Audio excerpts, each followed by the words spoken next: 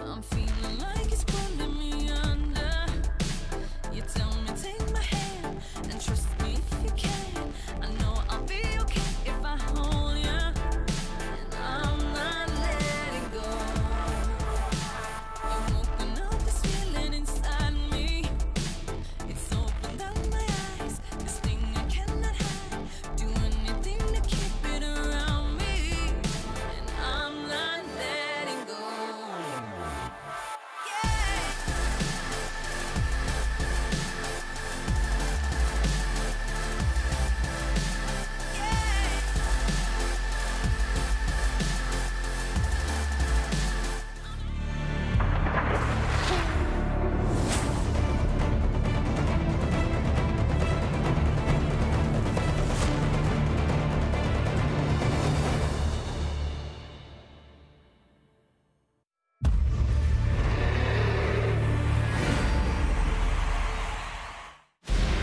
You never know what will happen at Worlds. The stage is set, the curtain is drawn. 没人能够预见会是这种情况。 This is the game people want to see. 新的王者诞生了 Kaboom! They've lit the fuse. 你看到了吗？ They're gonna win. This is it.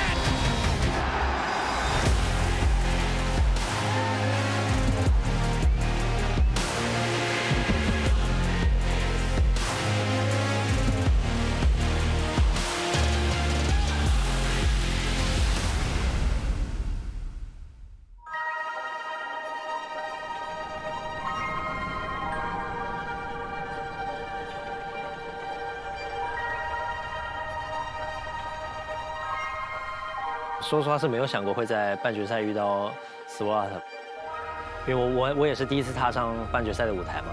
一直以来我们打这些的梦想都是一起放在世界冠军上嘛，可能这个目标对我们来说都是稍微有点难度的。然后我们一路走过来也都不容易嘛，想不到我们见面还是在，就是我们两个还是要在互相厮杀的情况下。 Sonic Wave raising extract, flash away under the tower. First blood to top Esports. Carson gets it going early. 我希望让他看到，可能过这几年之后变化的我。这次我也会把握好机会，然后也给你看一下，就是你离开闪电狼之后，我也有一些成长吧。然后这次会打赢你。 That was their window. But now the TP's coming in. Oh, now there is your ulti, but Yagao, he's in a bad spot. What a hook from Sword Art. The timing. 因为我们只有一边能踏上总决赛的舞台，然后也希望踏上去那个人能够完成我们两个一直来的梦想吧。 Fnatic want to make it to semi-finals. The blast code is available. Hop forward. Karsa is going absolute god mode to pull this game back. Sword Art shows up here. Some of that playmaking I'm talking about. The damage comes through. Wangfeng rooted immediately out of the ult. That was beautiful. 작년에 저희가 8강에서 G2한테 아쉽게 져서 떨어진 날부터 계속 다시 만나고 싶었고 그 기회가 이번에 다시 와서 이번에는 꼭 저희가 이기도록 하겠습니다. DAMWON players are super eager to face off against us. They took last year's defeat very personally. For us, it was just another BO5. I feel like they really hunger for blood. Showmaker flashes forward, and now in comes DAMWON, obliterating the assuredness of this win. Is going to be striking fear into G2. There's no second chances. If you lose now, you'll have to wait a full year until you get to compete again. And I'm done waiting. I have this picture in my head of me holding the trophy, and I'll do anything to see that dream come true. Ignite ticking on caps, use it to stopwatch to dodge the spear. He's going to come back up, and with the ammo, oh my god! Oh, that is disgusting!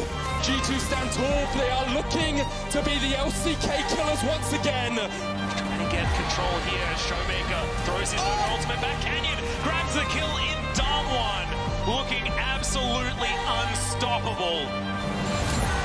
Where does that? It's in! He's in the enemy base! He don't miss. And as one star falls from the LPL, another will rise. Suning Gaming, a team to remember. It's a flash away. Whoa! The resonated strike. Made packing. Karsa is going to set himself up with a showdown against Sword Art. One more year in a row, we are guaranteed an LPL representative in the final. Welcome everyone to World's Countdown ahead of our first semi-final. What an exquisite video to get us set up for this weekend, because 1 month has passed, and at the end of the road, the 4 best teams on the planet remain in the fight for the Summoners Cup. Now today, Shanghai is the stage for a much anticipated rematch as LCK champions DAMWON look to get their revenge on LEC champions G2 Esports. I am still reeling from that video, ready to get into this weekend. I'm Shox, joined by Vedius and Yamato. I'm sure you both share this sentiment. Oh, very exciting. The I'm Showmaker. so ready. Yes, there's so many moments. Yeah. Start the games now. That would be great. I'm very excited. But no, you have to listen to Vedius for another you do. 30 minutes. I know. But we're going to make it worth your while. Let's first talk about how we got here. Last week, we kicked off the knockout stage with 4 quarterfinal matchups. And in the end, Top Esports, Suning, DAMWON, and G2 all made it to the next round. We had some bangers. We had some doozies. but these are the 4 teams that came out. Yeah, for sure. I think the top 4 teams at the tournament definitely went through. The first thing that comes to mind when you speak of bangers is, of course, Top Esports versus Fnatic.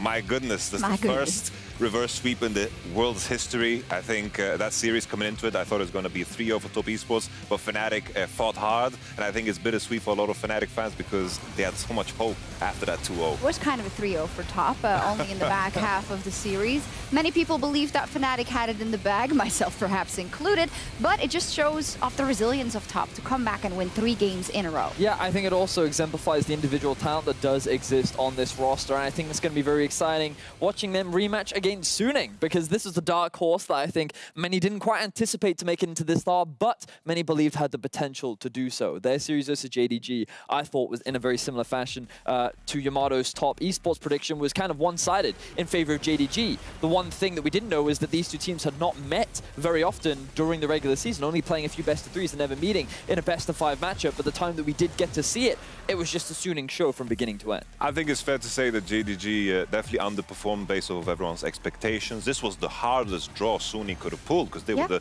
#1 seed facing off against JDG that has a higher seed if you look at the standings coming into the tournament. And Suning just mechanically outplayed them because that was time and time again just a mechanical skill check because that was what the game was about, and Suning definitely delivered. It was great, and for Suning it's the story of kind of how they are developing and what their ceiling may or may not be, so that match tomorrow is going to be super hype. And also for Top, now you've gone through the fire. You were down 0-2, you came back, you know that you can do that. That must also give them a lot of confidence going into these next rounds. But today we've got G2 versus DAMWON, and DAMWON and G2 on the other side of the bracket. It was quite a different story. Not really the bangers that we expected or may have hoped, but 2 clean 3-0s. Yeah, I think that what we saw was complete domination and a clear class difference between G2, DAMWON, and the opponents in Gen G and DRX. And I think that that goes to show that neither team necessarily had to show a lot in coming into this semi-final, which I think makes it all the more exciting when both teams still have things yet to be seen, I think, which is going to be very anticipating for this best-of-5. I think with Gen G and DRX, it was just the stylistic matchup that they had to face up against. I think Gen G, a very classic LCK team, which G2 always dominates. And then, of course, DRX, we've already seen that best of 5. So it was just unlucky for Gen G and DRX. But if you want to get through quarters, no matter what matchup you have or had, was going to be tough, because looking at these top 4 teams, my goodness. Yeah, we have some spicy top 4 teams, all fantastic in their own right, and also some top performances last week. And with last week's series fresh in mind, Thaddeus is going to give us his top players to look at going into the semis. Elbow. Boom. Yeah, let's talk about some of our top players that we saw in the quarterfinals starting. Well, the man in the jungle for Top Esports, it is Karsa. This guy has been on a tear from beginning to so far in the tournament. He can play carries, he can help his team, he can gank, he does it all. And if you look at him for too long, he may very well just steal your heart. This man is playing wonderfully right now, and I'm very excited to see what he can do when they rematch up against Suning, as they did during the domestic playoffs. Now, another LPL player that we have to highlight is Huan Feng. This man has had a beautiful story from his beginning of his pro career to where he's at now. His very first year at Worlds, and he's already making a name for himself. His performance in team fights is exquisite. His positioning is reliable, and he is consistently a key carry for this team. While he may not be the most shining in terms of playmaking, he is what Suning needs to make success happen, and he's going to be very important in their matchup against Top tomorrow. Our final player is, of course, Caps. This man showcased that even in a meta that is not about the mid laners, he can still make it about the mid laners. Caps is putting on star performances left, right, and center, and right now, I think he is the best performing mid laner at this tournament. Sylas cannot be allowed to be put in this man's hands, otherwise he's going to do some crazy stuff, because Caps had one of the most dominant performances we've ever seen from him, and also earned the honor of our Red Bull top play. Let's check out that terrifying Sylas.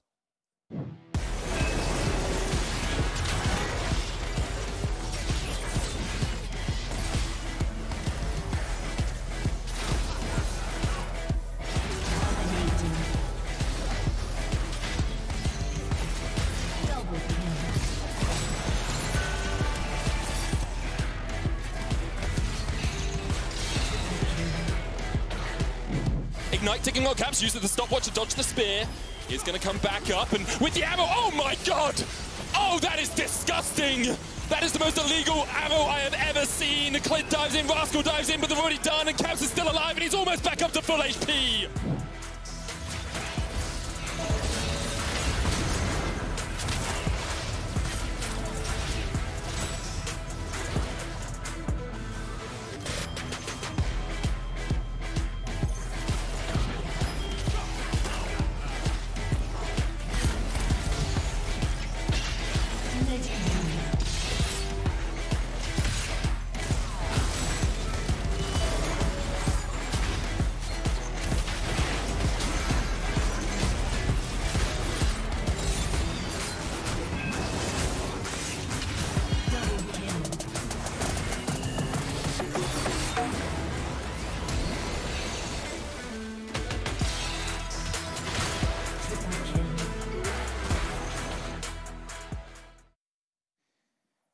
He makes it look easy, and it isn't, because I had the chance to look at some Clash games that some of the gentlemen here on the couch played, and Yamato had a Silas, and it didn't look anything like that. So maybe you can speak to how impressive it is. Yeah, why you gotta do me like that? And I watched Cap's pro view. It was a pro view. I found it on YouTube. I don't know if I'm allowed to say it. Who cares? It was a pro view, and just his mouse movement was so beautiful because a lot of those chains were framed perfect. Yeah. And it's just beautiful to watch. It was. Quite good at League of Legends. I'm so sorry. Just kidding, of course. I love that you highlighted also these players. The quality of players is so high remaining in kind of the top 4 at Worlds that you really need to go above and beyond to even outshine them. And that's what I'm actually most excited about for these semifinals, and especially for today, because today's series is a rematch we have all been waiting for. So be sure to join us for an extended preview after this.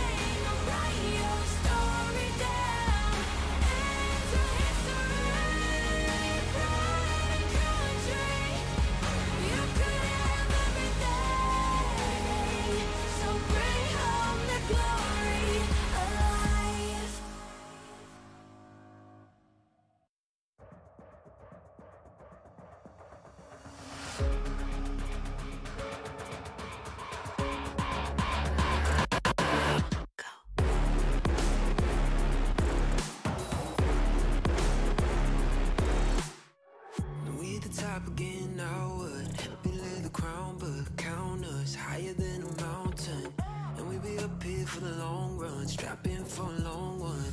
We got everybody on one. Now you coming at the king, so you better not miss.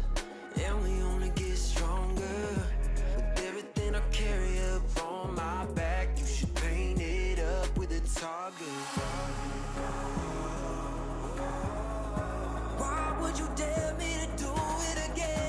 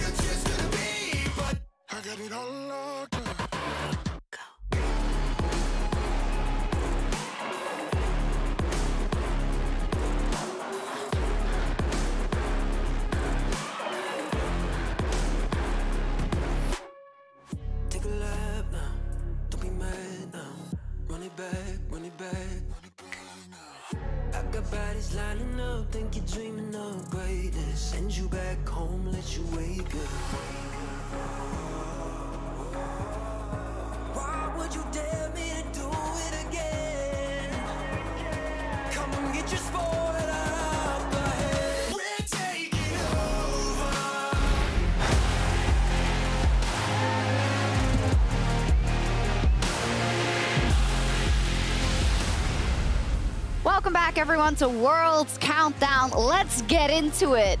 We used almost the whole time in that break to talk to each other about how excited we are about this best of 5 because we have 2 amazing teams facing off. We're so hyped. Let's talk about how they got here and the big stories. Of course, for 1 year, DAMWON have been craving revenge, and today they get their chance as they face off against G2 in an epic rematch. Last year at the World Championship, DAMWON were eliminated by G2 in Madrid in the quarterfinals. But we've got a different DAMWON on our hands, and in summer, they really rose up as a new top team from the LCK. You know, if someone told me at the beginning of this year that, you know, DAMWON will be the strongest LCK team coming into this tournament, I would be like, please, stop right there.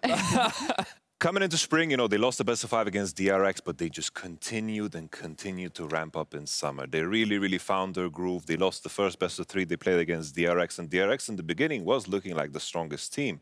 But then it was super, super clear because back-to-back 2-0s after 2-0s, they were beating all the other top teams and ended on a scoreline of, I believe, like 38-5, something absurd in terms of win ratios. Best of 3s, just winning 2-0, 2-0, 2-0 was incredible to see, and that's why what they are looking at like one of the favorites. It is the new generation of LCK talent. It is that growth and development that they have made to now be in a position to bring LCK to former glory. They are in a position to take it to the World Finals, which the LCK haven't been in for the last 2 years, and they get to do it by taking down G2, which is like the best anime storyline that you could ask for, because G2 have been the thorn in many teams' side, except for the LPL. But I think that what is great is how often they still are able to overcome many of these challenges. And when we look at this G2 squad, they're kind of the opposite of DAMWON, in that they were built to succeed from the beginning. They took star players from everywhere. Mickey was added to the roster, Perks moved down to the bot lane, Caps joins in the mid. Like, this was a team that was built to succeed, and within their first year, all they found was success. They did, and if you look at it now, they won everything there is to win outside of the World Championship, and that heartbreak was so big last year versus FPX.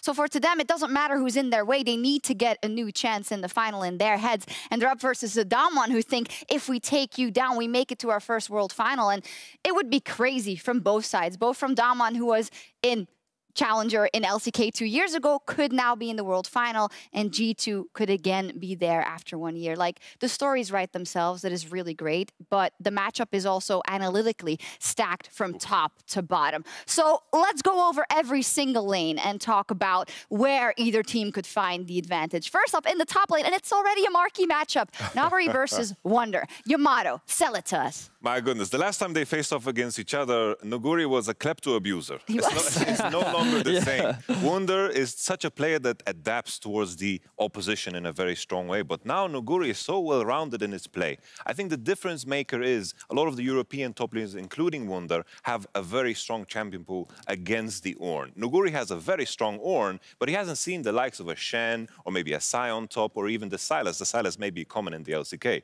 When I compare these two, I think Wonder in an Ornn meta, when Ornn is open, I think he's going to be stronger. But when Ornn is banned, and all of a sudden the Camille and the Renekton and the Cannon is going to be enabled, I think Nuguri gets an edge. But the key thing is, a lot of these champion pools are overlapping, and the differences still, with an edge, are still very minimal. Yeah, it's all about the adaptation in the best of 5. And I think when I look across the matchup, this might be one of the lanes where we might see the craziest things in terms of diversity as this best of 5 evolves. But you can never talk about the top laners on an island. It's so much about the junglers, especially in this tournament. And then we first got to talk about Canyon for DAMWON. He has been destroying the opposition so far. He wasn't on my players to watch, but he's going to be the player to watch. Exactly that. He's going to be the player to watch in this series today because of how talented he is. And I wanted to grab this clip and show everyone what makes Canyon such a good player. And in a situation like this, DRX actually have the pushing bot lane, but they mess up. They lose their flash. They're punished due to a good trade from Coast and Beryl. Canyon realizes the position that he's in, and he can look to take advantage of it. Knowing that he has a push priority in the mid lane, knowing that his bot lane has reclaimed some control, he can actually now threaten to invade. And look how he just nonchalantly walks in, knows he has the support from his team should he needs it, and he's just going to steal away this blue buff from Piochik. And this is just one of many examples where you can find Canyon reading the state of the map and just responding perfectly. In the current meta, for me, I think Canyon is the reason why DAMWON is looking like the potential favorite in this matchup.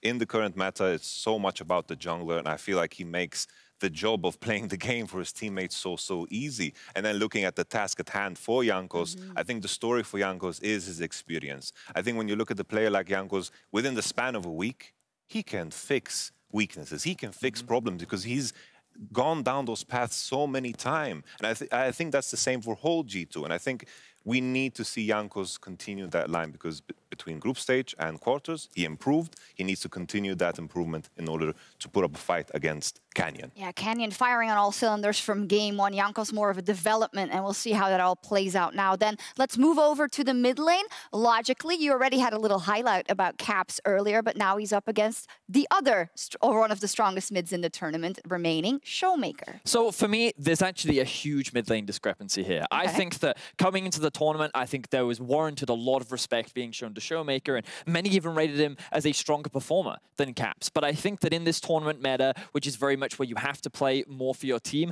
Caps is the outlier. He is continuing to roam around the map. He is continuing to impact so much more than I think any other mid laner has at this tournament. And I think that right now, Caps is hungry and thriving to go for another World Final and to get that title. And I think that he is performing out of his mind right now. I think Caps' biggest strength in comparison to the other mid laners is just his vision for the game and how to take a lead and blow that up completely. We've seen that Caps so many times regionally and also at this tournament. But looking at Showmaker, I think he is the one, together with Ghost, that brings stability to the table. He's not going to take risk if he has an advantage. He's going to be able to, together with DAMWON, wait patiently for those moments. You can see his play pattern really varies depending on what position in the game DAMWON is in. And I feel like Showmaker hasn't been pushed there because I just feel like Canyon makes it so easy for it hasn't been necessary. So you disagree with Vedius that there is a mid gap here? I think it just, stylistically, they're very different. I think if Caps gets ahead, dangerous. But getting ahead against Showmaker and Canyon is going to be so difficult. So much harder than versus the other teams they've played so far. Then let's move over to the bottom lane and let's talk about Perks, then the icon on G2, or the franchise player, let's put it, who was there since the very start and still fighting for that ultimate dream of a world championship.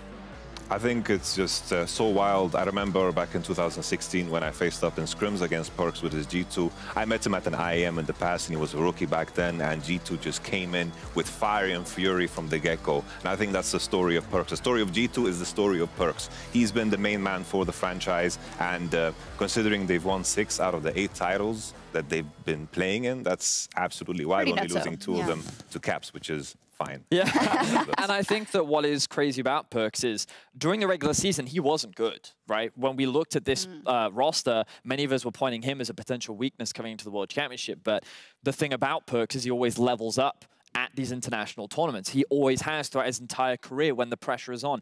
That is when he performs, and now he's found the comfort in Jhin. Now we get to see some of the star performances that we expect from him, and he's going up against another star player in Ghost, who I think is pretty interesting because I think that as a player, not many eyes have been drawn towards him, but he's actually very aggressive in the bot lane. He's willing to fight you. I think the biggest difference between them is that experience. This is Ghost's first World Championship, and I think that when you contrast that to the experience of Perks, I wonder how he's going to handle the pressure. You nailed it, Vedius. You really nailed it. I think just the experience in terms of best of 5s, I think the experience both players have kind of talks about the experience of the teams. Yeah. The best of 5 experience is going to weigh heavily for G2.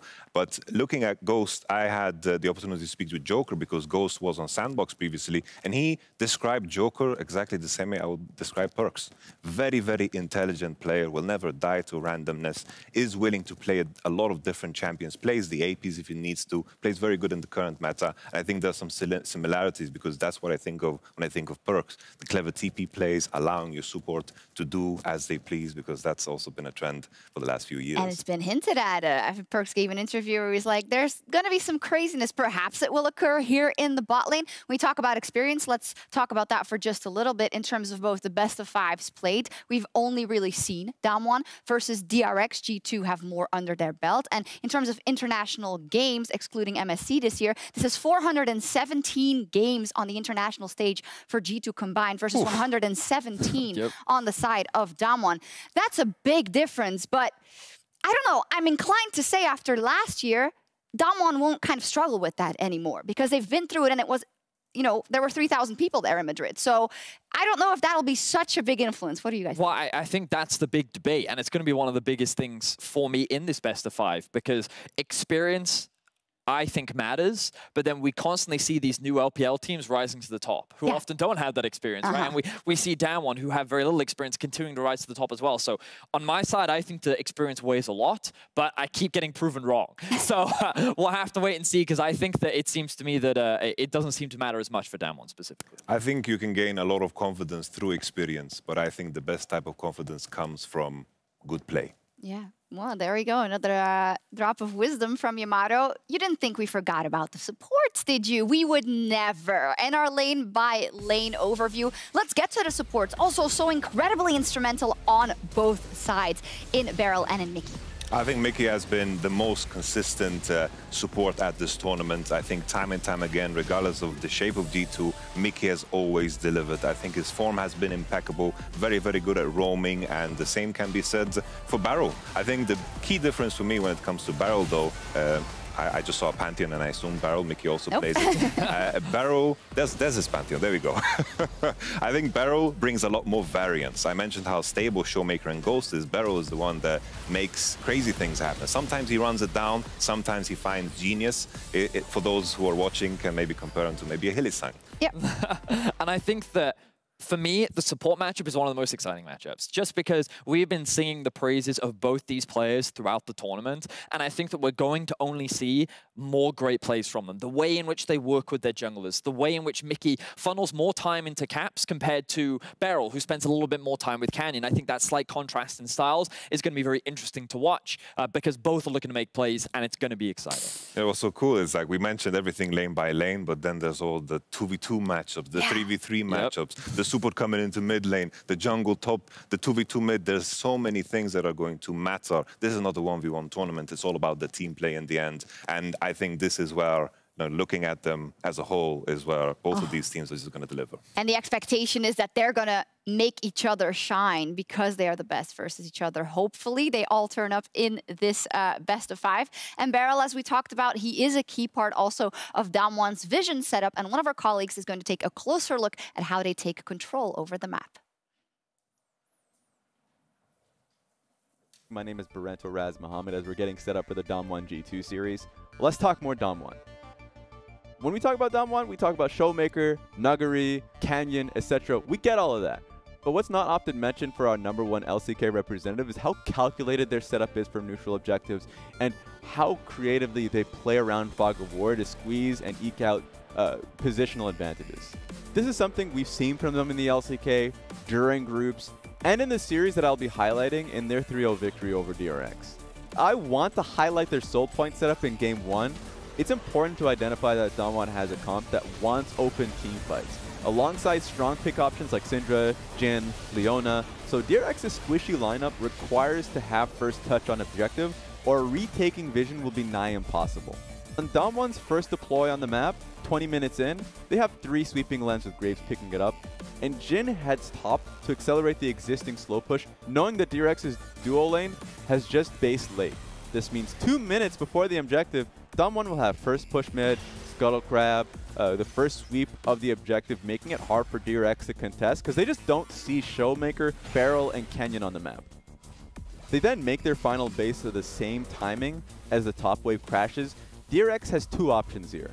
Answer the top wave and not have first touch, or sack 3 waves of golden experience, and they choose the former, meaning DAMWON once again gets first push through mid, can maintain the existing vision, and with the second round of sweeping lens, make the final prep. When DRX are finally ready to contest as a team, it already feels like an impossible task. Nuguri sweeps through the flank position up north, Showmaker dips in and out of Fog down south, later linking up with Ghost, as Graves is the sole member on Dragon. You got 2 control wards in Dot and Linebush to enter the river that DRX have to push through, and ordinarily in these situations, you see warm bodies, but DRX sees nothing.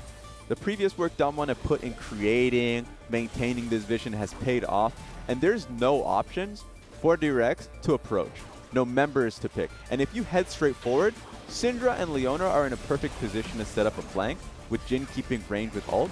And if they press in either directions, north or south, to mark flankers, Graves will already have enough time to finish the dragon, and those unaffected will commit to the flank as well. While DWGN have proven to have strong individuals, there are simply too many examples to show that their greatest strength lies in 3 things. In the setup of vision around the objective, in maintaining that vision through great wave manipulation, and also just being damn creative when they had the fog of war that they worked so hard to secure. Tonight, G2 will need to show the world that very few people have done, which is that we really do underestimate their power, or to just stop DWGN from getting the high ground.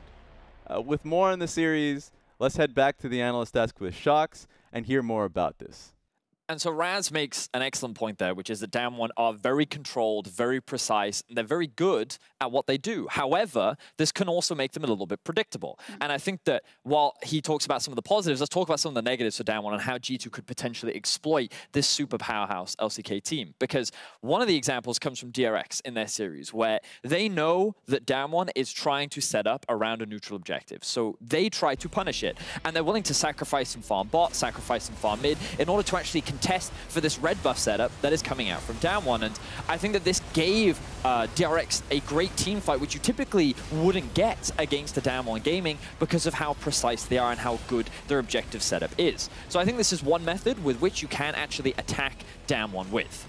I think another method which you can use is actually trying to attack them in terms of the skirmish style. When you look back at their game versus JDG, they went through a very skirmish-heavy style of picking the Camille, picking champions that will look to fight them as often as possible, and using things like Zoe to try and catch off guard and to actually try and take advantage of their poor positioning. And it's interesting to see, especially in this best of 5, because what's always cool is when you see breakdowns like this, is the things you don't notice about when great teams play, right? Like in Raz's breakdown and in what we may expect of these 2 teams. We haven't really gotten a chance to talk about what our expectations is for the team-wide play and the approaches of both of these teams holistically. Yamato, what do you think? I think the crazy thing, what makes DAMWON so strong in my eyes, is just the level of activity. They can raise it when they're in a position where they're not dominant. And then the moment they are dominant, they play in a very precise way. They play to their win conditions and they don't throw away leads. I think everything is going to come down to the early game. I think G2, their strength is when things get too crazy in the mid to late game. But the question is, can they do that against the DAMWON that has been so precise in those states of the games? And both teams have kind of shown that they are willing to let the early game go in the direction of the other team because they choose when to strike. The question is, who can execute that better? And can DWGN do that versus G2? And maybe more important, can G2 let that happen from the side of DWGN? And there's so much maybe in terms of what you're used to doing or what you've done in the previous best of 5 or in the previous games that can be turned on its head. You said before, stylistically, DRX for DWGN and Genji for G2 was perfect for them to beat them. Stylistically, what do we have in our hands here?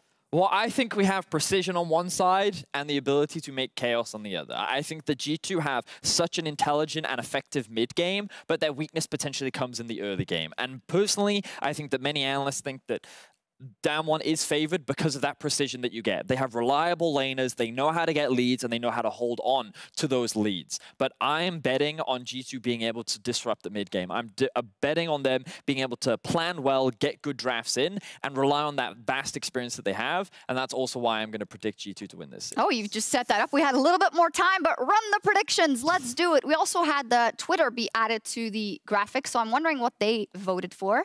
Verius, you just said that you voted. Oh, I think it's animating in, actually. Yes. Yamato, you can go first. I can go first? Or second. Second. Well, I think well, yeah. What's your prediction? Tell us. I just did my thing. My prediction is 55% in DAMWON's favor, 45 G2. I think in terms of the eye test and the things that we can measure, I think DAMWON win out on many of those metrics. And I think just jungle is the most important one. I think Canyon is going to be the big difference maker for DAMWON's whole tournament run.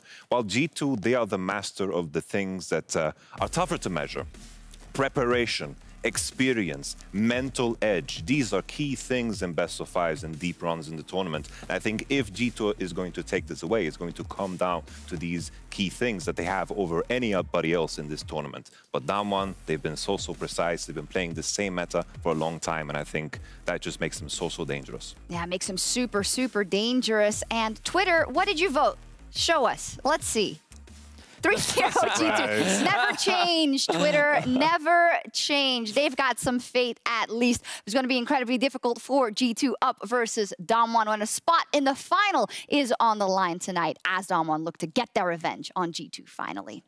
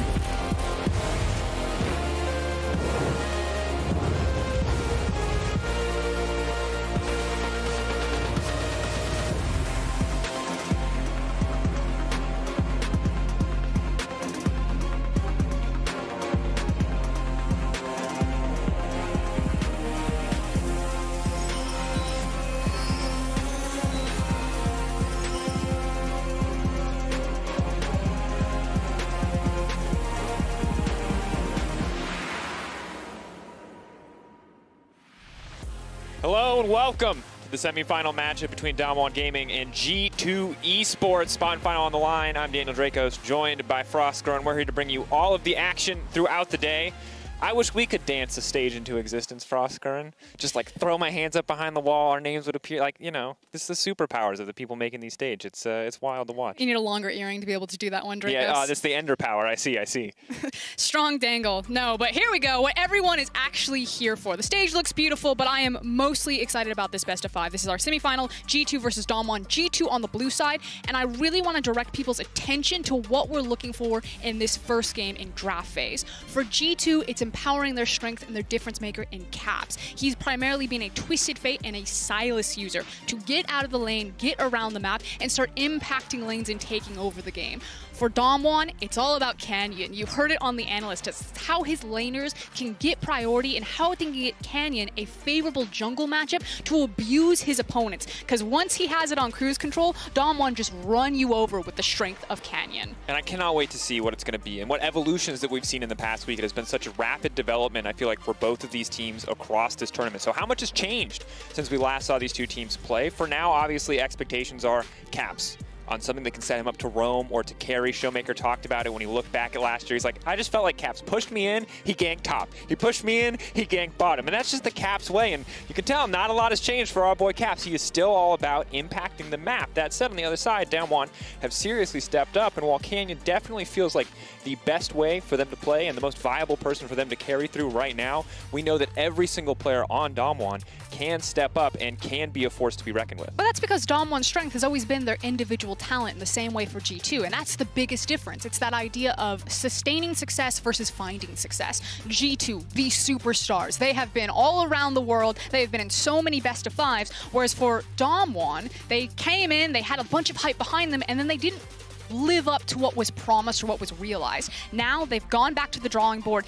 They are this dominant team with great individual skill. They are a completely different beast in this final evolution that hopefully is good enough to get Korea back to the finals. Oh, I love it. And you give me chills when you talk about it like that, FLICKR. But speaking of going back to the drawing board, we had some technical difficulties with Champ Select, so you're getting a little bit of a flash from the past here. If you are an old school, if you're just joining this year, this is what Champ Select used to look like, and hopefully we'll have it fixed up and running for next game. But for now, join this old school flavor here in the Champ Select as the Lucian does make it through. This champion has essentially been permabanned throughout the entirety of the tournament. I think Fnatic maybe got one Evelynn Lucian game before this was on the permaban list for every single team, but getting that does mean giving up the Twisted Fate to the side of Showmaker. Yeah, but it also means that DAMWON knew what was going to happen. If you leave the Lucian open, especially for Caps, you know he's going to grab it. So you immediately show what Showmaker and DAMWON are trying to do, which is say, I'm not about this lane phase. Like, Lucian, you can have the lane, I'm peacing out of here. That said, this is still a flex pick, although as that Renekton gets hovered and locked in, it now loses one of the flex opportunities because G2 can play Lucian in 3 different roles. And you can see the value that G2 are putting on having on a strong top side. You've already got Renekton, you've got Lilia, you've got Lucian. Technically, I guess you could see the Lucian as a flex bot lane, but I will not believe it until we see it. This will be Showmaker's 4th game on the Twisted Fate. Both he and Caps really love the pick. Whereas for the side of Caps, we've seen one Lucian performance from him so far at Worlds, ready to see what else he can do, what else he can bring to the table for this one. So now the Hecarim's going to be locked in. This is the champion that, when it comes to farming jungler priority, Hecarim was essentially non-existent. Might have expected normally to see something like Canyon's Graves come out here, but instead, a real big pivot. Yeah, and it's the horse versus the deer. We've seen this matchup all throughout plans and group stage. Now, I do expect that DAMWON will put higher priority on taking away the Ezreal. I'm actually really curious of why they banned the Ashe. So not that Ashe isn't a good matchup into Jhin, although both of them can kind of answer each other. Jhin can match some of the push that Ashe can bring into the lane phase, but Jhin does have to stand still to open up his ultimate. That means that Ashe has a really prime target to nail with. But usually when you have a Hecarim, Ashe is fine to let go through because she doesn't have a lot of protection in the backline. Whereas Ezreal, a champion that can obviously arcane shift away, should rise up for priority for Perks. But it should be very obvious what Perks is going to pick if the Ezreal is left open. But even then, knowing what Perks is going to pick gives you a lot of power over this draft. And while you can obviously theory craft for the mid to late game, you can theory craft for the skirmishes and the team fight, we know so much of this meta right now is about fighting for early lane priority, and that is something that Ashe gives you, as well as the Pantheon. Pantheon seems to be unstoppable in the support position. If you have him, pretty much no matter who he's paired with, you will be able to push that lane in early game because people cannot fight you. This champion is insane, so good to see it taken off the board and taken away. But now the question is, what are the options going to be? They can blind pick a top laner, or rather pick a counter pick for Nagari, and it looks like they will opt to do so. Saving final pick here for Beryl. I love seeing last pick save for support. Yeah, but he could have also grabbed the Thresh right now and given a lot of safety and security towards the Jhin to play very aggressive in the lane. Beryl and Ghost love to play forward. I'm sure we'll talk about it more when we do get into the lane phase, but taking the Gangplank into Renekton isn't necessarily a counter pick, but more so that survival pick. Sure. The idea is that you can outscale, if you will, I'm using quotation marks, outscale the usefulness of a Renekton into the late game because of how much this Gangplank can provide you. And we talked about the flex pick, and there it is. It is going to be the bottom Lucian, which makes sense. We said that you would need some sort of dash or disengage from a Hecarim. They don't go for the Ezreal. Instead, they go Lucian Rakan, and then there's the Sylas pick that Caps loves to use into Twisted Fate and Galio, especially because he can just grab the ultimate, then use it to match you on your pressure on the side of the map. And this kind of flexibility is something that we've known to come from G2 historically, but hasn't shown up nearly as much in this particular World Tournament. So it's good to see some of that come back. The question is for me, how do DAMWON Gaming want to respond to this curveball? And they do grab themselves a Leona. Yeah, so they have a very powerful 2v2 in the Leona, which is a direct counter pick to the Rakan. Obviously, Rakan, if he dashes back to his opponent, you can really follow him back with the E, which then hand delivers you to the enemy 80 carry. Still need to be careful, though, because the power of Lucian in his raw bot or mid or top lane is still incredibly powerful. So my eyes will be on this bot lane and see who is actually going to get the forward percentage there, who is actually going to be the lane bully, because that does dramatically impact these two junglers. Lilia and Hecarim are hard farm junglers. Hecarim, of course, going for a very expensive build in the Trinity Force, whereas Lilia gets Runick's Echoes and then kind of falls into a bit of a power trough while she's trying to hard farm for this Liandry's. And now we will have a bit of a delay as we head into this first game. Coaches will still shake hands. No water for them to fall into this time around. A little bit of a bummer. Was kind of hoping for a lava pit, but I guess lava's tacky these days. The floor is lava. It never runs out of style. Regardless, as we're getting ready, we'll take a look at pick ban shortly. And Froster, and kind of the expectations we set are looking at Canyon. Is Canyon set up for success? Is Canyon set up to early dominate? Well, that's the Hecarim pick. On the opposite side, Caps got one of the picks that we said. We said TF for Sylas. Now, he didn't get the Sylas in the way that we necessarily expected him to. It did require a little bit of creativity, a Lucian flex pick down into the bot lane. So my question is Hecarim.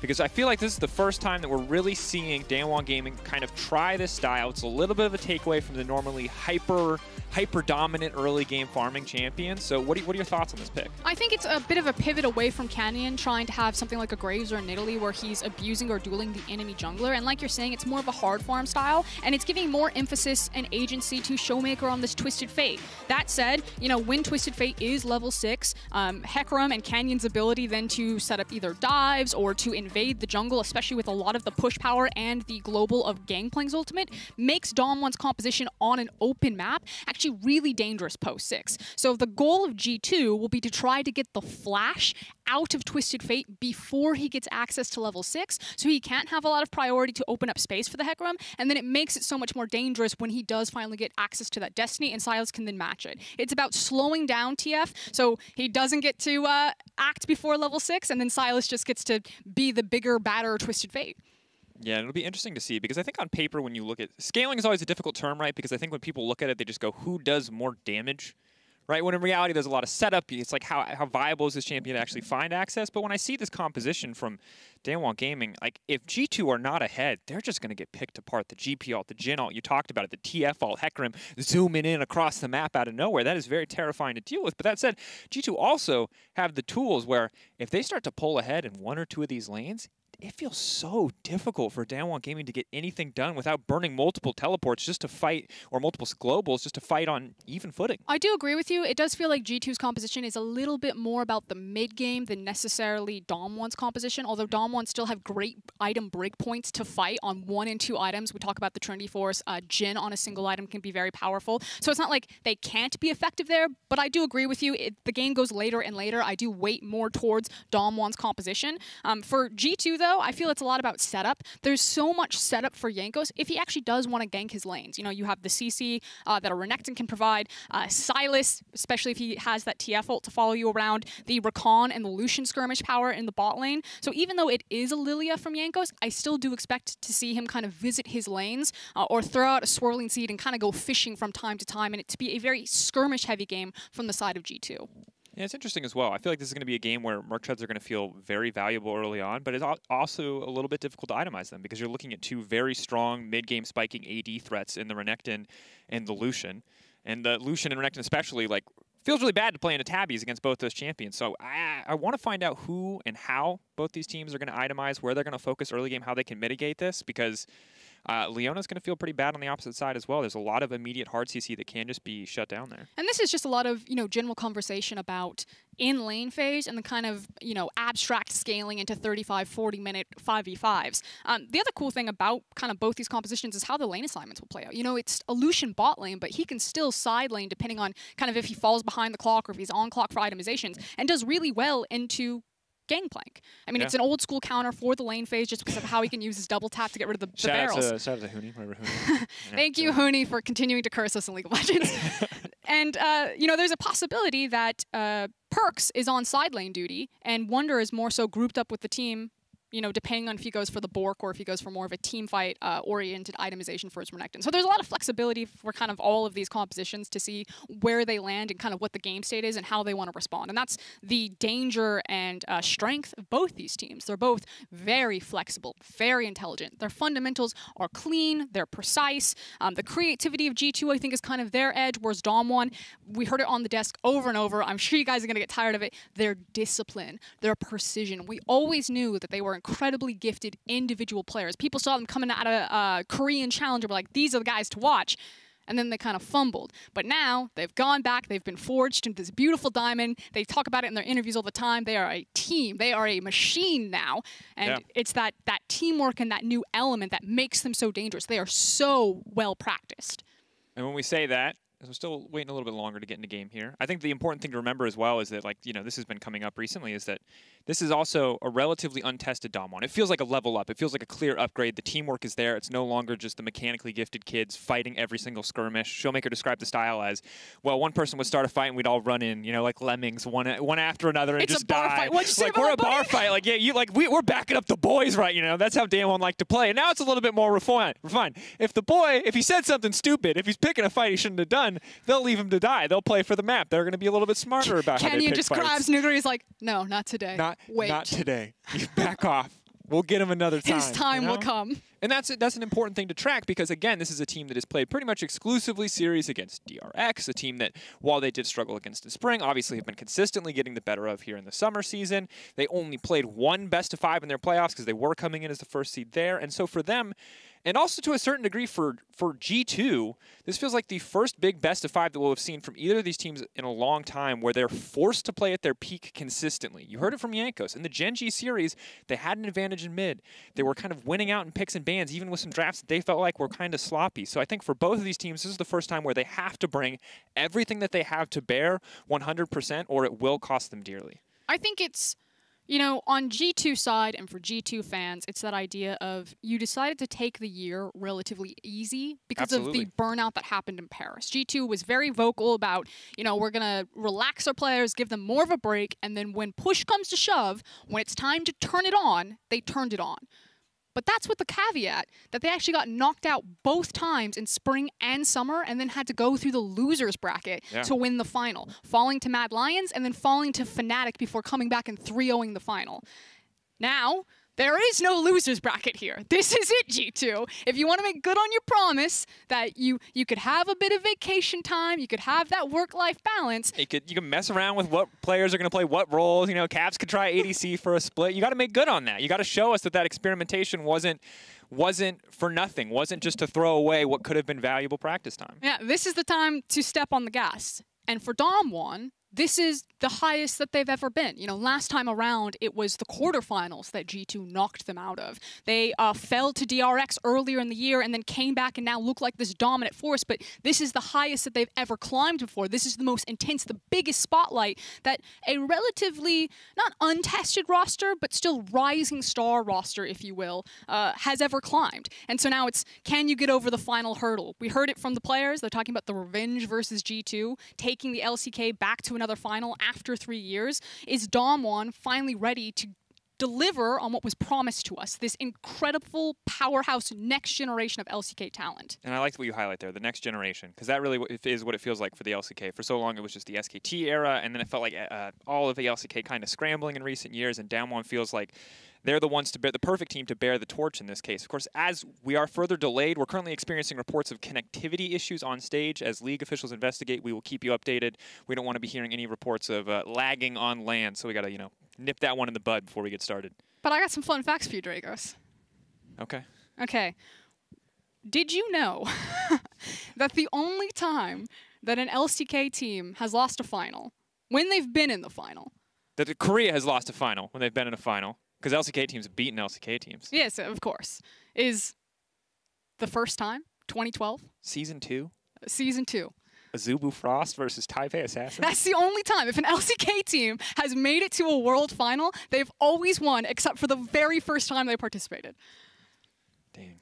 Thank you. Do you Cloud think Templar. that? Yeah. Do you think that Cloud Templar right now? I don't know if he's on the. I assume he's on the broadcast because he's, you know, kind of the GOAT when it comes to casting. Messed up our stat. Do you think Cloud Templar like hangs his head in shame? Do you think that they mock him with that stat? They're like, you know, Cloud Templar, like, are we going to have ourselves, you know, an SKT on our hands? Are we going to have ourselves, you know, like a Samsung on our hands when these guys get to finals? Are we going to have ourselves an Azubu Frost, Cloud Templar? You want another Azubu Frost, buddy? Sad mummy.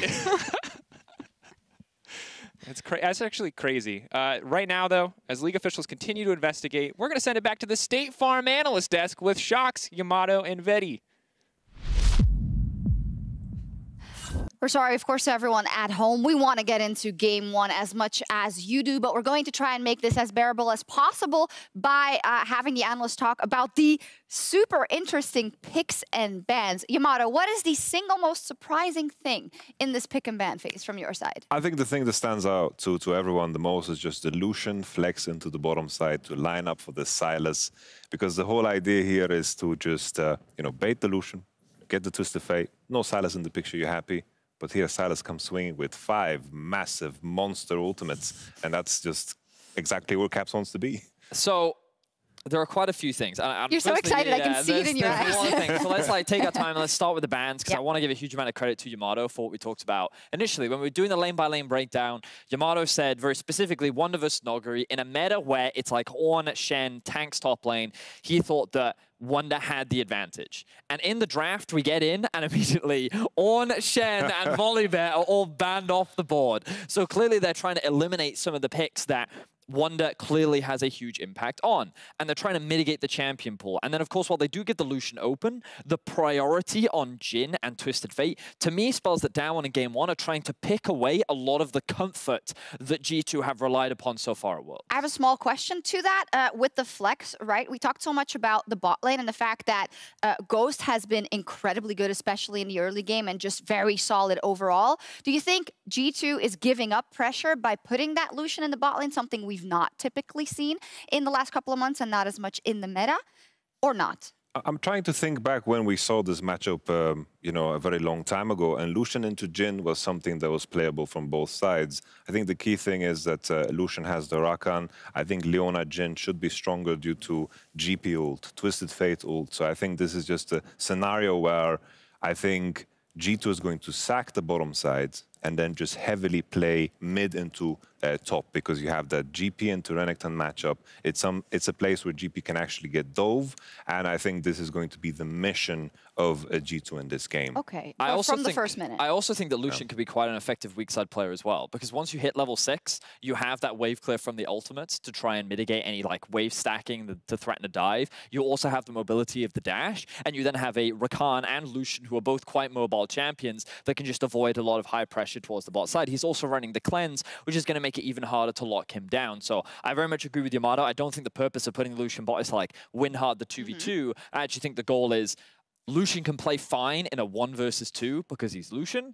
This opens up Rakan to start roaming. We can then use Mickey to do what we always do. Play through mid, get mid ahead, get mid roaming Slipped around up, the you map. said we there. I mean, like, in the context of... No, I'm like talking from the perspective of... Yes. You're making this what it's not.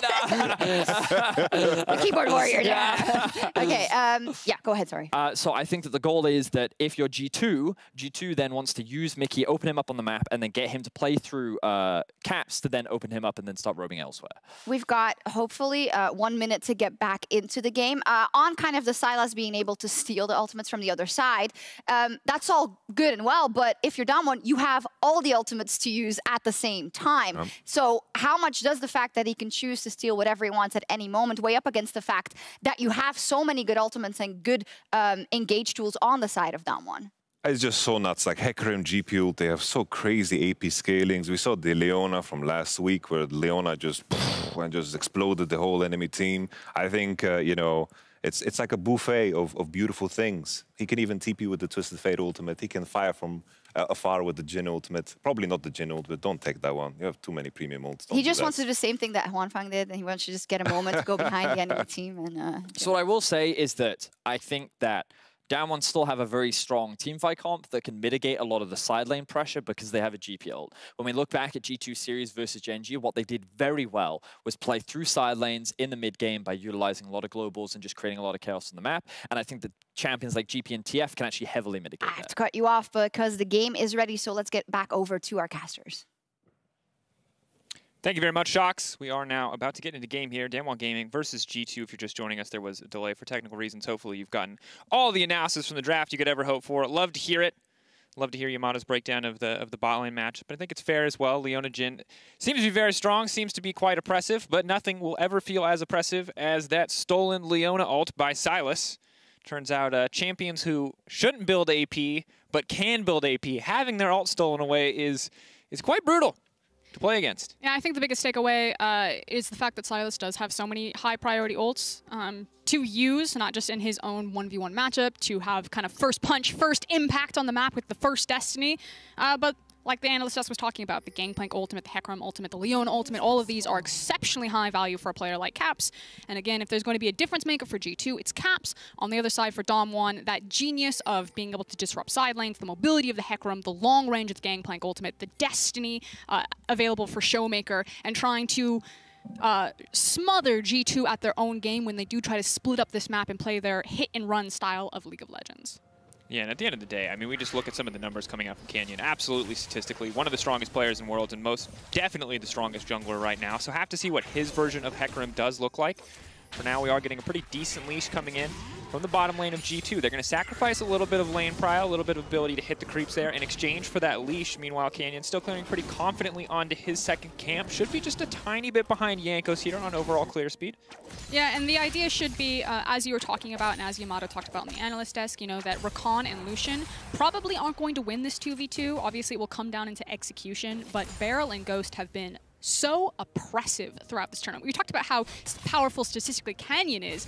Beryl and Ghost have an absurd forward percentage. They kick people's teeth in the bot lane, and that bleeds over into what Canyon can do. You know, when DAMWON have item advantages, when they have ultimate advantages, summoner spell advantages, like knock knock, Canyon's coming into your jungle, and he's bringing these strong priority laners like Ghost and Beryl with him. Yeah, and it's important to note, I mean, forward percentage, to have stats that are that high above the average, above 30%, we're talking 12 to 15% for both these guys, means that they are consistently pressuring out, winning in prio, whether it's through picks or trades, it does not matter. But that said, on the top lane, Wonder for right now is doing what he can in this matchup, but Nagari is kind of beating the hell out of him.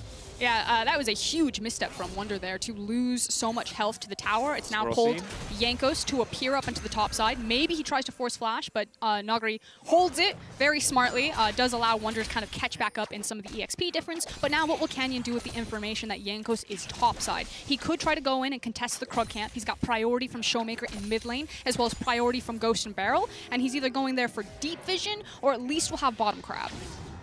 And it's interesting when we look at it, kind of expected Jankos to pull ahead a little bit here in terms of early jungle farming, but for now, Canyon with a 1 camp advantage and is already working on the Scuttle Crab. Just having to go top lane to kind of bail Wonder out to kind of reset that lane and help sustain the pressure that Renekton's trying to put down. Costs him a little bit here, now behind a camp. We'll have to see what the fight looks like over this Raptor camp. Jankos can try to take it away, but he does not have a mid laner on the map right now, so it's a bit risky to go for it. TP will be used in the mid lane. Showmaker now backing off. One quick gold card, but there's the setup CC, there's the follow-up, the flash away from Showmaker, the watch out. EP tries to dance on it, but it's not enough. First blood for Jankos. And this was so crucial for G2 to make sure that they could get the early flash. You already saw that Caps was struggling a little bit with the push priority that Showmaker was able to put out, constantly getting him under the tower. Now that TF doesn't have the flash, he's going to lose a lot of that push control, and Caps will really be able to pressure him and should slow down Showmaker's influence on the map by just having a lane of priority that Canyon can play around. Canyon trying to figure out what to do, but the wards have spotted it out very cleanly. They know exactly where Canyon is on the map right now. TP being used back to top lane from Nagari.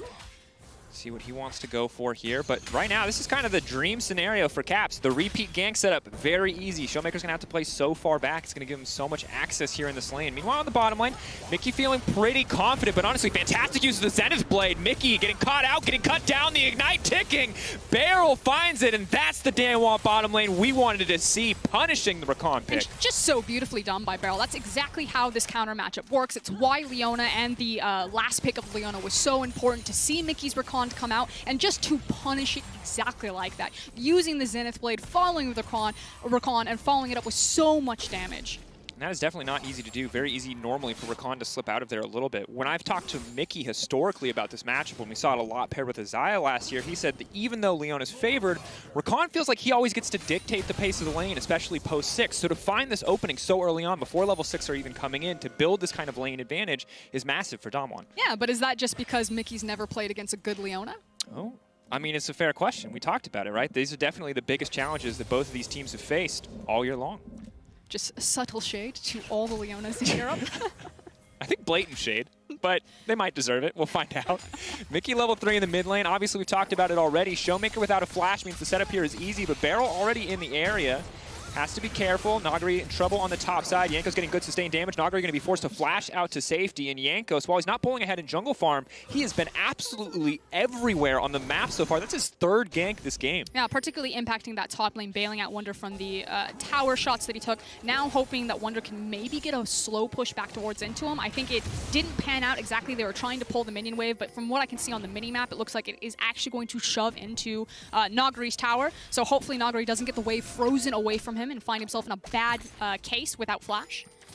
Beryl here in the mid lane again, trying to put a little bit of pressure back onto Caps. Level 6 coming in for Showmaker. Caps has his ult as well, so he could try to follow if the Destiny Gate combo is going to come through. It's just a Cloud Dragon, so while DAMWON are pushing down here and securing Vision as well as Crab, as Caps is just sprinting at them. Caps is running in, but he does miss the stun, and that's pretty big because Jankos is quite squishy, and Beryl is on the backside. They need to kill Showmaker, and they need to make it out. That's going to be 1 kill, and they're now trying to make it to safety. Jankos already gone down. Caps needs to retreat. Perks and Mickey on the way in, but Ghost is here. 1 shot, 2. Still 2 left in the chamber, and he's hunting for a bit more blood. Beryl on the way in. Zenith Blade. How long on the cooldown? Heal to run forward. That's going to be a Shield of Daybreak. Bit of a miss, but Mickey going to whiff as well. Holding that one out. A little bit sloppy so far mechanically, but it looks like Mickey should be able to pull back to safety, waiting on that battle dance. Holding onto it for now. Doesn't look like he has the cooldown, and will get dropped in the end. DAMWON Gaming getting the better of G2 in that skirmish, and Beryl just cannot miss. Yeah, and it was G2 who bit off into the skirmish. DAMWON thought that they had the priority in the necessary lanes, mid in particular. They're like, okay, we've got priority, the Scuttle Crab should be ours. And then G2 sacked the fact that they didn't have priority, decided to contest it anyway, and got pretty hard punished, in my opinion. The fact that Hecarim is getting snowballed so far ahead, the fact that Jen is now sitting on 2 kills, like this can come back to really bite G2, and the only silver lining that they have for this early game in particular is that it's just Cloud Dragon. And when we looked at the early game of this game, we talked a lot about the importance of Canyon and the importance of Caps.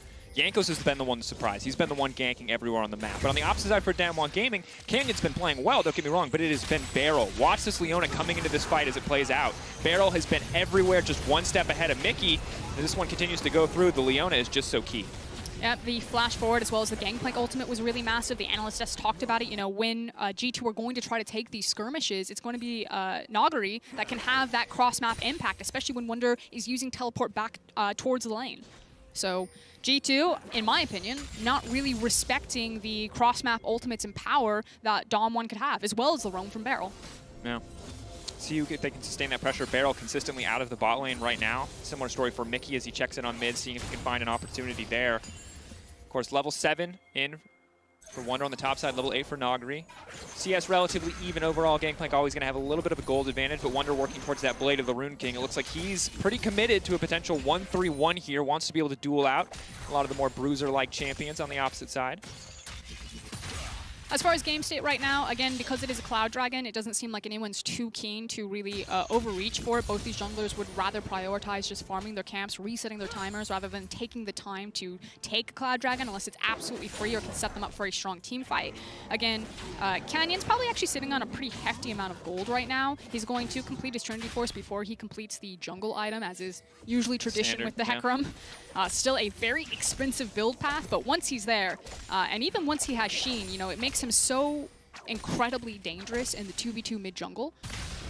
Yeah, because when you look at Hecarim, obviously a lot of his power is in sustained damage, but that's mostly for the jungle clear early on. Just between the devastating charge and the ultimate, he does so much burst in these small skirmishes. Can get punished for burning those cooldowns too aggressively, but very hard to do from the position that G2 are in right now. Barrel hiding in the brush, but it has been warded, so they're not really going to get advantage there. And finally, the Cloud Drake will get taken. 9 minutes, 38 seconds of the game before DAMWON Gaming decide to start that one, but they will kick it off.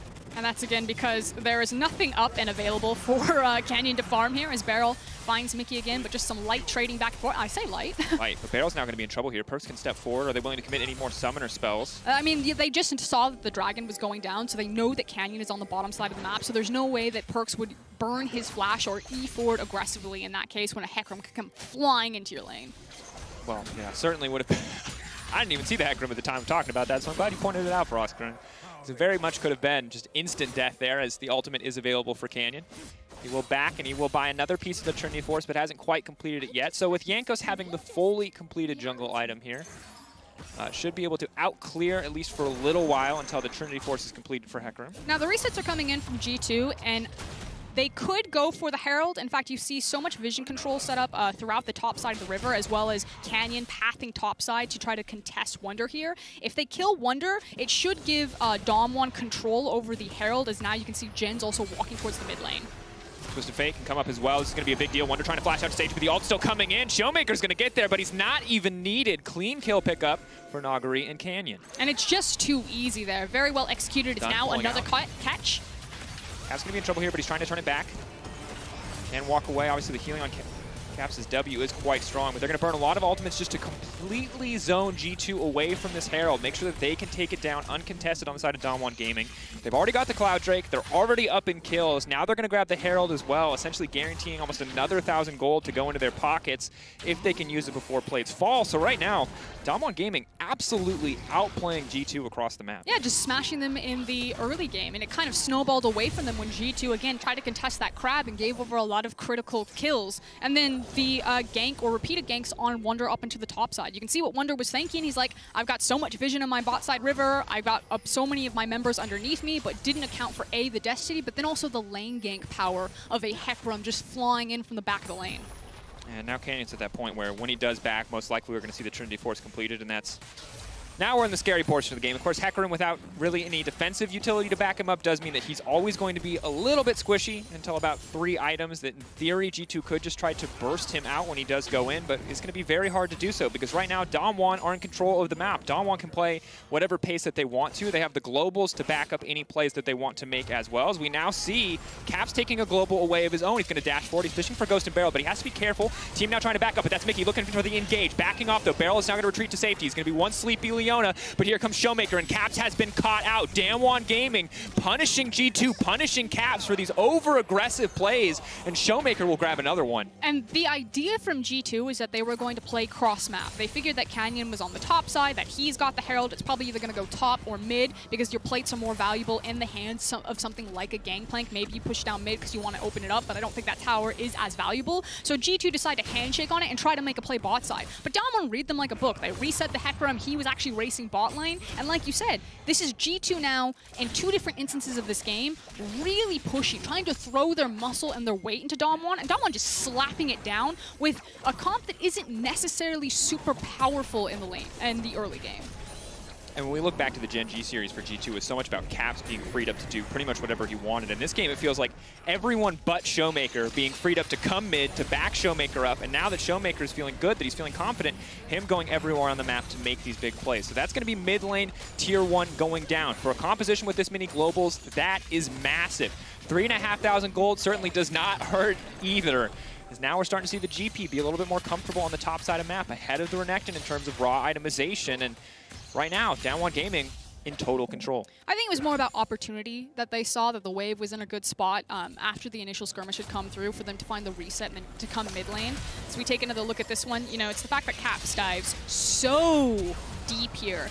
Good CC by Feral to delay it, then flashes out, doesn't trade 1 for 1, and then it's just the chase. Showmaker comes over, I believe he's got the ghost at this point, lands the gold card, and then there's no minions left for Caps to walk through the tower to his doom.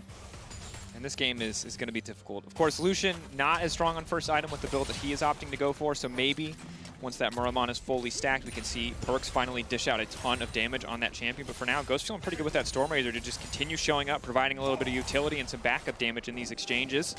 The early game, though, 4 turret plates to 7. Feels like at this stage of the game, Canyon, he's made it through the awkward state of the early game on Hecarim. Jankos didn't just absolutely CS gap him or absolutely outmap pressure him, although it did look like it might go that way early on. And now I feel like the Hecarim is fully online, and when he ticks over to level 11, I am very nervous for the side of G2. Canyon's a big boy right now. He got a couple of nice gift rack packages, as well as some good counterplay on the map right now, and it's whatever he wants to attack. The Mountain Dragon has spawned, which means that our soul will either be an Ocean or Infernal. That's going to be really nice news for DAMWON, who are currently in control of the bottom side of the map, because they have the mid lane tower pushed down and will always have first movement. But also the fact that Hecarim, like you said, already has his Trinity Force, as well as the GP. And right on time, the item breakpoints have come in for DAMWON. They are exceptionally powerful right now, and they're going to start muscling into space and just taking whatever they can, and they're just going to bait G2, you know? If you want to come and get it, come and get it. But if you fight us, we've got the numbers advantage. We've got the gold advantage. And sadly, I feel like G2's been taking the bait all game for Oscar, and I feel like DAMWON Gaming have just been consistently one step ahead. Before, they were testing G2 to see if they'd go for these plays, kind of baiting them in, and now they just have the muscle to punish anywhere where G2 try to force. Is Canyon just going to focus on clearing out the vision here, denying any control on the bottom side of the map. This is rough for Perks. He is the one suffering here. Jankos as well. He's not going to have access to that bottom side jungle, and Perks is going to have to get right back under that tower as quick as he can. And dives are now so easy for DAMWON to execute on. Anytime a Showmaker goes missing, or even if you don't bring Showmaker because of how strong Canyon is on this Hecarim, you know, Perks, you saw him take the back. He's going to sack so many waves into the tower, but he has to respect it. He has to respect the fact that DAMWON have vision control, they have zone control. He can't be underneath that tower. There's too many dive tools. Absolutely cannot. Good news for G2 is they're getting close to some of these second item completions for Perks on the bottom side of the map. On the top side, you've got the Blade of the Rune King completed for Wonder. He'll be a little bit more comfortable in his individual 1v1 matchup. Deadman's Plate on the way for Jankos. Obviously, everyone loves Leandries, but I think stopping off to get a little bit of tankiness is a good recognition of the game state, where Hecarim probably can just one-shot you, and this item will definitely make a big difference when it comes to that. I also think it's almost like the symbol of Jankos as a jungler for his team. You know, the fact that a guy like Kanavi would go more the traditional Leandries route. People have been discussing, you know, the merits of going for the Leandries versus the Deadman's Plate, and how pivotal having more tank-oriented stats as well as the movement speed stats synergize with Lilia's kit, as well as make her more durable to kind of go in and out and be more of a utility champion. But the fact that Jankos is kind of the not utility jungler, but more of the laner's jungler, whereas Canyon is his laners come for him.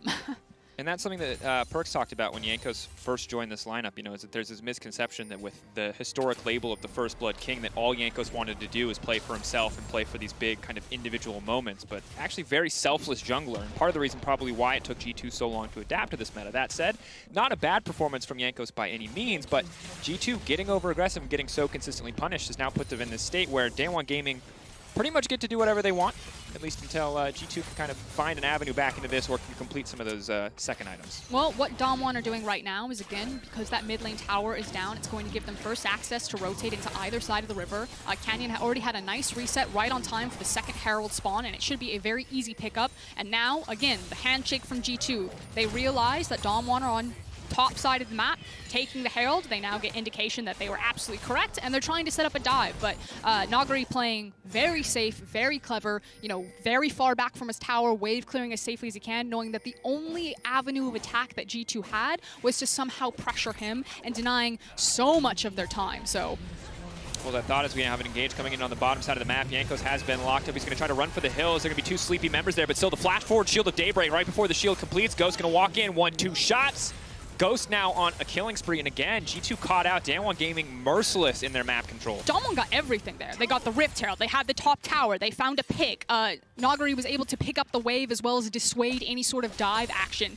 Like, it seems so small, and it was only a kill that happened in kind of the last 2-minute exchange, but look at how much the gold lead has grown. That was a moment that if there was a nail in the coffin, like, G2 will probably get another chance at another team fight, but it's starting to get very suffocating here for DAMWON. They are just working G2 around this map. We can see here on the little slow motion replay, just caught out. Mickey does what he can to save this one, but it's just easy. You're on the wrong side of the map. There's so much range to support this. Ghost can follow up with the snare, can run down to find the angle for Jankos to escape at. Showmaker ready to go in as well if Jankos even does escape. Not forced to use the ultimate in that case, but that's the thing. G2's composition gets ahead. It's pretty hard. A lot of these globals maybe have to be used defensively, but the second DAMWON is ahead, G2 never get to fight on their terms. That's probably why we saw them trying to force a gank out on the GP, force that GP out where they knew that they could force a man advantage, but just a hard thing to do. And here comes the third dragon. It will be an Infernal Soul. 45 seconds until it spawns. DAMWON are going to contest the mid wave, shove that one in, so G2 have a limited amount of time where they need to decide. Are we going to sack minions as the mid wave will eventually push against us into our second tier mid tower? Or are we going to try to create pockets of darkness here and try to find a pick to flip this game? Because G2 need to flip it on this Infernal. If it goes over, I think it's lights out for them. Very hard. And G2, probably mixed feelings. Not exactly excited about fighting when they're behind in itemization, but know that they're not going to get a lot of opportunities to fight if they do not contest these big objectives where DAMWON Gaming pretty much has to respond to them. And if G2 lose here, they're going to lose massive because they're going to lose the mid tower. Yep, this is it. This is the last stand for G2. The TP comes in from Caps and Wonder. They're looking for a deep flank, but DAMWON have all of the item breakpoints, and they found Caps. They bet it all. Caps now backing away. Wonder using the ult defensively just to dissuade any kind of engage. G2, we're going to have to start this dragon to force the fight while the ult is up. DAMWON just need to be patient. Again, look at the mid lane. Look at how much damage that tower has taken. Mickey fishing for the engagement. Showmaker flashes out to safety. Barrel has locked him up. Mickey now running, but that's the Hecarim ult right back in. Caps is taking the Hecarim ult away, but they've locked him down. They've knocked him out, and here comes the curtain call. G2 going to run away. Angle not quite right on that one, but they're going to grab the dragon, and Canyon still dashing in. He wants a little bit more. Going into the perks. Look at that damage. Canyon taking names left and right. DAMWON Gaming sweeping G2 off the map. G2 bet it all on that play, and it immediately turns against them. Yanko's going to get a cheeky shutdown back, but Nagari there with the blade and the pistol just to get the double. Curtain call is a very apt description for what just happened to G2. Even if this game continues for another 10 minutes, it would take a miracle for G2 to flip this one back to them. The items are not into their favor. The team fights are not into their favor. They just got obliterated, and game one is just been ripped away from them. And one of my questions coming into this series was, how good are DAMWON really? They look so good, but they haven't faced up to a lot of these best teams in the tournament. They had to play DRX a bunch of times, for God's sakes. They've proven they could beat DRX. What would they do against G2? And in this game one, DAMWON look unstoppable. This is a team not to be messed with. This is a team unlike Gen G. G2 can't get away with these cheeky plays around the mid lane, and they can't get away with team fights like this. So first of all, it opens up with a nice reactive flash from Showmaker, and then I just really want to talk about the damage that Nagari is putting out with these barrels, as well as the Gangplank ultimate, and then the follow-up from Canyon. He goes in with the Hecarim ultimate, he gets a nice fear, good damage, and then immediately turns back onto the Infernal, secures that for his team. Showmaker then uses the Destiny to get back into the fight. Hold that thought, Caps is dead again. We come back in, as Caps is dead again. And also, Barrel died in the picture, so the fight's continuing to happen. G2 not done. They say we didn't bet it all. That wasn't the all-in. This is the all-in, and Wonder gonna get knocked down. Snare gonna connect as well. Watch out, Eep will work. That's the fear coming in. Yanko's running for his life. Mickey gonna hit the blast cone for him, but still not enough. Canyon again on a tear. 4-1-7. This pony is rampaging across the rift. Listen, Dracos, G2 are a live fast, die young type of team. You know, yeah. They're not gonna watch themselves passively lose the game. They have to have an active role in losing the game. DAMWON have won this game. It just, you don't know it yet. I can see the future. It's not looking great for G2 for game one. just a matter of steps to take, but G2, they keep throwing their body at it. Yeah, and respect for DAMWON for not even flinching when the Lucian flex pick came in, handling this one very well, presumably prepared for Caps' Silas mid.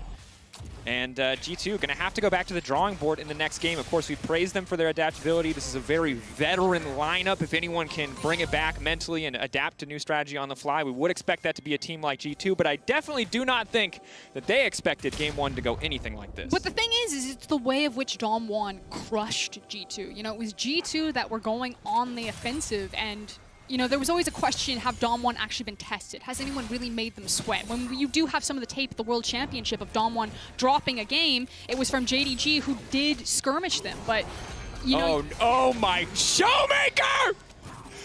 Salt the wounds! Oh no, that is BM. And let me remind you, folks, for Showmaker and for DAMWON Gaming, this is personal. This, of course, is a translated quote, but he wants to crush G2 into pieces as soon as possible. He said that. He wanted them to beat Gen G. He said, screw LCK guaranteed in the final. Give me that rematch. He's making it personal, folks. When you sacrifice your LCK brothers for your own revenge and highlight reel. That's a great story. Tale as old as time, really. Perks, though, getting a little bit aggressive on a Canyon shutdown would be big there, but again, this does feel like the end for G2. There are always the long shot comeback moments, but understand that it's not one fight that G2 wins to bring them back into the game. It is fight after fight after fight. It is mistake after mistake after mistake that would have to come through for DAMWON to lose the game at this point. Okay, so here's what would happen for G2, and this is what they're planning to do. This is hit and run League of Legends. This is some Rochambeau, you know what I mean? Like, they are flying out of the woodwork. They're trying to catch uneven fights. They want to be sneaky. They want to be fast. They do not want this to be fair. Because if this is a fair fight, DAMWON are putting them in the grave. No, you're kicking sand in their eyes and you're praying that they miss their skill shots. You're biting. There's not a lot of hope otherwise. As we can see here, Nagari gonna run for it with the barrel. Dude, casual 700 damage, 636 technically. He's level 16 to Wonder's level 13. Yes. Okay, that is not an alligator, that is a gecko to Gangplank right now. Oh my god. It's brutal. That said, we take a look back. Draft is always going to be the first thing that people talk about because it's easy to understand and it's easy to pin blame on that. I don't want to do that too soon, but I do want to talk about what G2 did here. They got the Lucian flex, so they get Caps in the mid lane. Caps 1-4 on the Silas right now. Seems to me DAMWON were ready for it. They blind pick Renekton, and they were confident for anything that could happen on the top side of the map. Wonder was losing out in those trades.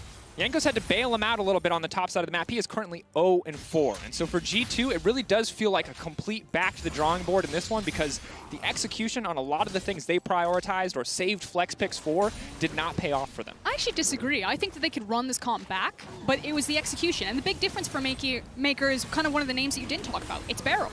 1-1-6 right now. It was constantly this Leona getting unlocked from the lane. We talked about the forward percentage that Ghost and Beryl have and how important that is for the vision game from DAMWON, which is incredibly powerful. They snowball on vision really well, and I hope we get to talk about it kind of in a more competitive series when we can see some of it come to fruition here rather than the stomp that we're looking at in Game 1. But Mickey has not had the same influence over the map. He's now sitting 0-4 on the Rakan, and Beryl, for me, has been kind of the big difference maker in tandem with Showmaker of why DAMWON have gotten so far ahead. Yeah, and that's the investment of their final pick, of being able to counter the Rakan in draft, of saving that last pick for Beryl, even through the flex pick that Perks brought to the table.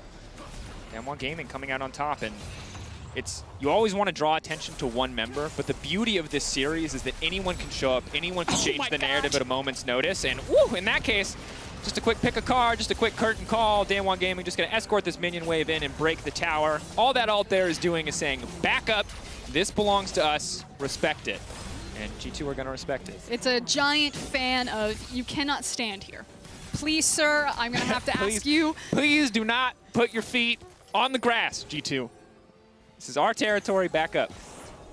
Okay, but you can see that DAMWON's composition is still running into some issues with sieging because it is a Twisted Fate and Jhin comp, and they're not using the TF to push side lanes. So as they are all grouped up, it is taking some time, and they're using their ultimates to dissuade G2 from towers.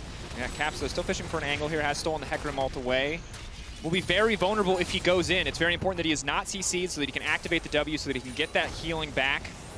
But if he just gets chain CC'd, if he gets chain locked down here, he will not have really any tankiness to his name. G2 know that they have a single fight left in this game, and they'd have to, like you said, win fight after fight. But DAMWON, strike first. Boom! Big pick coming in. Cap's now going to be locked up as well. Showmaker ult now coming in. Cap's going to ult out to safety. Canyon going a little bit too far. Wonder going to lock him up and take him down. G2 holding on for now. Not going to go quietly, but they will still get knocked down. Big damage coming in for the side of DAMWON Gaming. 28 minutes in. 6 kills to 20. 45.8 to 57.9. Ghost going for some style points. The flash in 4th shot. Cap's going to do what he can, but he's going golden, and he's still going to be going down. Nagari going to make it out with his life, and it's all too easy. DAMWON Gaming resetting some expectations, reminding G2 that not all LCK teams are created equal. DAMWON Gaming going to strike first blood in this series. And not just a victory, but that one was personal. You know, a lot of some fun emote spam back and forth, but you know, DAMWON were flexing on G2. Yeah, but fun for who? Fun for DAMWON. That felt good for Showmaker when he rocked into the bottom lane, landed that gold card, spammed every team that Europe has lost to in the finals. That's a good look for DAMWON. It's a good look for the LCK. It is certainly the opening that they were hoping for, and for a team that doesn't have as much international experience in best of 5, very important to get that first win for G2. Now we got to put that veteran status to the test. How can you adapt? What else can you show us? Because game 1, what you brought was not enough. And if you do that again, you're going to find yourself very quickly at match point. That said, LOL Esports and Spotify, they've teamed up to bring you top playlists from the legends of the worlds. Are you a warrior? Are you a visionary? Are you a wild one? I hope you're a wild one, because I'm a wild one. Take the quiz to discover which pro style you match up with, or Shocks. You'll get a personalized playlist based on your own style. Head to spotify.com/lawworlds to check it out. And of course, we're going to give you more takeaway on DAMWON's win in a few minutes, so be sure to stick around and listen to Get Jinxed, because this song is a banger.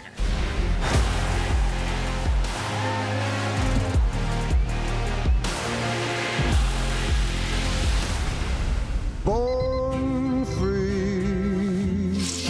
as the wind blows, as free as the grass grows, born free to follow your heart.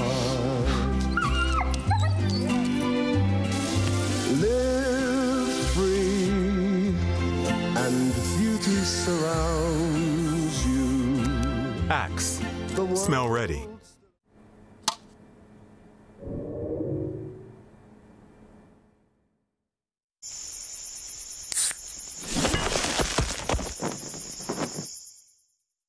Hey Mercedes, legends run wild, each one unique, with astonishing power, unstoppable, master warriors, ready to compete, seeking glory.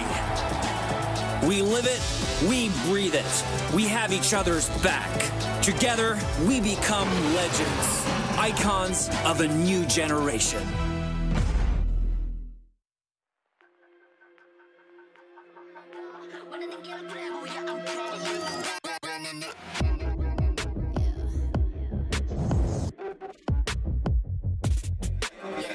Fast, life moving in slow-mo. I'm a god, but I actually don't know. I mean, better put your pride aside. I'm a Benz, get more like a Volvo. Your best stuff looks like my words. Synapses, fire, and burst. Got the whole crew with me, about to do damage. You know we ain't average. I ain't gonna say this again, but it's in my time. Better look in my eyes. I'm a genius in the skies with my heart on my sleeve. You force you a block to a king in his prime. Everybody got a line. Sit back with the stars in line. I finesse like my life on the 9 was a diamond in the rough, and now I shine.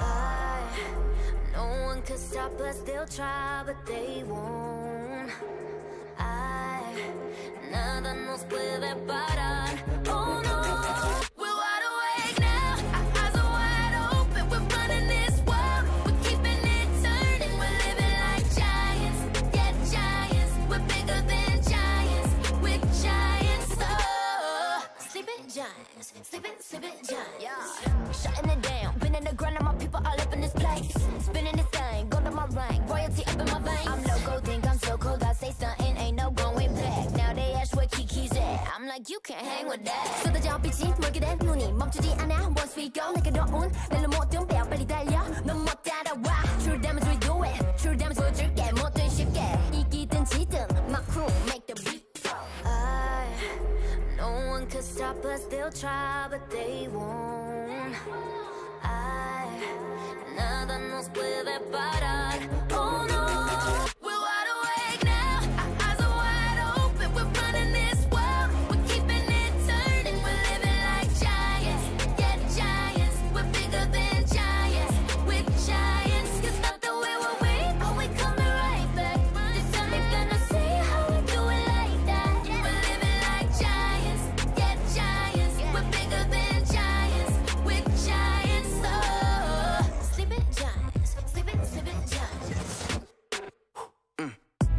on shattering time. I'ma just leave you behind.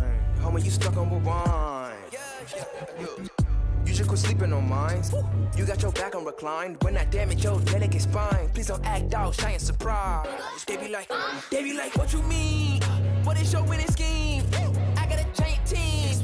Biggest my self-esteem. Run it back, running man. They think they go hard, I'm like, come again. You run at a time and I'm busting in. While you stumbling, I got this blade in my hand for your punishment. We're wide awake now, our eyes are wide open. We're running this world, we're keeping it turning. We're living like giants, yeah, giants. We're bigger than giants, with giants. You thought that we were weak, but we coming right back. This time you're gonna see how we do it like that. We're living like giants, yeah, giants. We're bigger than giants, with giants. Oh, sleeping giants, sleeping giants.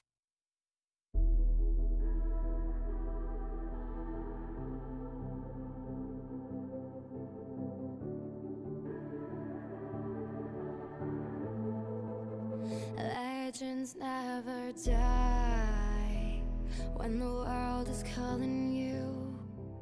Can you hear them screaming out your name? Legends never die, they become a part of you. Every time you bleed for reaching greatness, relentless, you survive. They never lose hope when everything's cold and the fighting's near. It's deep in their bones, they'll rot into smoke when the fire is fierce.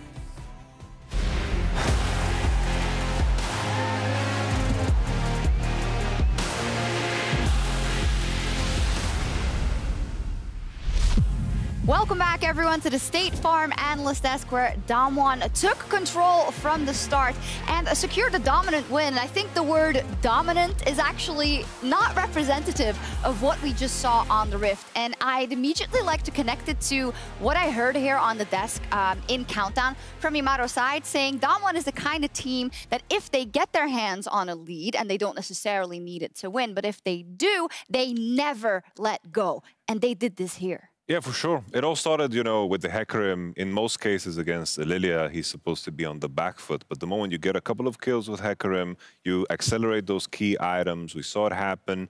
And then all of a sudden, DAMWON just took a hold of the game, played for the Dragons. G2 knew that they had to force a fight at a specific moment in time. They went for it.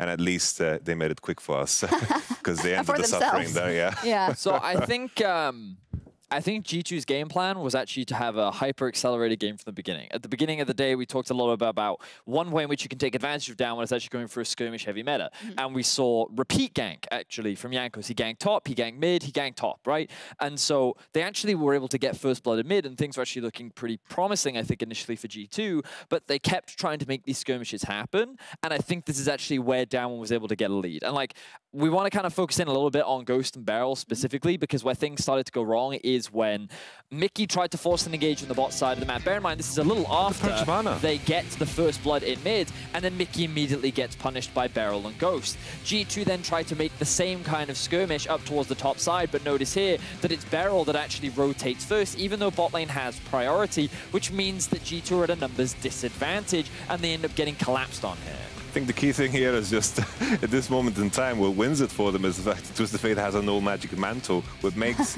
him survive just a little bit longer, enough for Canyon to get the first kill, which pushes him to level 6, and then Hecarim is ahead, and with these team composition against Lucian and the Renekton, champions that don't scale too well into the game, DAMWON's going to have a very easy time, especially after they kill this Rakan here too. And let me ask you this before we get to our next replay, which kind of sealed the deal. To me, it looked like whenever G2 pulled the trigger and decided to go for something, I'm thinking about the Caps move down to the bottom lane to push very far up and try and get that kill, but failing. Eventually, this dragon we're going to see in a second, everyone knows it's coming. So certainly DAMWON knows it's coming. Is G2 kind of set on the back foot because they're too predictable in terms of when they're going to pull the trigger. I don't really believe in that, because to me, like, looking at the map state in that position, bot has push. Yeah. So they're like, we can fight for this because our bot lane gets here first. What they don't appreciate is where Beryl is and where he is in the river, which allows him to actually collapse first, meaning that that skirmish should have been a 2 versus 2 or a 2 versus 3, but it actually ends up being a 3 versus 2 against G2. So I think that a lot of this game, in my opinion, came down to poor execution from G2 in the early game. And then, as we said, like, down the second they get a lead, it's just control. They never let go, and that's where you really get to see how dominant and commanding the team DAMWON really is. And it all got sealed at the Mercedes drive to victory from DAMWON, the third Infernal Drake fight.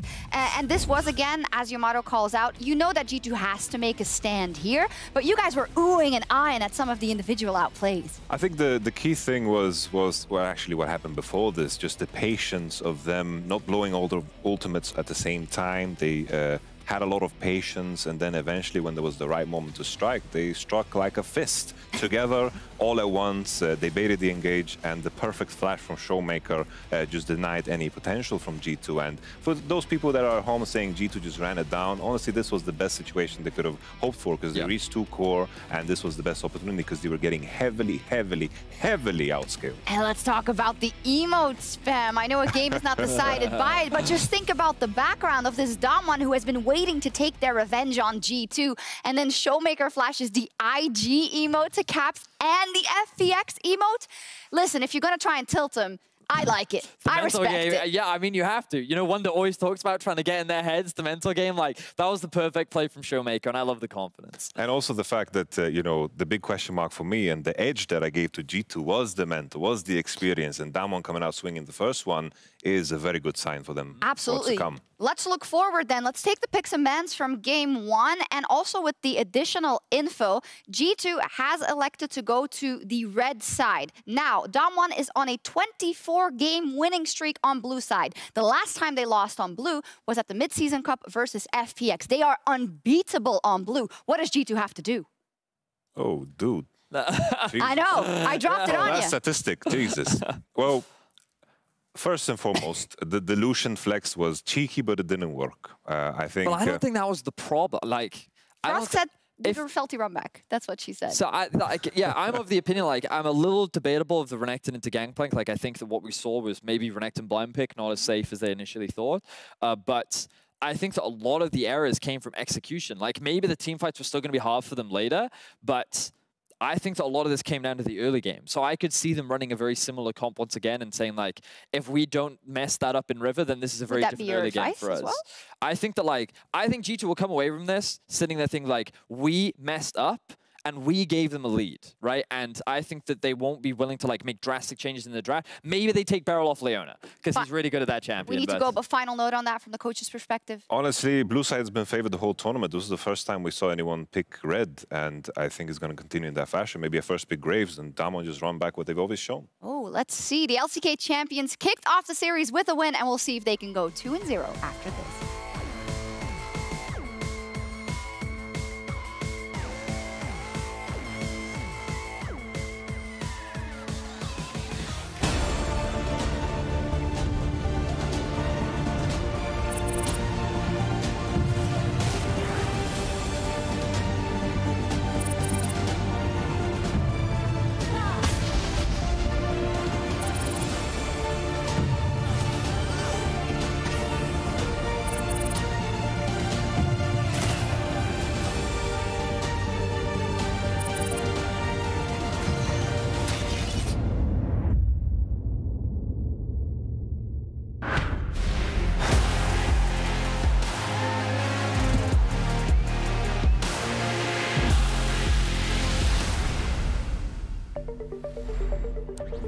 I don't really consider it gear. It's an extension of who I am. It blurs the line between fantasy and reality. Sometimes, I can't tell myself from my machine. I think that's by design.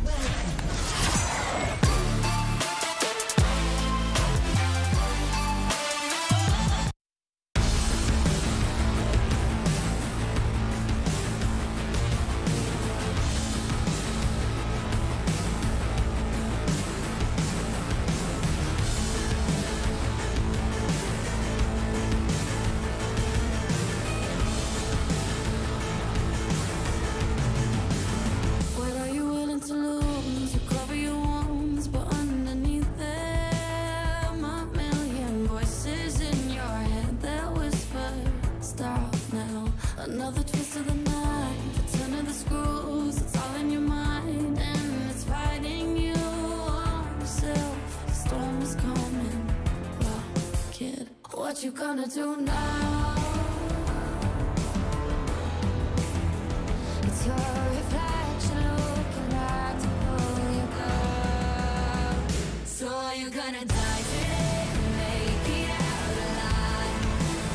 You gotta conquer the monster in your head, and then you'll fly like a phoenix fly. It's time for a new empire. Go bury your demons, then tear down the ceiling, feed them blood. And now you're playing with matches, come out of the ashes underneath you. A million voices in the crowd, they're screaming. Well, let them swallow the pride, you're turning the tide to true believers. Got them in the palm of your hand, you're playing God now. What you gonna do now? It's your reflection looking back to pull you down. So are you gonna die today or make it out alive? You gotta conquer the monster in your head, and then you'll fly like a phoenix fly. It's time for a new empire. Go bury your demons, then tear down the ceiling, phoenix fly.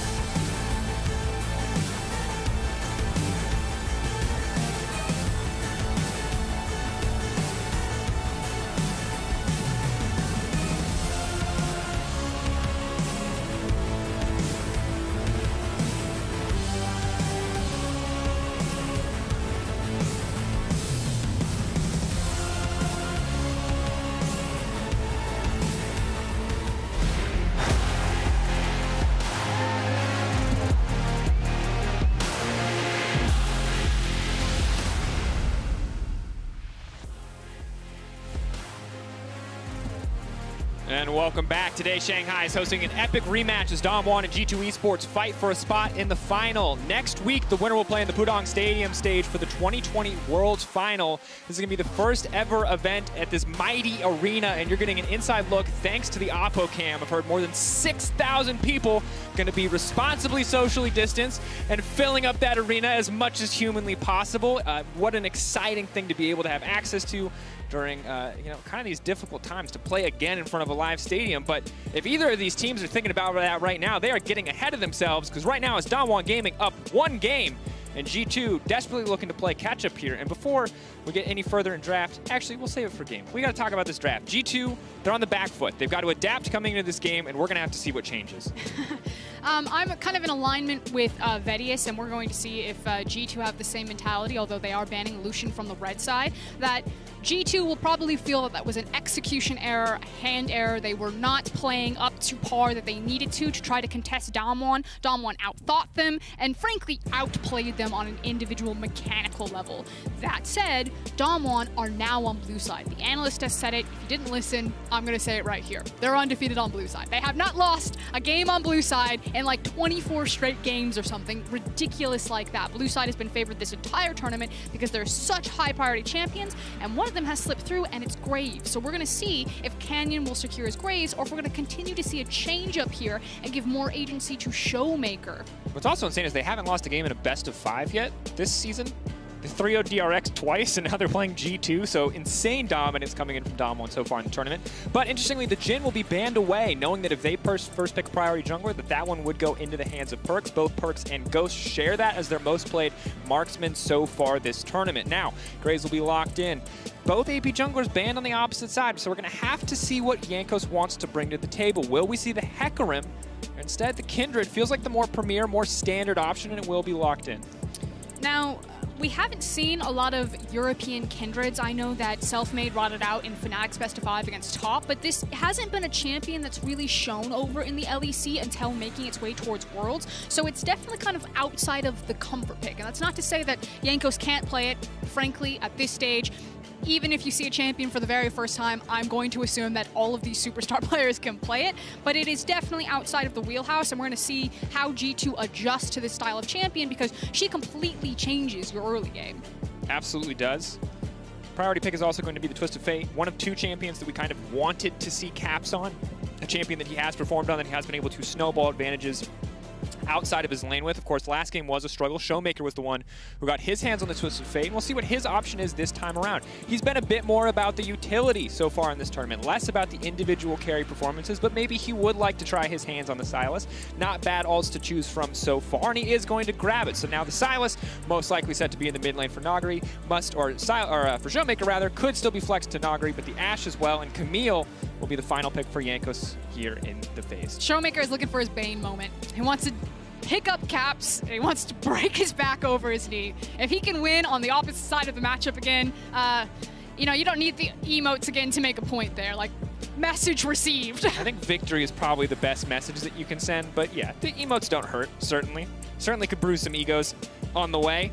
Now, Renekton will be banned away, trying to take away some of the more comfortable matchup options for Nagri on the top side. Wonder on this Camille. Something that's going to be interesting to keep track of. Wonder's had a very diverse champion pool so far. This tournament has not played the Camille, or had played the Camille twice before the series. This will now be his third game. See what he wants to do with it. What the final ban will be as the Caitlyn is taken away from Perks. Again, G2 opting for a strategy where they save bot lane pick till much later in the draft. That said, Mickey can still get last pick, counter pick for support, which, as we saw in the previous game, can be very crucial. Yeah, and some of the 80 carries that are left available for Perks are, again, something like that Ezreal or even the Kalista. However, with an Ashe being there, you're not going to have any sort of you know, lane priority or pushing priority here. You see the Pantheon ban come through for G2. You obviously don't want to give away Pantheon Ashe to Ghost and Barrel. That would make a bad situation worse for G2 fans, as that combination is so incredibly potent and powerful. So I'm curious what DAMWON will go with for their final ban. It is going to be the Tahm Kench. You're taking away some of that security and safety and giving a lot more kill pressure over to Ghost and Barrel, as at least the Leona is denied. Interesting. Now, okay, so they're going to opt to blind pick the Leona into bot lane, feeling like it's probably one of the best remaining options. Have to see what the response is going to be here for DAMWON Gaming, but saving counter pick there for Perks in the bottom lane. Now, there's not too many great AD options left. Ezreal is something that we could expect to see. Misfortune. I mean, I think really when you think about it, people like to talk about individual comfort for players, but for me it's just about who gets the prio, and as long as you can push, that feels like it's all that matters here, and Jankos will certainly thank you if you can. But the set now will be locked in.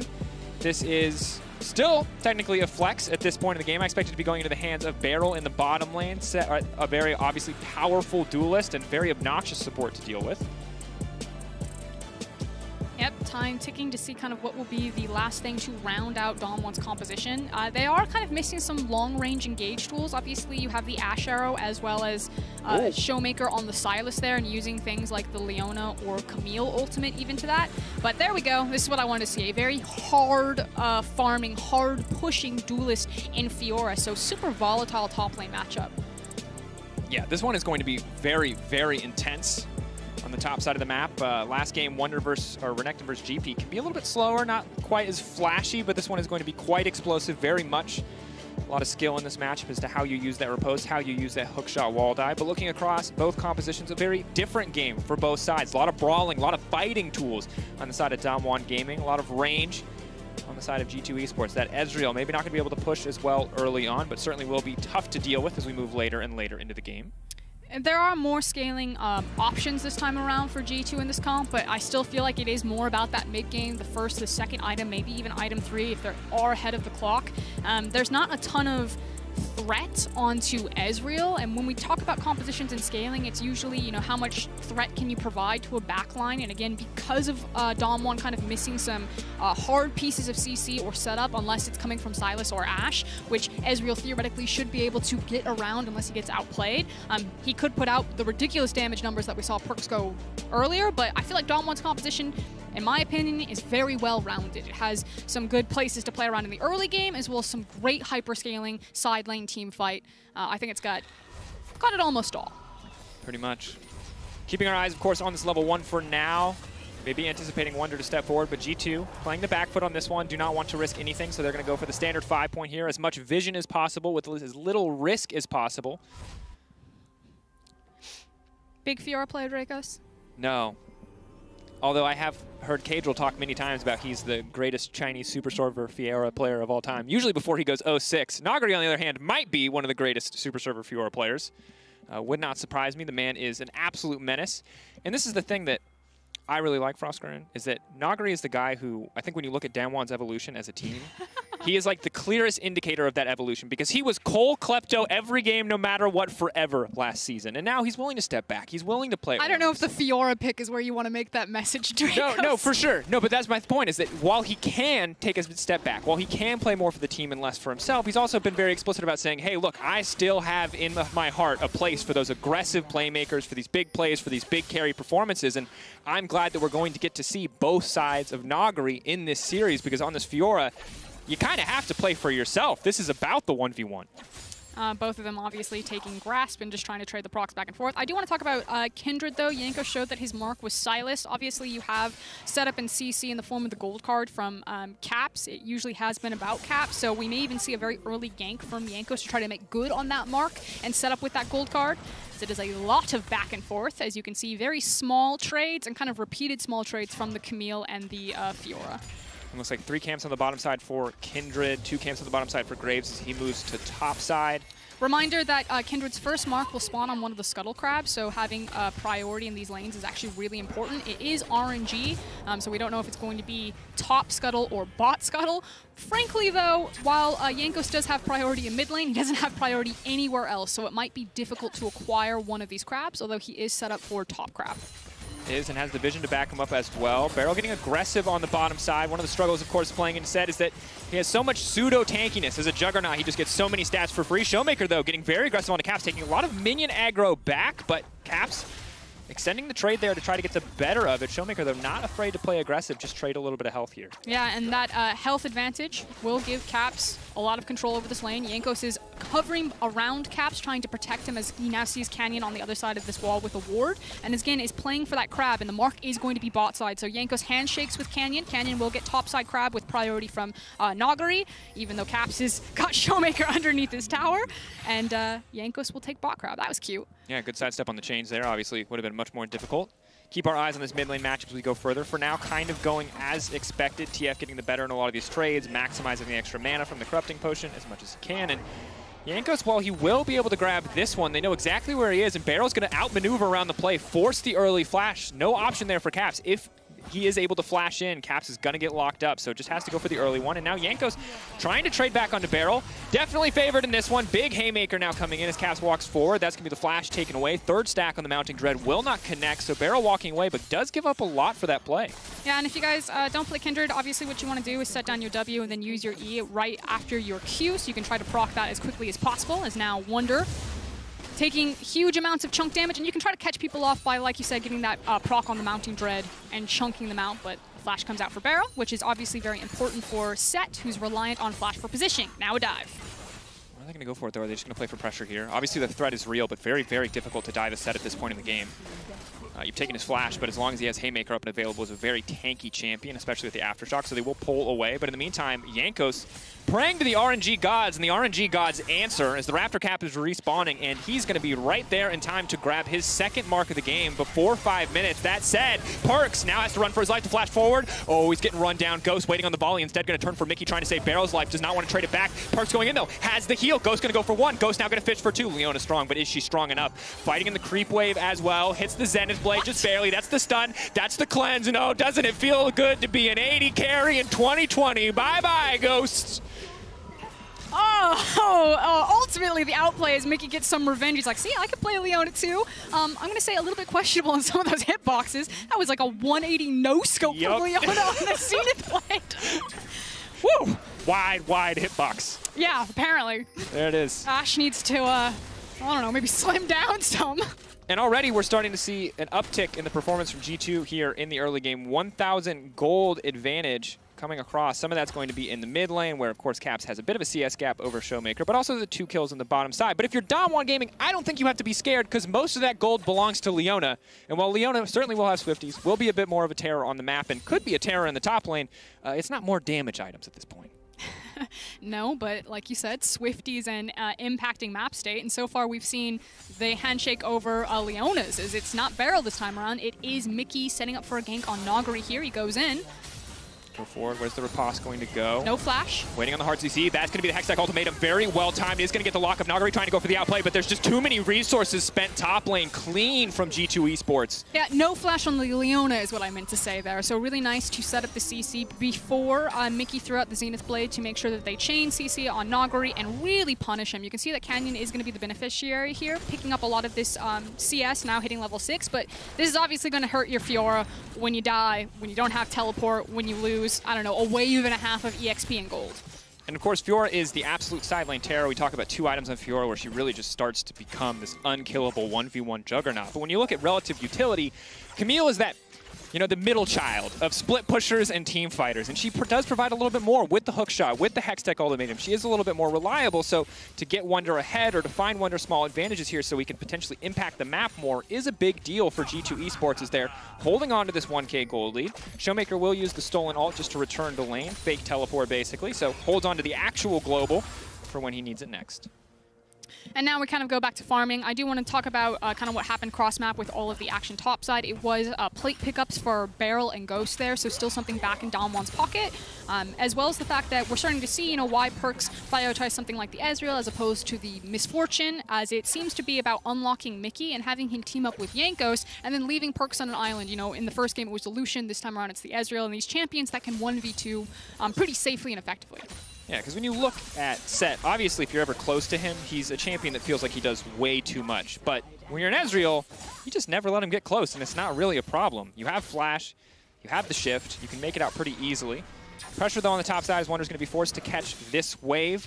Let's see if any vision gets laid down here by Nagari, what he's going to actually do with his top side advantage. We do need to talk about the difference in the jungle, because we are talking about kind of the differences of where lane advantages are, but it's level 7 to Yanko's just now taking over into level 6. And obviously that helps with Canyon, you know, picking up some solo farm on the top side of the map, but also just the fact that Jankos has been ganking a lot more lanes and paying attention, whereas Canyon has gotten to hard farm there. And with this level advantage and Nagari having the push priority in top side, it does mean a very early Herald, 8 minutes and 22 seconds on the clock. For Canyon, I would expect that to go into Fiora's back pocket, but you could also look to put it into Silas. So really good options and setup for Canyon, however he wants to use this. Yeah, and when we look at the map, obviously 1,000 gold lead's going to stand out to you, 1 kills to 3, but it's important to remember that Graves was top to pick up all that farm. Graves just got a Herald, which is going to start to even that gold out a little bit, and a lot of the gold from G2 right now is in the pockets of Mickey. He's making good on that, he's spreading that gold around, but G2 are not quite in the lead that the scoreboard might indicate. I do want to point out the slow push that Wunder is creating here. Now, Showmaker has picked up the blue, and Caps has disappeared into Fog of War, and with this slow push, you can see that Caps was cheating up towards the top side, and they were threatening to see if Nagari would step forward, or even possibly threatening a dive as Mickey goes in. Has to be careful here, only level 5 from Beryl, really trying to capitalize on the level discrepancy here in the bottom lane. Level 6 ticks over, that play is really no longer possible, as Beryl can just dunk you right back down under the tower, but looking for that small window of opportunity, just trading aggressive so Perks can get priority here on the wave. But you can see Ghost fighting back. He doesn't want the freeze. He doesn't want anything else. He wants to make sure that G2 cannot back in this lane. Yeah, trying to reset themselves, and actually with Canyon getting back onto the map, DAMWON could actually have tempo to take the Mountain Dragon as well as deny this Mark. You can see the immediate pings as they see that the Mark is on bot side scuttle. Ghost is going to go ahead and bounce this wave off of tower as Beryl ducks in for deep vision and denies Blast Cone. And yeah, it's going to be a denied Mark as well as a Dragon setup here if DAMWON want it. Yeah. Jankos, you can tell, kind of thinking about going to contest for that, starting to walk down on the opposite side, but instead just settles for the Gromp. Giving up that Mark isn't going to feel too good, but it won't matter too much at this stage of the game. Obviously, 4 is the break point that you're looking for on the Kindred. An extra 75 range is a big deal, especially against so many short-range characters on the side of DAMWON Gaming. But Mickey getting to the jungle, getting a little bit aggressive here. Potentially just going to be the free Mountain Drake. DWG Gaming don't look like they want to contest, but they do have a Herald that they can utilize mid lane if they want to. I mean, they pushed mid priority, then DWG are now walking in, so Caps, you can see, is catching the mid wave. It does mean that the Dragon is still relatively low health, so DWG being behind the play if they wanted to contest it, but it's not crucial. Like you said, first Mountain Dragon doesn't really mean anything.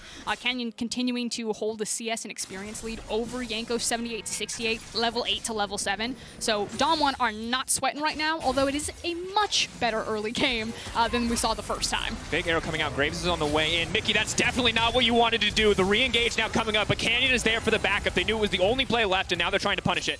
Dash forward. Mickey running for his Wall life. bounce. One arrow. Waiting on it. Where's the ult going to go? Already the damage has all been used, though, so Mickey just barely able to escape on that one. Canyon immediately going to throw down the Herald here. This should be bot lane tower taken off the map, and DAMWON evening up the gold. Yeah, and I expected that the Herald would either go mid or top lane, but instead, again, the dominance from Ghost and Beryl sees an opportunity to set up a potential gank bot side and then also shove down the first tower. Now, Caps is racing bot side here with Jankos, but you can see the danger pings come on. DAMWON knows what's up, and they do have TP about to come up on Nagari as well as on Showmaker. I can't believe that they didn't get that tower. That's a big deal. That's a lot of gold. That is actually the amount that you would need to even the score out. Now Jankos moving to the mid lane. Gold card ticked over. The heal to run forward, trying to lock it in, but Showmaker giving it the respect it deserves, backing away. Meanwhile, on top side, Wonder struggling a little bit in this individual 1v1. Tiamat means that Nagari can keep the pressure up, but it does not mean that he can generate a man advantage here. Beryl ults coming out everywhere. We're taking our eyes on all sides of the map, but now stolen Kindred ult coming in. Showmaker trying to buy as much time as he possibly can. Trying to get one more mark for Yanko. Showmaker just barely making it out. In the meantime, Nagari is going to go down. Wonder with just a sliver of life left. And so clutch there from Mickey to interrupt the TP from Showmaker, who was trying to TP top and help out Nagari. So it is a win across map for G2 in both mid and top. Very skirmish, very fast, very roller coaster, as DAMWON, again, are not getting kind of the same level of control that we saw in game number 1. This is a much better look if you're a G2 fan, as Mickey now on the offensive. Ulti. Zenith play for the follow-up. They want to find this kill as quickly as they can. A good smoke screen, though. Going to buy some time for Canyon. Beryl going to try to body block the face breaker back, but now Beryl's in the midst of everybody. It's going to be more than healthy enough to walk away from this one, but now Nagari's on the way in. Oh, a few kills going to this pocket of the Fiora could be disaster, but G2 will walk away, and this is very much kind of the G2 that we expected, taking control early game and upping the pace with a lot of these aggressive moves. Yeah, again, shout out to Mickey right there to set that up. Beautifully done. Obviously, it's pretty common setup, but the long-range Leona ultimate, because it has the longest range of any of your abilities, then into the Zenith Blade. You chain Zenith Blade immediately into the Daybreak from the Q, and you basically keep someone locked there for 20 years.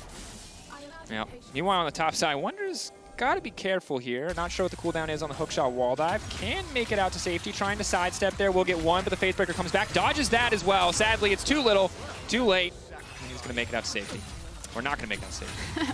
DWG do now have access into this top lane if they do want to try to pressure for plates, but they recognize that G2 could pressure very heavy into the mid lane, so don't even take plates. Just deny the wave into tower for Wonder. Again, dead, no teleport.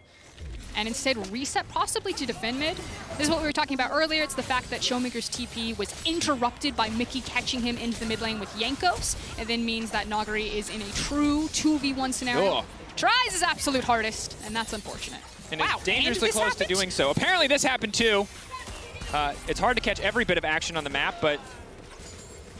Styled on. Absolutely styled on. We're short one FBX and or IG emote before it was total BM, but well played by the side of Ghost. He obviously does not have the same personal baggage that the rest of DWG had here. Last year it was a different player in the bottom lane. He's like, guys, I'm just here. Like, come on. Like, please leave me out of your blood feud. I don't want anything to do with It's Saturday. I'm here to win. Like, please stop diving me. 1.5 item Ezreal. Well, right now, those plays are going to matter a lot. Right now we're looking at tower play. It's obviously in favor of DWG, but the gold is essentially evened up. Mountain Drake really the only large advantage that G2 have held on to. Important to note that no towers have fallen, so there is some standing gold left over for G2 to pick up if they can eventually break bot. As now Mickey going to dash forward, going to aim to go in on Ghost, but a clean sidestep to get things started. A stolen Leona ultimate to get kicked off again, and now Canyon's on the way in too. Mickey's going to be in trouble. Big haymaker. Kindred ult to buy a bit more space. Beryl stepping forward. What's he going to go for? Big ult, big dunk back down, but they stun in midair. They deny the ult, and here comes Wonder. Here comes the potential clapback for G2, but DWG Gaming staying strong as 3, trying to hold it forward. Quick dash out to deny the gold card from Canyon. The rest of G2 now pulling back. Yeah, 4v5, because check out what's happening at the top lane. Nagari takes the entire top lane tower, and G2 have to go deep for this to make it count. Here we go. Red card, though. Maybe not exactly what they wanted. This AoE slow, though, going to be big. Showmaker continuing to step forward. That's going to be the stun. That's going to be Showmaker going down, and a mark going over to Jankos. Watch out for Nagari. Oh, no. He's on the flank. Jankos stepping forward. Oh, they're playing very respectfully. Blue Trinket coming out as well. They're going to Spartan Nagari walking forward. But as all of G2 are forced to back off here, they're going to have to leave someone to clear the wave. We will do so. Perk's going to stick around just to make sure that the DAMWON cannot get a tower on the backside of that trade. Yeah, but now DAMWON gets to kind of pick what they do want, and it's either the Ocean Drake or it is the Herald. I agree with them. I think the Herald is more important here, can help you break down that mid lane tower, and again, continue to open up a map when you're playing side lanes with your Fiora, and you do have access to global ultimates with Sylas, like the Destiny, excuse me, I should say semi-global. But it is a Dragon for Herald trade, and ultimately G2 kind of got the better of DAMWON in the mid lane skirmish, but I actually think it's pretty negligible when you take into account how much gold experience that Fiora got, as well as what DAMWON could get on the back half of this Herald play. It's also an absolute mess. So many resources burned. I mean, the good news is the mark for Jankos, right? Like, that's kind of, it feels to me like the silver lining for that play, but you're using your flash from caps, spit all over the place, but, you know, get a little bit of good news here as, boom, big shutdown onto Perkovic. 2-2-2, now has the Iceborne Gauntlet. And we talked about this being a relatively short-range comp, so Iceborne Gauntlet makes a lot of sense, and these fights are going to be difficult to play out for Canyon, for Nagari, for Beryl, if they cannot find a good angle on these team fights. Yeah, but now you have kind of the same play again as Wonder's trying to slip into the top side brush right there, spotted out very cleverly by a ward that I believe Ghost placed. 4 marks now for Kindred as well. No, I think it was Beryl. I was like, does Ghost have yellow trinket? Had to check. No, blue trinket. Nope. Proskeren. Yeah. This game, a little bit more, I feel like G2 showing what they're made of. But still very much more explosive than what we've seen from DAMWON for most of this tournament. DAMWON Gaming have been, I'm not going to say a chill team, but have been a little bit more calm, a little bit more collected across the tournament so far. But obviously when G2 start the fights, DAMWON kind of have to respond. And now we see the Herald use mid. They're looking to break this one down. Perk's laying down some poke damage just so DAMWON don't feel too comfortable to commit for any big plays. Charge going to take most of the health off the tower here, but not enough to finish the job. And G2 just instantly take that one. Yeah, and it's DAMWON just using the fact that they have first movement on Nagari. You can see that Wonder has caught the wave up to the top side on that. May even be providing a freeze as it feels like a fist fight in the mid lane now as Mickey is really fishing, needs to be careful. Ghost has arrow. Big arrow, flashback, it's going to hit Perks instead. Definitely not the target that they wanted, looking for the opportunity, but he's stunned as well. Now they're trying to lock up Beryl. Big haymaker to come out, and they take him down as well. Beryl a bit over-aggressive and immediately punished. He had the highlight reel play in his head. He was going to dunk Perks right back into his own team, but the CC is there to stop him. That CC was so critical there, and this is what G2 were missing in the first game against DAMWON. They were not up to par with the mechanical ability. DAMWON were outplaying them. This time around, G2 are looking much cleaner, and it is coming down to a knife's edge of, you know, did the CC go off? It was a milliseconds, frankly, there. Beryl, like you said, saw his highlight card, boop. He was in there. He was going to get a massive face breaker. He could have then grabbed whoever he wanted, flipped them back in. Would have been stylish, but the gold card just slaps him right in the face. Yeah, and that's part of the reason why we just see TF so much, is the gold card is just such a strong ability. But hold that thought, because Jankos is going to be the one who's in trouble now. Forced to use the ultimate pretty early into this fight, but Canyon zoned away. Jankos does do a lot of damage here with the Storm Razor. Debating on his options there. Stolen ult coming out. Ooh, the shutdown as well. Hit him with the hose. Caps holding on in the circle, holding on as long as he can. Showmaker going in, though. Big heal, and that's going to be it. Mickey now caught in the midst of the entire team of DAMWON. 3 members strong here. Just looking to run this Leona down. Facebreaker won't connect, but Showmaker sure will, and that's going to be it. Yeah, and there's no response from G2. Look at Fiora. Fiora just pushed another wave. She's now going to smash this wave into the tower, get a couple of good shots there. You now have 3 kills as Mickey basically went in to try to save his team, and it was just lemmings running off of the cliff there as G2 fed away 3 kills as well as big gold to Showmaker. Very different performance from Sylas game 1 to game 2. Showmaker 3-1-1 on this champion. And it feels like that's a little bit of the difference in how both of these teams want to play the game. A lot more high-risk play coming here for G2, and quite frankly, caught out a little bit. Jankos obviously fine in the individual 1v1. I feel like he didn't get his ult. No, he didn't. He made the mistake. So he cues out of his ult, then tries to walk back in it. Doesn't get the health from the Lamb's Respite, and then Showmaker's like, easy, mate. Hits him with the fadeaway hose, grabs the Lamb's Respite, then uses it to go all in on Caps, and at this point, Mickey, he's in the Zenith Blade. He's like, I've made a terrible mistake. Yeah. Thought he could maybe save the day, but again, you cannot make small mistakes in this matchup. Costs pretty dearly. G2 not confident enough to stay for any damage on the tower. Just going to push in and wait to see what's going to happen next. 20 minutes into the game, so the Baron has spawned. Neither team too keen to get that one started off, but both with more than enough damage to do it if they want to.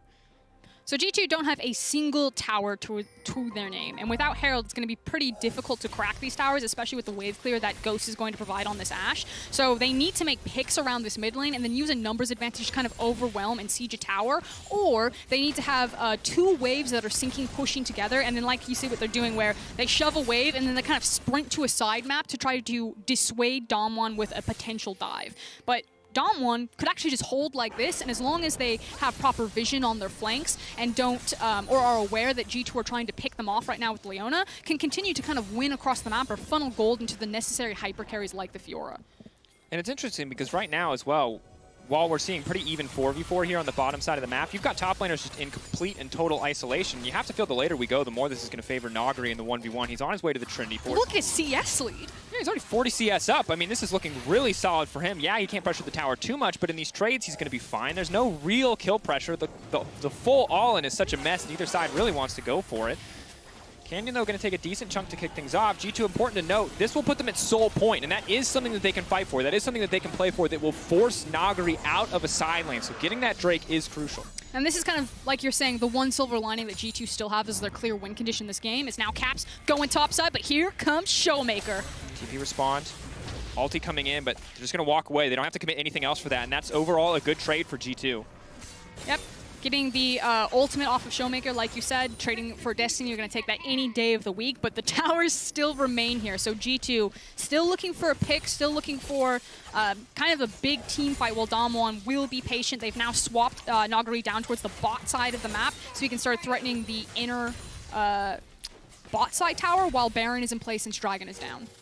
Makes a lot of sense. And checking in on itemization as well, it was the Iceborne Gauntlet, it's fully stacked Muramana now, as well as the Quicksilver Sash. So Perkz is going to be nigh untouchable in a lot of these fights, unless they can just absolutely one-tap him. He has to completely mince position, really, to die in these fights or play way too aggressive. So he's in a solid spot. Probably will not have the same damage output as an Ashe in a sustained team fight right now. Might change once he gets third item. We'll see if it's going to be the Blade of the Rune King or the Death Stance. But Nagari now getting aggressive onto Caps. Stun's going to come out, dash forward, as well as the riposte, but the TP now burned here DAMWON should all run top. Riposte is down, though. They can go for the stun. Hookshot wall dive. They're just kind of baiting here. Meanwhile, Showmaker can push in and can trade, or try to trade 1-for-1 on the towers. It's a split map play. Wonder going to try to shred this one down. Precision Protocol should make this pretty quick, but Cap showing that he's walking away means Nagari can walk right back into this lane. Tower still hasn't fallen yet for DAMWON, but they're denying so much wave, and it should eventually fall. It's probably very low health as Nagari flashes. Oh, the Stolen Ultimate coming in as well. Caps, though, back on the way in, wants to use it. Wonder now has to run for the hills. Has to be careful. Nagari now stepping in. This Fiora is so incredibly strong. 2 items, dash through. No riposte available, and that means he's going to be in trouble. Shut down onto Nagari. Massive for G2. What can DAMWON do on the top side of the map? Nagari just steps forward as G2 stay around, and like you said, what can DAMWON get on the top side of the map? The top tower does fall. That mid tower is a stiff breeze from being knocked over. So still, in terms of gold, G2 have a slight edge, but there's a lot of freestanding gold available for DAMWON to take that right back.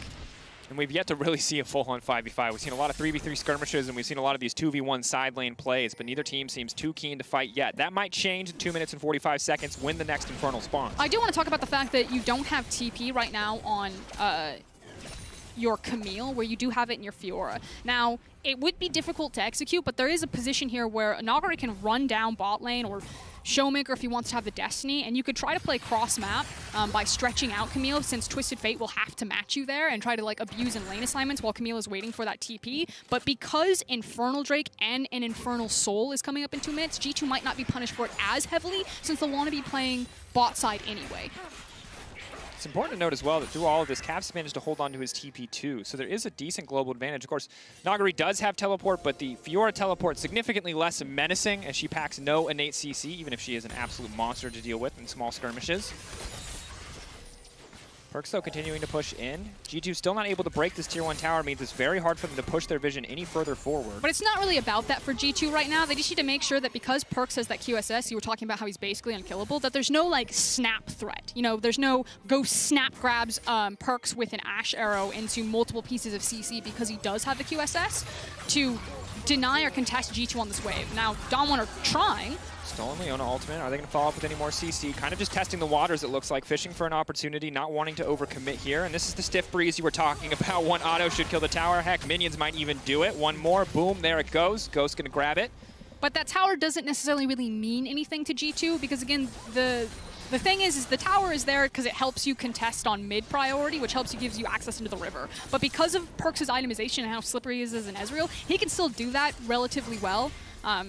Unless he doesn't have something like Flash, then it gets a little bit more dangerous. And you can see Perks stepping super forward as here comes Caps. Very aggressive. If they kill Canyon, this is pretty massive, but Ghost has been isolated off to the side. Caps does not have the sustained damage to take this fight, but the Flash taking him to safety. The team play there from G2 saves the day. The Hextech ultimatum stolen away. Caps now stepping forward. Showmaker going to be in trouble. Tries to go back in. Is untouchable for now, but the Hextech ultimatum not enough to save his life. As now Beryl has been caught out too. G2 on the chase, trying to keep Beryl out of this one.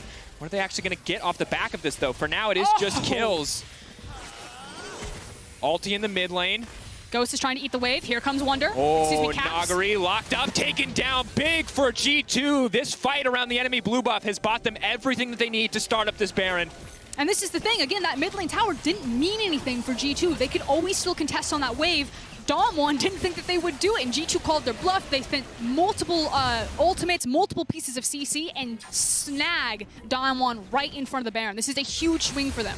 Wonder going to go forward, is going to get dunked right back down, but is pretty tanky at this stage of the game. Ghost going to try to finish the job, though, because this is massive. They've taken the Baron, they can turn right to Soul. This is everything for G2. The TP now coming in, but it might be too little too late. He can't cancel that one. Showmaker on the way in.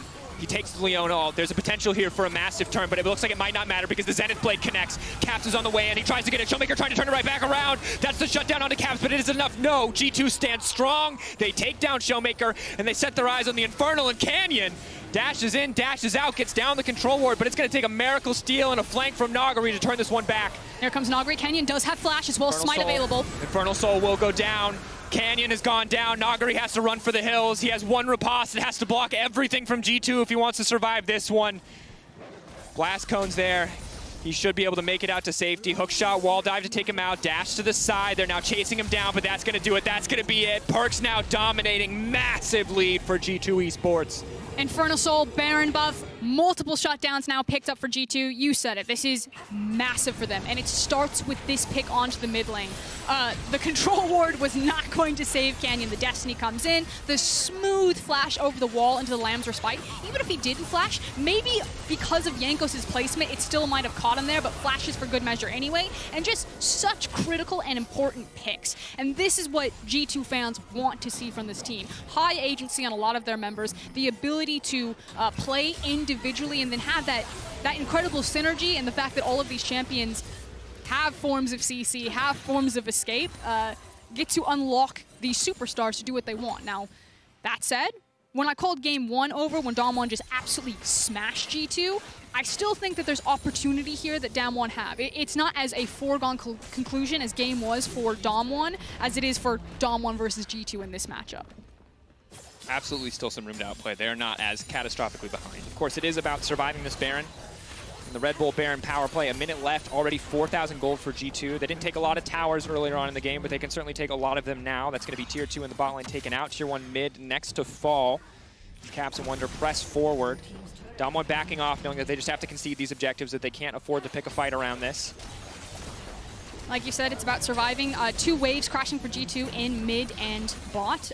Nagari doesn't have TP, so he's actually just going to try to trade probably inhib for inhib. So DAMWON just actually want to try to see if G2 will go away after this one, which you do see the back coming in for Wonder. He does have TP. Or if Mickey will turn and G2 will step. Yeah, Perks just going to shift back over the wall. Caps going forward with the gold card. Big damage onto Beryl. Get a lot of stats for free earlier on in the game, but that does get weaker as we go forward if he doesn't actually have any form of gold income. I mean, forget Beryl right now. Did you see what that Ezreal ultimate just did to Canyon? Yeah, it's pretty devastating. It half-healthed him.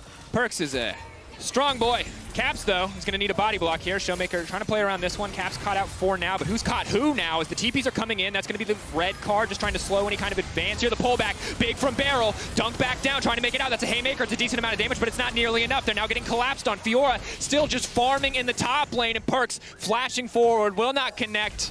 Nice bit of emote usage there on the backside, but G2 take that fight, and it looks like they're going to take their second inhibitor. Yeah, and there's no TP for Nagari. So what he did is he tried to burn Wonder down as much as he could, actually just standing on top of the Camille and slapping him while the teleport was coming through. But again, G2 pushing, have now 2 inhibs, and actually a lot of restraint coming in. Didn't have vision because Nagari was no longer on a wave, so they have to assume that the reset has come in, and they go ahead and back away. G2, though, waiting in the darkness, now on the retreat. Showmaker with the stolen Leona ultimate again. Very, very powerful, 0.8 AP ratio. Can do a lot of work here, but Nagari has to now run for the hills. They're just looking for a pick, and they could look to end it here as soon as they kill Nagari. That's exactly what they want, G2. Are you going to bet it all on the 5v4? They've got a wave to back them up. The hook shot, not going to follow up with the wall dive. DAMWON Gaming not going to give anything up that they don't have to. Nagari overstepping this game, 0-6-0. Team play Nagari has been looking solid so far this tournament, but complete solo lane isolation Nagari, while he's still doing fine in the 1v1, no one's 1v1ing him. They're dogpiling him at every chance. He doesn't even get to play League of Legends anymore. Well, I think it's taking advantage over the mentality of, you know, Nagari thought that they had gone. He sees that Elder is going to be spawning in like 2 minutes and 30 seconds. He saw that G2 left the base, and so the assumption is they're resetting and they're going to prepare for Elder, and I need to push this out to get in a position where we can have one last fight around the Elder, and that's probably going to be the last hurrah that DAMWON will have available to them. But instead, you know, it's G2 just sitting in a bush looking at him like, you know you want that farm. That cannon sure does look juicy. Oh, that's a super minion?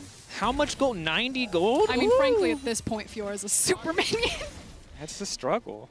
And again, if she's alone in a 1v1 against the Camille, she's not too bad. Obviously, she's in an item deficit now, and there's healing reduction. So yeah, she's probably not winning that one anymore either. But there was for so long, it felt like Nagari, despite being down in kills, it wasn't the end of the world. Now, though, it really does feel like a death sentence, because Fiora, all she does for your team is damage. She provides no utility, and when you're behind in items, your damage is just strictly worse. She is looking for the deep flank on Wonder here.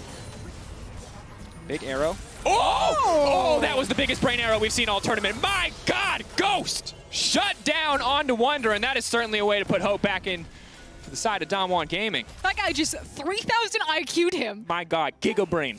Get the wall You've heard jump of 5-head? Welcome to 6-head, baby. Ghosts on another level. It's just another Saturday. Oh my God. Okay, Elder is spawning in 44 seconds. Obviously, G2 don't need it to win. It would be nice. And they've got so much vision control. They're doing the classic. They just want DAMWON to face check into so many of their pieces of CC. Yeah. Ooh, that blue trinket ward. Full card. Who's face checking who though? Oh, big Ezreal damage. Showmaker all alone means he takes the full brunt of that assault. And now they're trying for the follow-up. Yanko sleeping forward, and that's going to be it. Showmaker just in the midst of the meat grinder. G2 now pressing forward. Game one, all about DAMWON, all about early dominance. Here, G2 keep it scrappy, keep it fresh, turn it all around on a single play around the Baron buff, and now they are just walking their way into victory here as they tear DAMWON to pieces. Much better look from G2 this time around. DAMWON was still getting a couple of scrappy fights in there, but just not the same dominant performance that we saw from Nagari. 0-6-1. Obviously, that Fiora is probably not going to come out again, as we've got a series, Dracos. We absolutely do. Gold card going into G2 looking to return with some BM of their own. They don't have any fancy emotes, but they are more than happy to go for a fancy tower dive. Land's Respite will not give you a respite from the Fountain Laser. G2 going to close this one out with confidence. Game one was all about DAMWON Gaming. Game two, much more of a back and forth. But at the end of the day, G2 reigns supreme and tie it up 1-1. But this is what's most important. G2 beat DAMWON from red side. You now get side selection for losing team after this game. So DAMWON will have side selection. They could run it back onto blue side, the side that has been so dominant for them individually and so dominant throughout this tournament. But that's massive for G2 to prove that they could beat them from red side. It's huge. And also now we've proven from G2, one of the immortal questions in a best of 5 is how does this team adapt? Can this team adapt? Are they, you know, a one-trick pony? Do they only have one thing up their sleeve? We obviously know that G2 isn't that team, so pretty easy to answer that question, but Game 2 proves it. Now we get to see how much more DAMWON Gaming can bring to the table. How diverse is their playstyle? How diverse are their champion pools and their skill sets? And while we wait for Game 2, listen to Bring Home the Glory on Spotify League of Legends official playlist during the Spotify song break.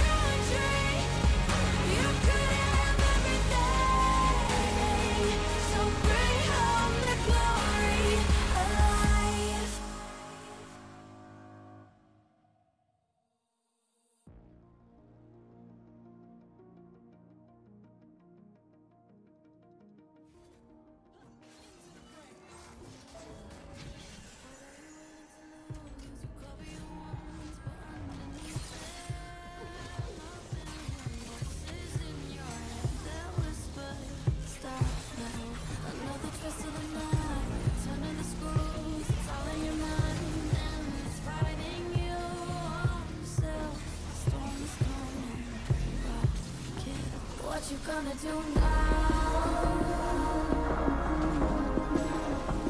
It's your reflection looking back to pull you down. So are you gonna die today or make it out alive? You gotta conquer the monster in your head and then you'll fly, fly, Phoenix fly. It's time for a new empire. Go bury your demons, then tear down the ceiling. Phoenix fly. And now you're playing with matches. Out of the ashes, underneath you. Million voices in the crowd, they're screaming. Stop now. Well, let them swallow the promise. Turning the tide to true believers. Got them in the palm of your hand. You're playing God now. What you gonna do now?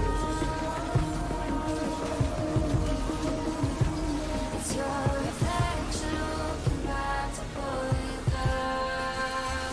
So are you gonna die today or make it out alive? You gotta conquer the monster in your head and then you'll fly, fly, Phoenix fly. It's time for a new empire. Go bury your demons, then tear down the ceiling. Phoenix fly.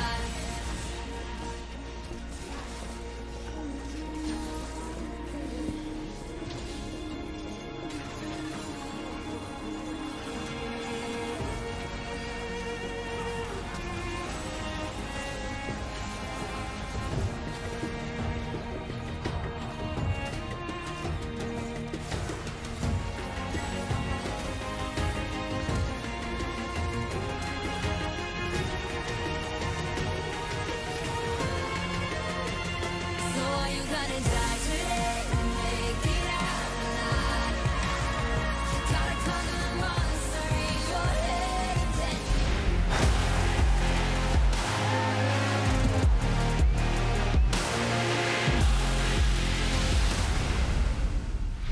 Welcome back, everyone, to the State Farm Analyst Zone, where G2 managed to bounce back, and we're now 1-1 in today's semifinal. It looks like we got two convincing games from either side so far, so let's take stock of what we have seen. The first thing my analysts wanted to highlight as the music keeps going, because it's like a epic setup for this replay. You were impressed by Mickey X's moves here. Yeah, I think that what we wanted to see was a shift in the support priority, and particularly we wanted to see Mickey playing better than he did in Game 1. Getting his hands on the Leona, I think that he showcased what he was capable of. Roaming around the map a lot more, saving this 2 versus 2 play that almost ended in disaster, and ultimately having a much better performance relative to Game 1. I like the steal away of Leona. I like that adaptation. It's Beryl's favorite champion. Mickey's good at it, and in the current meta, it's a very strong blind pick. There's no trash gameplay coming out of both supports, and even that matchup is something that is playable for the Leona. Look at that cancellation. That sucks for the top lane. I think that what we saw a lot of tied in with this was a lot of skirmishing and roaming, just like we saw from Game 1.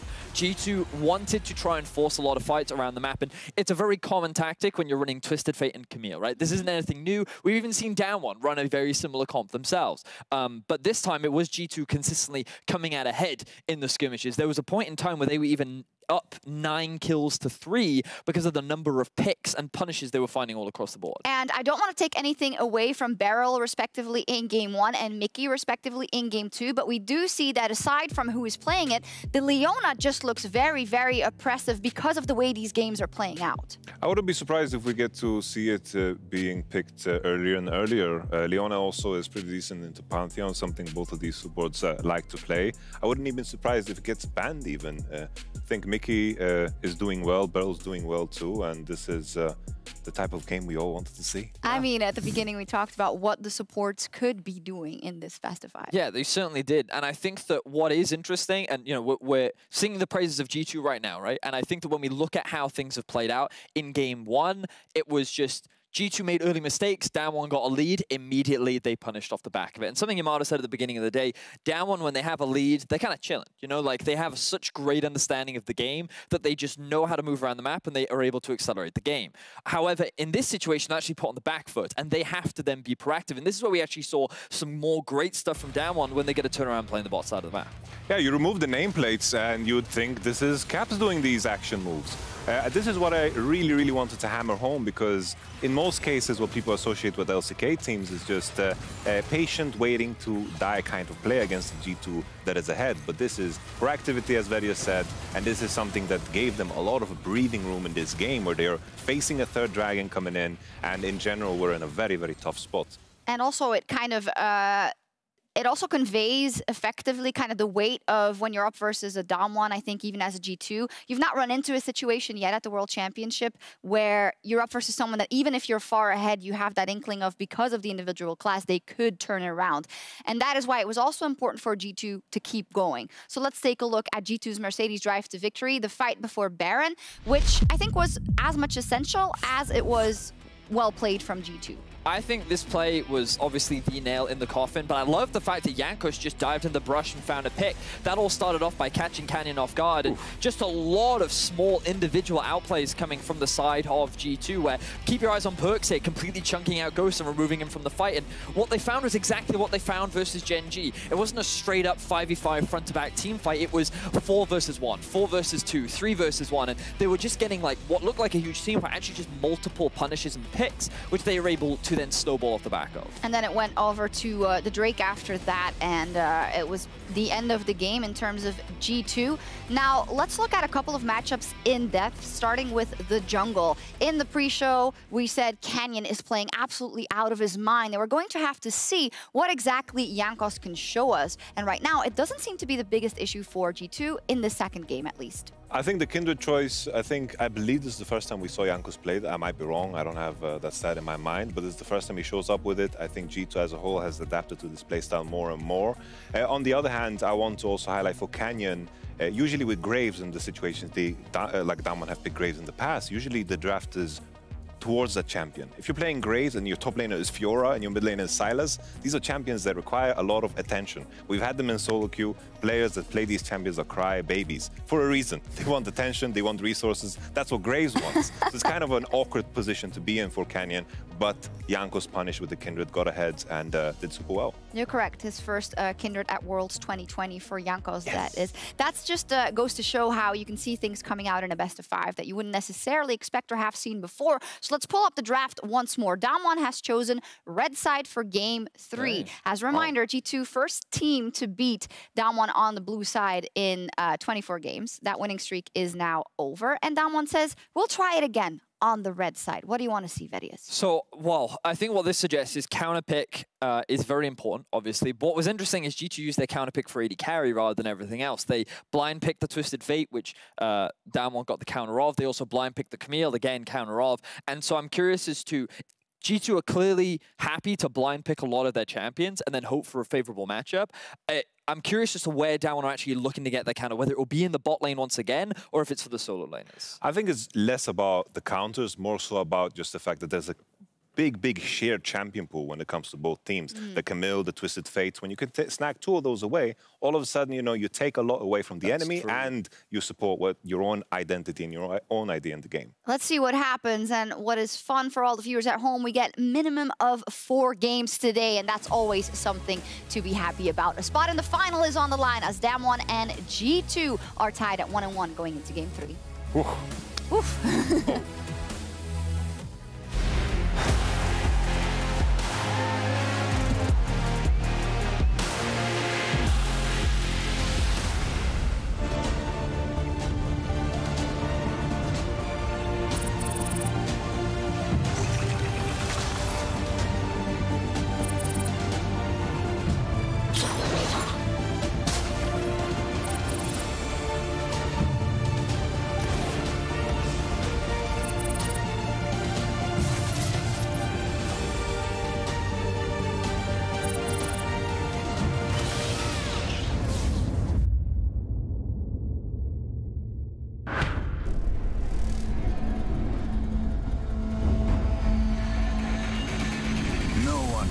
promised tomorrow. Playtime's over. They're mine now. Fear the assassin with no master.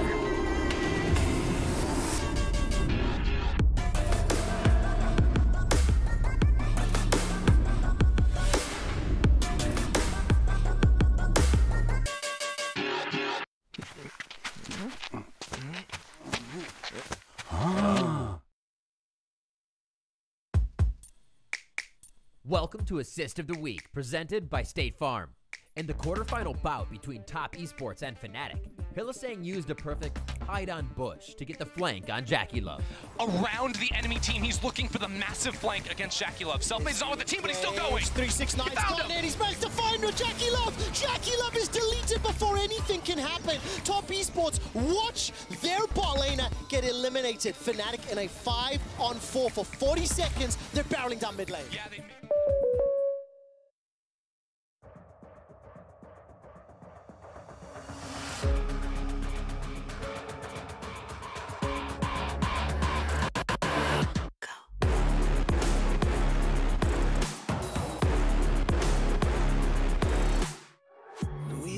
Again, I would be lay the crown, but count us higher than a mountain, and we be up here for the long run, strapping for a long one. We got everybody on one. Now you coming at the king, so you better not miss. And we only get stronger with everything I carry up on my back. You should paint it up with a target. Why would you dare me?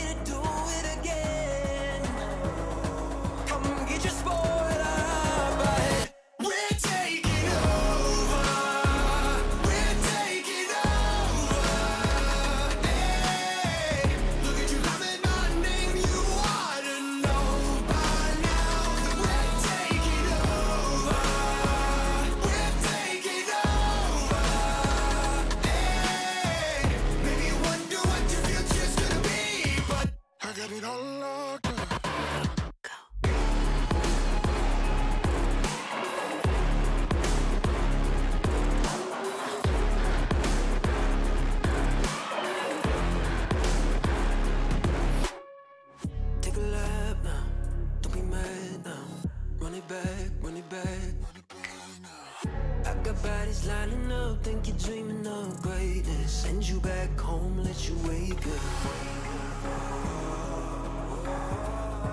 Why would you dare me to do it again? Come and get your spoiler out the head. We're taking over. We're taking over. Hey, look at you loving my name. You ought to know by now. We're taking over. We're taking over.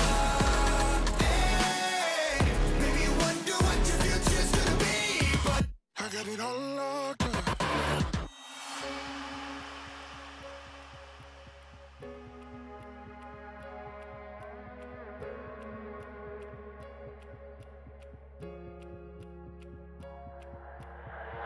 在以后，除了是傻子，还有其他吗？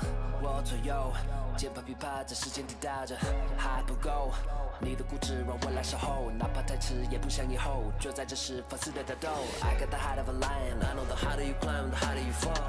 I'm at the top of the mountain, too many bodies to count. I've been through it all, I had to weather the storm to get through.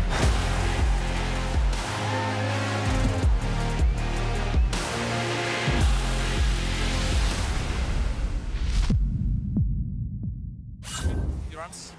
I get there, we win. Oh. Can you ult me? Yeah. I ult them. It's not the best fight. A flash on Ash. Yeah, don't fight. Silas one shot everyone. Shall you guys win? Turning away with. No stun, no? Flash TF. I think you guys get... Is it a pentakill? Nah. Is it a pentakill? No. I don't have ult. Just get drag, yeah. Dragon kill. But the penta. TF low. Eat me, Miggy! No eat. It's fine, I think. I have eat now. Come here, W! Oh. Nice. But of course you had eat, Miggy. I'm ulting. No flash yet. Copy Silas, by the way. What? But I think Silas actually making so much fun of them. Like, it's actually so unplayable for them. It's so unplayable for them. My son is better than Cups. Okay, that's fine. He was waiting for this moment. Yeah. For the whole week, probably. It was actually. I was playing against Impact, he's a world champion. And you didn't have a Shen as well. It's true. GG. You just heard G2's comms from their win versus Gen G in Sounds of the Game presented by Bose. And we're now back for Game 3 in this series. 1-1 now. DAMWON Gaming coming up clutch in Game 1 to absolutely dominate. G2 fighting their way back with some incredible skirmishes in Game 2. And a lot has to change coming in here into Game 3. Now, you've heard it already on the analyst desk, but to say it again, it is red side that's been chosen by DAMWON. Counterpick rising in priority a little bit, and we're starting to learn a little bit about the series meta, I think, for us, Karan. Yeah, it feels like an arms race right now between two different positions on the map. The Twisted Fate, now it has won on both sides of the Sylas matchup in the hands of Showmaker as well as Caps, as well as the Leona, the counter picks of the supports, if you will, and how they get unlocked and impact the jungle matchup in particular. Canyon and Nagari had a terrible game number 2, where I think that was kind of the collapsing moment for DAMWON. So it's about resetting expectations. It's 1-1 apiece, and frankly, I think Game 2 is always the most important in a best-of series, as someone will move to match point. Very much the case. Here we are. Who will get to match point? How will DAMWON adapt for now? Despite G2's success with the Camille, they will take it away themselves. The Ornn going to be banned out as well. The Nidalee to follow. Will someone take away the Twisted Fate? And if so, what will slip through the cracks this time around? Other thing to keep our eyes on is the arms race in the support position. Leona, so far undefeated in the series, looking like the best champ in that bot lane by far. There's also the fact that DAMWON had side selection as the losing team from game number 2, and they chose to go to red side. So perhaps putting more emphasis on finding a counter pick in one of their matchups, either that's top lane or if that's mid lane, and not necessarily relying on the high priority that blue side has needed. Debate, though, on what this last band is. What are they going to open up for G2? Lucian banned from blue side. It tells me that Twisted Fate is like the thing that G2 want. Well, and that's the thing we talked about, right? Like, it beat Sylas on both sides of the matchup, so Sylas is actually going to be the thing that they take away. Okay, well then you would expect that the TF comes out. That doesn't feel bad, though. You can just blind... People have been blinding TF this entire series. High priority champions still available. The Twisted Fate, the Graves, the Lilia. Of course, Merc Tread's value goes through the roof if you grab TF and Lilia. So if the TF is picked up here, I expect to see Graves grabbed on the opposite side. But instead, it's the Jhin. Okay, interesting pivot here. So Jhin as a champion obviously has so much utility, damage, and has great push actually built into his kit. We've seen that Ghost has really relied on this champion, played the Ashe in game number 2, but I believe it's also hit the ban phase. Just checking. Yeah, it did hit the ban phase in game 2. Banned by DAMWON in blue side in game 2. So that does mean that the Graves falls through. The Twisted Fate is still open and available. Without Sylas, you know, one of the big answers does make it a little bit more free. We'll see if Showmaker decides to commit to it. And I'm surprised to see the hesitance here around this pick. Now, of course, maybe we're at the point where support options have been going very light. They can do something else instead. Now, this is interesting. Opting for the Syndra. Very much in line with what we expect from Showmaker. Played it 2 times before this game. But Syndra blind pick has been a bit up for debate so far at Worlds. Because while it's usually ahead in the lane, it's also losing most of its games. Yeah, Syndra has also been super high priority in terms of the ban list throughout the entirety of the tournament. We know that Showmaker, Knight, basically every single mid laner that's left in this tournament is such a powerful Syndra player. And then you have such a powerful and dominant 2v2 jungle mid. Think about that level 6 of the Syndra ultimate, the Graves ultimate, and just how it can wipe someone off the face of the map. But Caps decides to go for the skill and locks in the Akali. Akali, a notoriously difficult champion to deal with, will certainly help in skirmishes. Technically is still a flex as well. So some options there. How do DAMWON want to react here in the phase? They could pick an AD carry for themselves before those bans come through. They could certainly also try to grab a support. Pantheon, again, feels like the premier support option, but is never really receiving high blind priority here in the drafts. Instead, it is going to be the Ashe. Now, the Ashe won't be quite as vulnerable to the Jhin as she was to the Ezreal in the previous game, but definitely still going to be a bit difficult up against the likes of an Akali. So still contesting for a lot of that wave clear. We've talked about how Ashe and Jhin have been facing each other all over the world globally, especially in the LCK and the LPL. Jhin can contest some of the wave push, does have great utility. Jhin also has to stand still for the ultimate. It lines up really perfectly for Ashe. Bard ban is kind of interesting. So one of the other champions that I actually like into Jhin is Bard, because again, he needs to stand back. Stuns himself. Opens up the curtain. Lines it up for you. and finds it really free. I do expect the Leona to continue to be contested here. And technically, DAMWON would get first priority or first access to that champion if they wanted to pick it coming out of ban phase. Certainly does not feel bad. Of course, Thresh is something that's up and available, historically considered a very good laning matchup into the Leona, as the Flay cooldown shorter than the Zenith Blade cooldown, allows you to stop a lot of those engages. That said, the roaming, the playmaking potential coming in from Leona has been pretty impressive across his entire tournament, so would not be surprised to see DAMWON be really okay with that trade. The Tahm Kench will be banned away, stopping more of these safety options, more of these diving options. It's not just about the laning phase with the Tahm Kench. You saw in that bow sounds of the game how much Devour can do when you have an assassin to save. So we're going to see if another top laner gets banned. It's flex pick. Still technically counts, I guess. Yeah, well, a little top ban, a little bot ban too. Why not? Double value. Could go for double AP here and put Nogre on his cannon. Yeah, and I actually really like the set ban here because while Set wasn't the most successful pick in the previous game, it was also into an Ezreal. It was a champion that Set was never really going to be able to catch or lock down reliably. This time around, though, that big pick that we were talking about, that big muscly man in the bottom lane, is not going to get grabbed. Wow, okay, never mind. Instead, they're going to opt for the Lulu here. Lulu, very smart, soft denies the Pantheon a little bit for how much pressure you can get in the lane, but still could go top for Nogari. Yeah, exactly. It's still a flex pick. So continuing with the trend from Red side of the last pick support and seeing if you can get, the advantageous matchup to then bleed into the jungle matchup. We saw Nogari play the Lulu in top side, I believe, against Rogue, if I recall correctly. Ooh, and now the Scion as well. Well, we've run the gambit here on the top side of the map. We've gone from full carry matchups into game 2. We may just have ourselves full tanks, although with the Ornn banned away, it looks like it is going to be the Lulu top side. Works really well into tank matchups, can't really be punished very well, brings a lot of superficial tankiness for herself with her wild growth, and then there is the Leona. So really strong, long range engage and a lot of setup. And one of the things that Yamato talked about on the analyst desk in terms of DAMWON's composition of having something like a Graves, having something like a Fiora, is that the Fiora needs you to babysit it. It needs you to water it, to grow, to give it attention. Graves also requires a lot of resources. You need to babysit it, you need to play for it, you need to give it a lot of attention. This time around, there are so many tools for Canyon to be that sweet summer child. It is all about babying him, growing him up big and strong. He has a Lulu, he has a Syndra, he has a Leona. He has everything to make him shine. Absolutely does. Has the armor from his E, which is going to be insane against G2's team composition. You've got Akali, who is almost exclusively magic damage, to be fair. There's a little bit of a split profile, but mostly magic damage.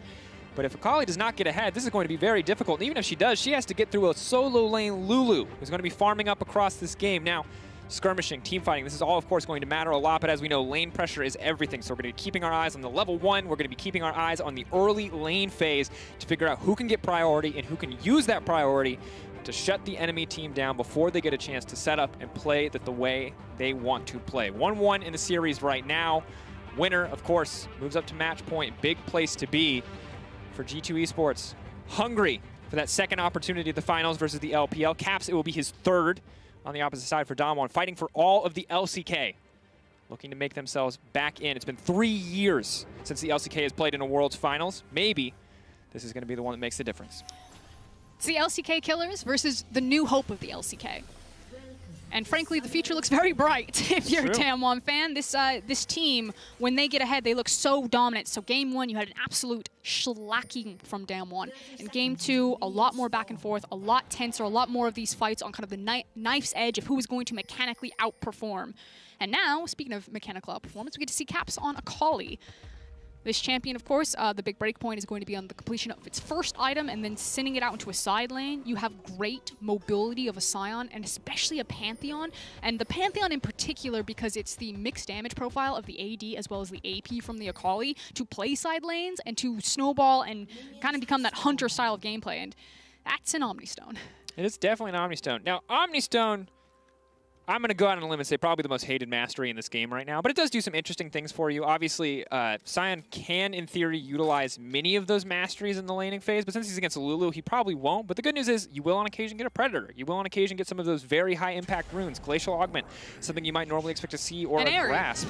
An Airy, in this case, which, won't really do much in this matchup as mentioned, but doesn't hurt too bad. You're not going to be close enough to proc Grasp. Glacial feels good, but I guess in this case, Wonder wanting to roll the dice a little bit more in terms of mastery selection. Would rather have some randomness than the consistent Glacial.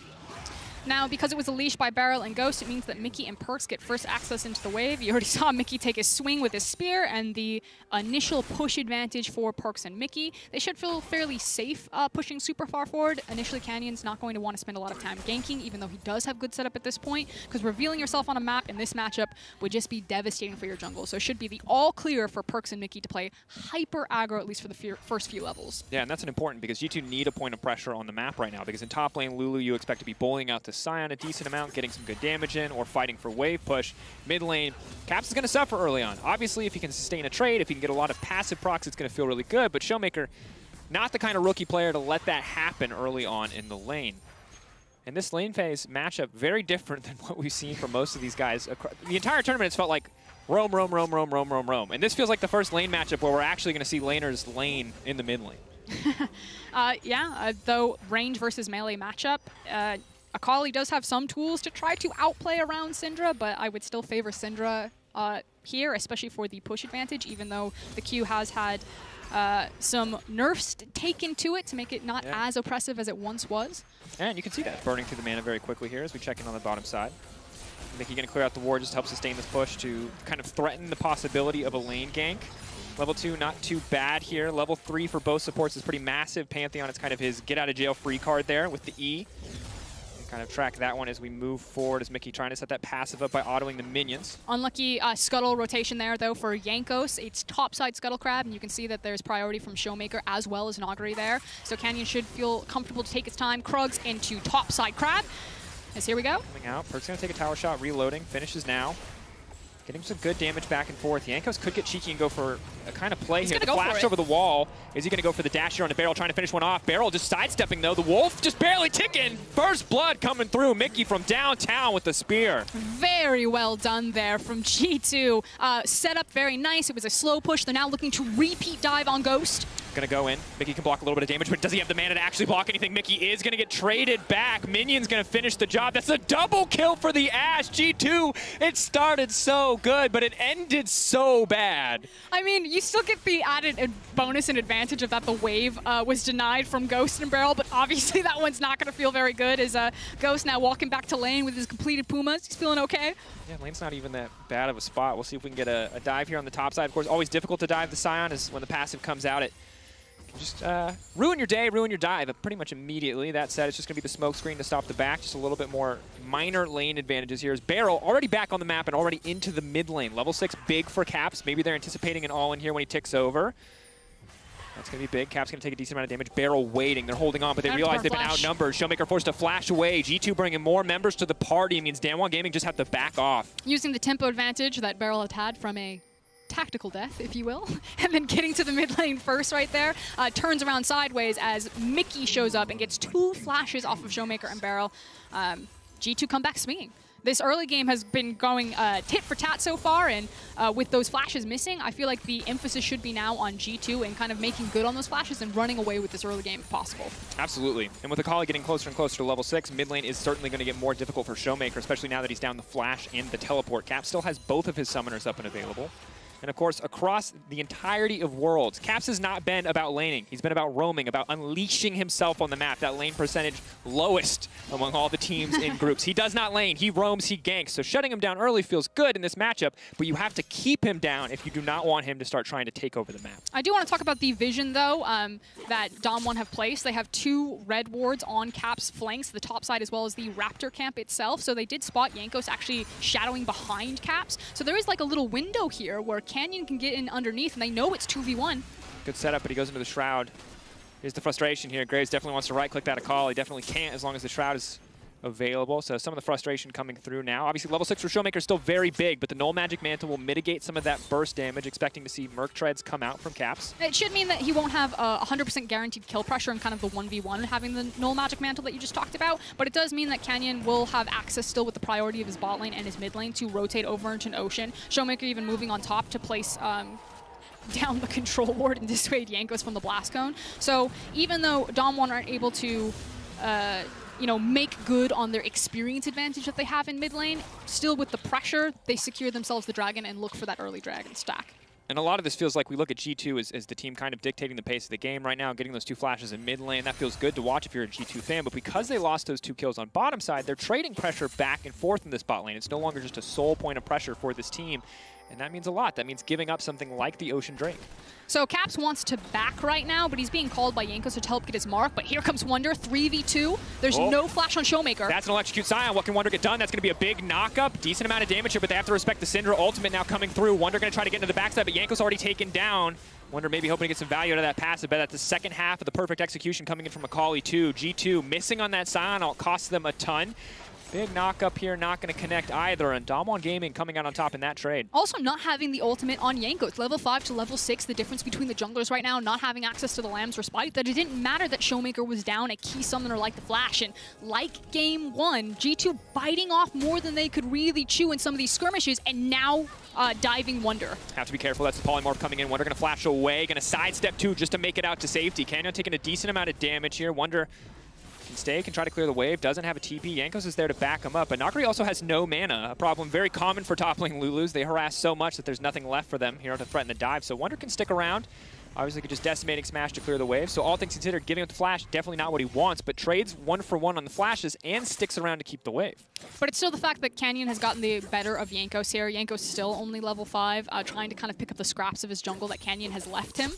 And Canyon already now resetting his Krug camp, can move down to his Raptor camp if he wants. Like, he has really big advantage in pace in the jungle, 39 to 58. And that's brutal. Because usually it feels like Jankos is trading this for so many more active plays on the map. But again, because the bot lane dive ended up being a 2-for-2 instead of maybe a 2-for-1 or a 2-for-0, it doesn't feel like he got nearly as much out of it as he wanted to. And now Canyon well ahead of the clock, looking very strong on this Graves, and he is a man who is going to be set up for success. He has a Lulu who's already finished Athenes on the top side of the map. He can get a little more armor under his belt and essentially be unkillable. There is a mid lane play being set up from G2, however. They've pulled both Mickey and Perks, level 6 on the Jhin, but no level 6 on the Pantheon here, as Showmaker and Beryl might reveal themselves here. And you can see that Ghost is deciding to walk towards the mid lane instead of immediately going bot lane, but the team's maybe gearing up to play for Herald. Of course, Herald early game, very big deal. A few more plates for any lane matchup is going to matter a lot. Good news, of course, for G2 on the top side is Wonder surviving that play is not too bad off here in terms of individual CS. Lulu going for the support itemization does hurt her a little bit in the individual 1v1, but obviously it's going to make her that much more of a terror in these skirmishes. Mickey has been spotted out. Pretty much has to commit here as he can just get run down if he doesn't go for it. And wants to ult out. But there's too much CC. They just have to stagger their CC and everything's fine. Flash over the wall. Mickey, he's going back over, and that just feels like too much for him. They're going to take him down. Kill's going to get donated to Ghost. Mickey overstays his welcome on the bottom side of the map. Yeah, just frankly a big head scratcher. Maybe the assumption was that DAMWON had committed more numbers towards the top side. You can see that Canyon is already on the Rift Herald. I was just about to really credit Canyon. You know, so much action has been happening over the top side of the map because Jankos was trying to get that mark on the initial Scuttle Crab. He's now missed it out on 2 different times. That Jankos hadn't gotten a chance to go through his Raptor or his Krug camp. So he's actually falling really far behind Canyon in terms of his gold and his experience. And maybe Mickey thought that he was going for a deep dive into Narnia, that DAMWON was on Rift Herald, but they give the Mickey. He's now got the Rift Herald. Maybe they get something back here. Hold that thought. Jankos looking for the 3rd stack of Mounting Dread. Mickey, no flash means he can't go over the wall. Is just going to have to back away from that one, but Showmaker already on the roam over. Herald top. Meanwhile, Wonder just going to one-shot the wave with the ulti. He can Herald top, but not super ideal sign, of course, if you don't have the hard CC to stop from wave clear. Hold that thought. Mickey getting absolutely blasted here in the exchange. Does not block all the damage. Kindred now coming in. Mickey's pretty much going to have to re-engage to save his teammates, and that's now Ghost on a rampage. He gets 2 kills for free on the bot lane dive, and he gets 2 follow-ups on the back of Mickey being in the wrong position. Yeah, trying to really throw their weight behind that dive, and DAMWON just played them super patiently. And again, G2 are kind of running into this meat grinder that is DAMWON. They're just opening their mouth like, yeah, yes, sir, please, more peanuts, I'll take it. And look, I get it, you're a Pantheon. You want to maximize on this early game value, on this early game playmaking, but I don't feel like you have the lead that you want. And now I feel like G2, if you're looking at it from G2's perspective, chill. Wait for Gunblade. Wait for someone who does more damage to come through. I know that Pantheon is going to fall off. It's not going to feel as good even when you get that Umbral Glaive, but playing this aggressive is just continuing to put G2 in a deficit. I do want to put credit on DAMWON, though, in terms of their defensive vision line. They have some great control wards that are set up behind their bot lane, and they are getting good information to counteract a lot of these plays that Mickey are trying to put down. You know, the fact that Canyon is there, that Showmaker is there to defend his bot lane, and it's not just G2 throwing it away, it's DAMWON being perfectly set up to catch it and to really punish. And now we're starting to have a repeat of game number 1 for game 3, the one that obviously would lead us to match point, and kind of the huge swing for this series. DAMWON, once they get control in situations like this, they almost never let up. They play so well around their waves, so well around their jungler, and Canyon has gotten everything this game. Yeah, and Caps has not really been unleashed on the map. Mickey and Perks have not really gotten to build any significant advantages on the back of any kind of playmaking, and now DAMWON going to take their second Drake of the game. They've still got the Rift Herald that can be used to grab plates as long as they drop it before, 14 minutes. So all in all, they're set to snowball this gold lead even further. Should probably be up to about 2K and a Drake by the time they use that Herald. Top lane not going too bad, but it's also not going too good. Neither side really having too big of an advantage, but the Lulu utility versus the Sion utility will be something we have to keep our eyes on. Meanwhile, in the mid lane for now, Caps not getting bullied as hard as you might expect, but certainly not doing much in this mid lane matchup. Wow, tripping. Blah, blah, blah, blah, blah.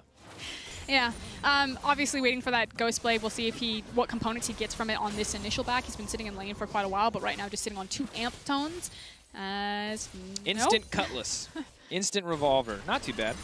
Still a ways away, however, as that's 2 dragons now in DAMWON's back pocket. The next Herald will be spawning relatively soon, as the initial one's going to go down and pick up some plates there for Graves. Mickey again caught out, though. Aegis Assault going to block a little bit of the damage here, but they are just going to take him out and take him down. Ghost now unstoppable. Getting in on the emote game as well. Yeah, absolutely brutal. This one looking very, very tough for G2. This is not the kind of early game deficits that we know them to find themselves in. And 2K, along with 2 Drakes, DAMWON Gaming, total control. Yeah, and you know, you say that we don't normally see G2 fall into kind of these deficits, but I don't think G2's early game has been that strong this tournament. I think it's mostly been about their mid game, even in games where they do get massively ahead in the early game in terms of their group stage games. There were those massive throws from just being over eager, and it feels like G2 games right now are very heavy skirmish base, and sometimes the skirmishes go their way, and if teams can contest them and match them on it, then things can wildly spiral out of control, and that's what's been happening with these DAMWON games 1 and game 2.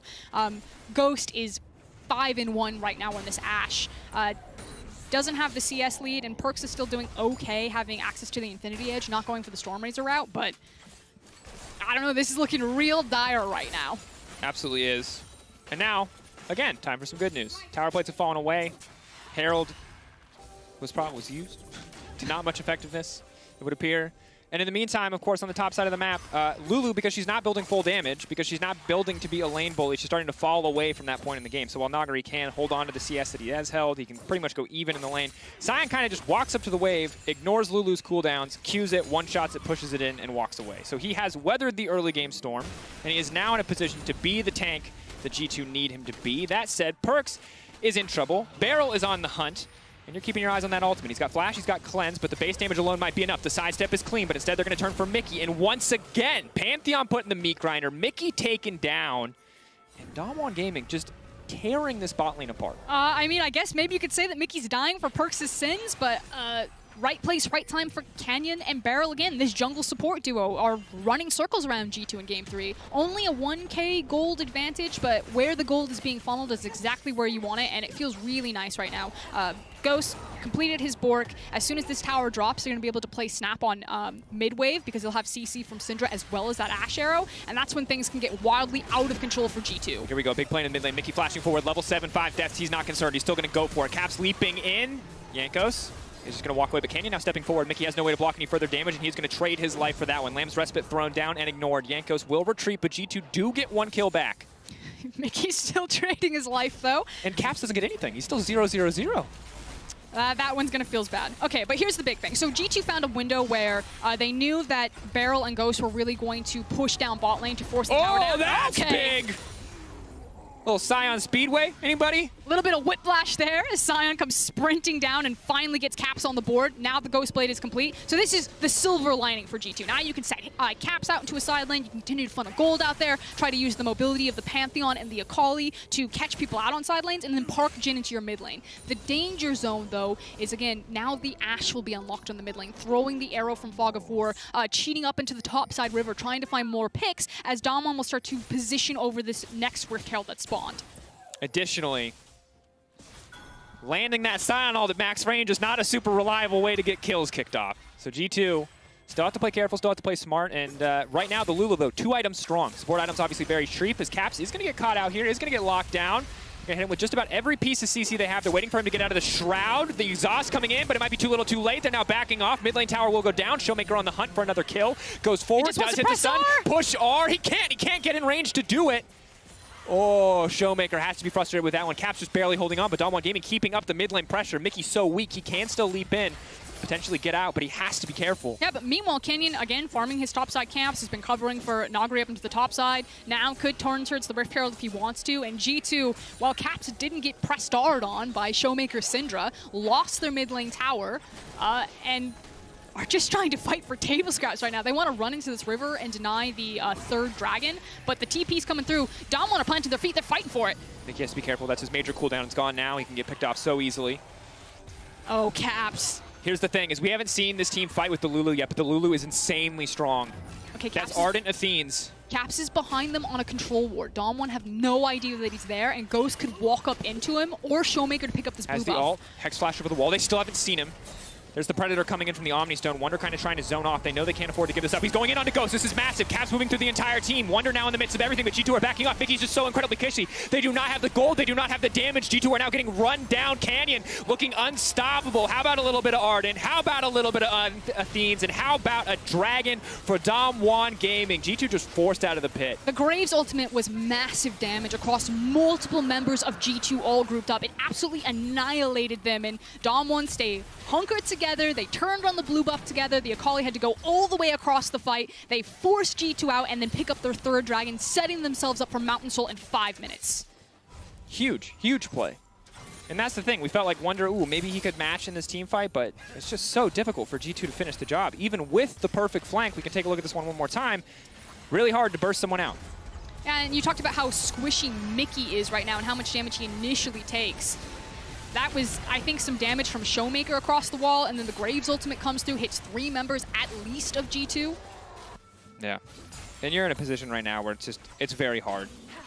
You're behind, even with a frontliner like Scion, it doesn't really feel like you win front to back. You can try to go for picks, but in a lot of cases, you're not going to have the damage if Lulu is in the area. So G2 really hunting for isolated members, it feels like, but very much difficult to find. Now with the Dragon Soul on the horizon for DWG, they've now moved in to contest the mid wave and set themselves up over the Herald. Caps is just trying to play pick right now. He's trying to catch Showmaker approaching the top lane wave, get behind him, and find the assassination. So we're looking for all outplay if you're G2. Whereas DWG, once in control, will play around wave state, pick up the objectives as necessary, and kind of cruise control to victory at this point. Yeah, DWG are in their comfort zone. Caps trying to shake things up. We've seen how effective this can be. Level 13 to level 12. Obviously, can't see what DWG can see, but he has to be careful. He really wants to one-shot a single member of the enemy team, and it's difficult to do. But how long is he going to commit for this? He's sacrificing waves. He's either waiting for Canyon to get onto the Krug camp, or he would be waiting for Showmaker to show on wave. So there's one. On. Oh, Showmaker's so smart. He's heading to Canyon. Just in case. Do they know he's in the bush? Caps No. there. They dash aside. He steals away the Krugs. He just lost an entire wave to steal those Krugs. He's now locked up. He's now stunned. He can go into the Shroud. He can try to buy a bit more time. But the second he shows, the ult will come out and Caps will go down. Push R to find a kill. Showmaker knocking out Caps. I'm curious if they had tracked Caps and knew he was still in the area, or if it was Showmaker simply just wanting to deny any sort of information from G2, didn't want to show on the wave, shoved it forward, and then immediately walked back into tower. But again, it feels like you keep saying with DWG, right place, right time, because their fundamentals are so clean. They play with each other so well, and this is the final evolution form of DWG, from incredibly talented, mechanical, individual players to such a holistic, clean, and disciplined team. They are running circles when they get leads around G2. Absolutely are. 2K advantage right now, looking to grow. Here's the Herald charges in for G2, holding on as much as they can. It's a very difficult game to play out. It's not impossible by any means. 2 items now coming through for the Jhin is a good sign, but it's going to get another charge. Pressure is very much in favor, and DAMWON Gaming look like they want to up the tempo of this game. They do not want to give G2 any time to scale. Well, they have huge tempo advantage to do this because they see that Caps has shown himself on bot side. He does have teleport, but there's not a lot of vision for him to TP to. He'd have to TP either right in front of the pit. This is big. This could be the final fight. Lulu's there to support the team. Here comes Sion. Health bar staying relatively high. Stun is going to miss. Caps off to the side. Now they're getting the setup. That's the curtain call, but who is it going to be? Curtains 4. Wonder getting into the midst of the entire team. Barrel taken down, and G2 holding on for now. They can look to push in mid lane. They can look to get something off the back of this. DAMWON Gaming get a little aggressive, and G2 are there to punish. Yeah, inside track for mid lane, however. We'll see if DAMWON look for the re-engage. They still have big key ultimates like the Ashe ultimate as well as Syndra. Decimating smash dash massive. They've hit Jankos. Jankos, can he hit the ult in time? Should be certain. Perks now leaping forward onto Ghost, though, trying to finish the job. Perks gets this one. It is the 1-for-1 trade. Caps now looking for the cleanup. This is big. Showmaker's incredibly low. Caps wants to close this one out with style. Flashing through, finishing off Nuguri. Polymorph, but too little too late. Now getting the passive procs as well. That's going to be shield. This is massive. G2, I can't believe it. It's a miracle skirmish. There is no way they should have won it, but they still managed to make it happen. But what else will they stay Here for? comes Barrel. Showmaker not afraid. Nuguri taken down. G2 on the retreat. And they managed to get out alive. The gold now dead even. Okay. By the skin of their teeth, they managed to push DAMWON off of it. Great skirmish into the jungle to help them get back. The Observer showing the minions that are dying on the sideways as well as the tower going down. So all in all, it feels like G2 are losing on the map, but when it comes to the skirmish, it's kind of finding these miracle fights. Shout out to Perks and Mickey here. They force the flash off of Ghost. Perks then follows it with the flash of his own, trades 1-for-1, but gets a massive shutdown on the back half of that, so 800 gold into his back pocket, and then the skirmish on the top side. So good, and we have another fight on your screen, and Caps is just going to get one shot. That's very big. Barrel's now on the follow-up. Ignore the replay, because what's in the pip needs to be your focus. Set their sights on that one. Barrel, they're trying to turn it back. Jankos manages to get a kill. DAMWON Gaming again, potentially overextending. Fourth shot, not enough. 570 damage, will not finish the job, and Ghost is able to walk away. G2 fighting with everything they have. Big arrow! Sidestep's not there. The hitbox is favorable. The collateral damage, body blocked by Wonder. The extra range, not enough on that one. Look at Jankos. He's actually trying to get in position for the dragon to spawn so he can potentially look for a steal there. DAMWON are just trying to hard force down to the mid lane and then move as a unit into this dragon. They're now with the health lead, but no key ultimate. So there's no Graves ultimate, no Lulu ultimate, no Ashe, no Syndra, nothing. Flash favorable for Jankos. He has to steal this one. The game will get so incredibly difficult for Caps if there's a Mountain Soul on the enemy team. But they've zoned them off for now. DAMWON Gaming, Barrel's on the way in. Caps is on the way in, but the health bars for the side of G2, they do not have a Lulu, they do not have a Theens, they do not have an Ardent. They have a tanky front line, and Wonder is going to need to be the difference maker here. Ultimate not available yet, though. It's going to be a difficult fight. Caps has managed to get here, though, all the way from spawn, now walking past the Raptor camp, so it's going to be a 5v5. There's a reset from Showmaker. He does have teleport. Can't come back to the fight full health. Perks backing away. Looks like he's going to try to use Legend to lifesteal here. Mickey has been caught out again. How many cooldowns are they going to burn? That's the shutdown into Mickey. That should be premier access to this. Look at Caps behind them. Mountain Soul. It has to be Mountain Soul. Jankos, can he get the steal? Can he get it? Caps is waving the white flag. He's calling 2K. the recall right now. It has to be, but it's not going to happen. That's Mountain Soul for DAMWON Gaming. Life of an Akali just got infinitely harder. He cannot find the flank. They cannot find the opportunity. And again, DAMWON Gaming find a pick onto Mickey to kick things off, and G2 can no longer contest. And still slowly choking them out. DAMWON have beaten G2 in terms of their objective setup, in terms of their macro rotations, and in terms of their monster and objective control. It's a very close game in terms of gold, but you know, the only time G2 are finding these advantages are in these big bar fights, these brawls, these skirmishes in the jungle. So we take a look back at what happened to start this all off. It was Caps taking a greedy recall and Barrel punishing for it. Yeah, Barrel very, very tanky at this stage of the game. Of course, Yanko's going to get one back here, but the good news for G2 is that before the previous fight, prior to this one, they could not have taken fights like this at all. So they are much more in the game than they have any right to be. They found a way to come back. They found that miracle play that we know G2 can. But the issue is DAMWON Gaming, now with a Mountain Soul as well, are still in control. They are still in the driver's seat, and G2 have to give them that respect. But G2 are a team that, you know, we call them live fast, die young, because they won't just passively watch themselves lose the game, and they're never out until you take them down. And that does mean that things can wildly get out of control, but you at least know that G2 will fight you for it. They'll make you work for it. But difference here is, like you were saying, DAMWON have all of the tools. They would love to fight G2 at this point.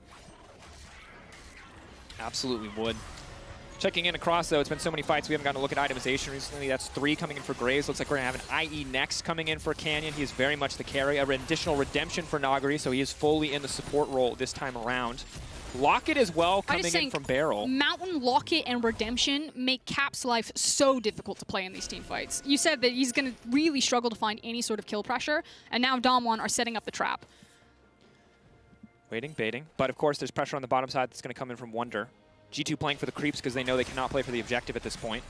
DAMWON Gaming's bluff is called. There is a single ward in the river. You can see it highlighted up there as the observers pan over to it. That gives G2 all the information that they need to know that that was a trap. Mickey flashing away. Does not want to add another death to the scorecard. Big thing is that Ghost's flash has actually been on cooldown for the last 5 minutes, is now just about to come up, and it was never really punished. So still 6-2-2 on this Ashe. Probably going to go back and finish the Infinity Edge, I would imagine. Mickey finding the stun, though. Denying the recall from Showmaker. Immediately is forced to use the E, though, before the fight really even starts. He's about to get one tapped here, but Wonder going to try to body block as best he can for his support. The ulti's going to go wide from the Graves. Caps up to the side. Is forced to burn the ult to disengage, but Barrel now re-engaging onto the Scion. That's the front line for G2, but he's just getting absolutely shredded by Ghost. The Ashe damage is ridiculous. Wonder in zombie mode. Tries to get some damage back, but Scatter the Weak stops him from getting anything else. Mickey on the retreat. Canyon running forward. Good damage in response from G2, but not nearly enough. Caps in the backline. Caps trying so hard to make the play, but Nagari will not let it happen. Lamb's respite buys G2 a bit of time, but it will not buy them the Baron. It will not buy them a way back into this game, and DAMWON Gaming set their sights on the big purple worm. And Mickey, again, caught out. Thinks that he himself has a pick. Doesn't realize that all of DAMWON are around the corner right there. DAMWON win the team fight, win the Baron, have the Mountain Soul, and now looking at Elder in 2 minutes and 46 seconds. The gold lead is close, but DAMWON feels so in control. And we look back at this one, and you can tell G2 really just fishing for these big plays. The problem is that Syndra alone is enough to kill Mickey, so he immediately has to respect E to block the damage. And, well, Wonder stops it. While Canyon's ulti is going to go wide, even with a lot of those cooldowns being burnt, still, G2 cannot find the fight. DAMWON Gaming playing pretty well front to back here. The Jin ult ultimately ineffective because Barrel is more than enough frontline, it would appear. There's the redemption you talked about. It looks like Locket was used earlier in the fight, and they just cannot kill anyone on this DAMWON lineup. Yeah, and it's the fact that Nagari and Jin were late to the team fights themselves. As soon as Nagari teams up, you know, Caps is in the middle of them, looking between a Lulu, Mountain, all of these defensive spells. He's like, there's nothing I can do. The Infinity Edge is now complete. Ghost has gotten his back in, so Bork, Hurricane, Eye Edge, Baron, he is very wealthy. It's just a brutal game to play Akalian. It's quad Mountain Soul. You kind of want a QSS, you kind of want a stopwatch. You really do not want to get whimsied in the middle of these fights. You really do not want to get one-tapped by Syndra Ultimate either, and neither one of those items solves either one of those problems immediately. You need both. And I think a big issue is the inability to play a lot of side lanes. Even if he feels that he can get a favorable matchup, he shouldn't have a lot of kill pressure with the Zanya's Hourglass being completed by Syndra, as well as the fact that it's a Lulu. As well as the fact that this Graves is very strong and has the challenging smite as well. You can see Caps getting some energy back there, but only really trading even. Is now going to dash through, is going to flash out to safety. Wonder ulting in, but can't get much done. Yep, just ulting in to close the distance. DAMWON do this a lot, however, and it does make sense this time around because they do have a Lulu as opposed to something like a Fiora. Good arrow. Maybe chasing past this, but they group up a lot as 5 on their Baron instead of applying multiple waves. Yeah, grouping up on the Baron, but they have the Lulu as well to empower this push, and you can see how much damage Ghost does. Wonder slowly but surely getting chipped away out. No ultimate to speak of, only level 15, does not have max rank and the lowest cooldown possible on that ultimate, so cannot re-engage a fight here. Instead, DAMWON Gaming just going to settle for this bot lane tower. Looks like they'll grab the inhibitor as well, and it's just a steady, controlled push from DAMWON. They are an absolute juggernaut. Once they stop moving, it feels like they just cannot be stopped. Now, Showmaker does have TP. He's going to TP back in, but Caps is behind them, but he may be too late. Big ulti coming in, Redemption to heal the front line back up. Lambs are spiking to offer them a little bit of extra healing as well. Wonder doing what he can, mostly just about clearing the waves right now. G2 shouldn't feel too comfortable in this 5v5. Caps just needs to cut the wave. Needs to cut the wave and now run. Yeah, he should be fine to run. But you can see the level of desperation coming through at this point for G2. This is really the only play that they have. Yeah, and DAMWON, super patient. Just shove in, don't overreach right there, don't give G2 an opening. The Elder has now spawned. They're setting up their own trap. Looks like they're going to catch G2. Looking out, Barrel trying to find a priority target to stun. Perks for now untouched. The rest of the team now leaping out. Caps trying to jump back in, but how much damage can he actually get done on the backside of this team fight? One getting taken down. That's Mickey out of the fight. Wonder stepping forward. Caps in the middle of everybody. Curtain call, but who's actually going to go down? Caps running for the hills. Shuriken flip takes him out to safety, but the flash in, the point blank shot from Canyon to finish the job. The polymorph as well. Wonder going to get taken down. It is Elder or the game for DAMWON Gaming. They can choose what they want to do. Wonder trying to get just a bit of damage back is going to hurt Canyon, but not nearly enough. Perks trying to finish off Ghost, but the shielding is there. DAMWON Gaming simply refused to die. They will not lose a single member in that exchange, and now they're moving in to close it out. Now they're moving in to take it up to match point. Got the minion wave behind them, got the massive numbers advantage. It is Perks and Yankos versus the world, but DAMWON know that they have the game in their back pocket. They flash the FPX, they don't care, and they are now trying to hit the Nexus. G2 on the cusp of elimination as DAMWON Gaming are going to take their time on this finish. One more death for Mickey X, 3-9-4 as DAMWON Gaming move to match point, 2-1 up against G2 in the semifinals.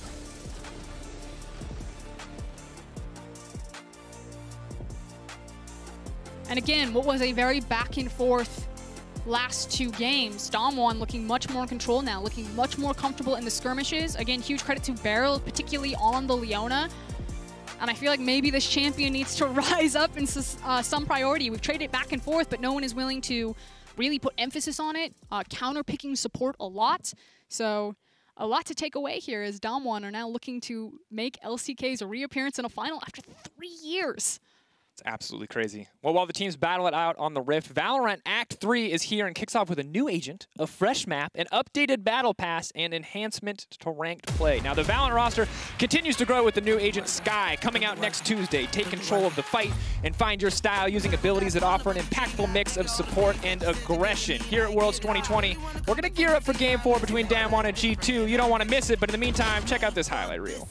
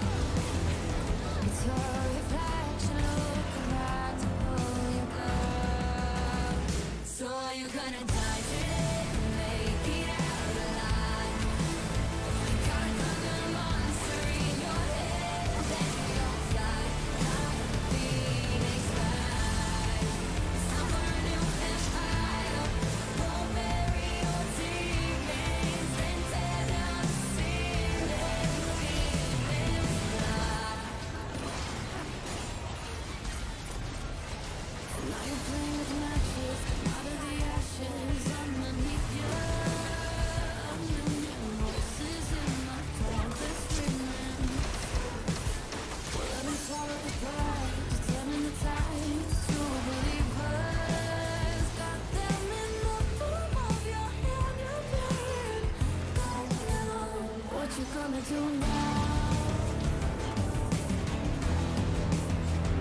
Tell your passion, looking like to pull you down. So are you gonna die today or make it alive? Gotta calm the monster in your head, and then you'll fly like a phoenix fly. Time for a new empire. Go bury your demons, then tear down the ceiling. Phoenix fly.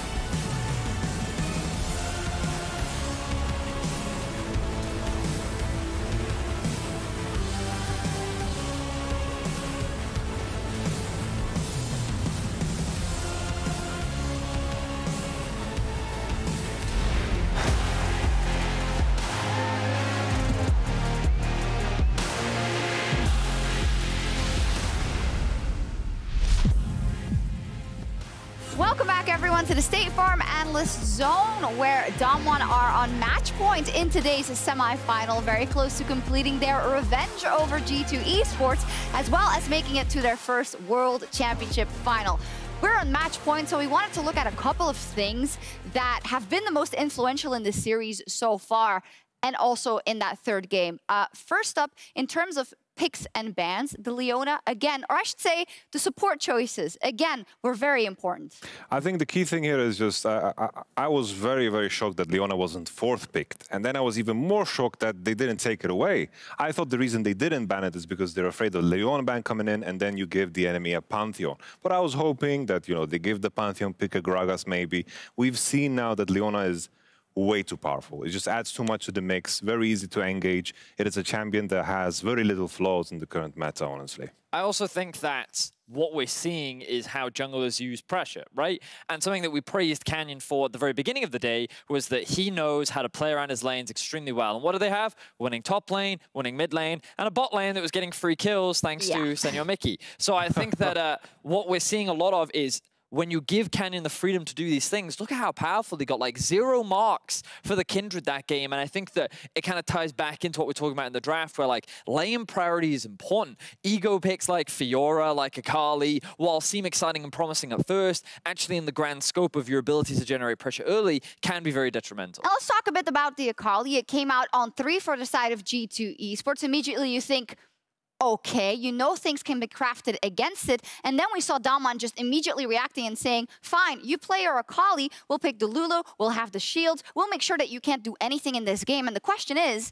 you kind of have to foresee that if you pick the Akali, right? They've shown the Lulu in the past as well. I think just the theme of Akali and Kindred don't really match together. I think what DAMWON showed when Pioshik picked his Kindred, they just picked a composition with full range. In this case, they have the Lulu, the Syndra, the Graves, the Ashe. They can easily kite, and they just have the Leona for the counter engage. I think the Lulu pick was super smart.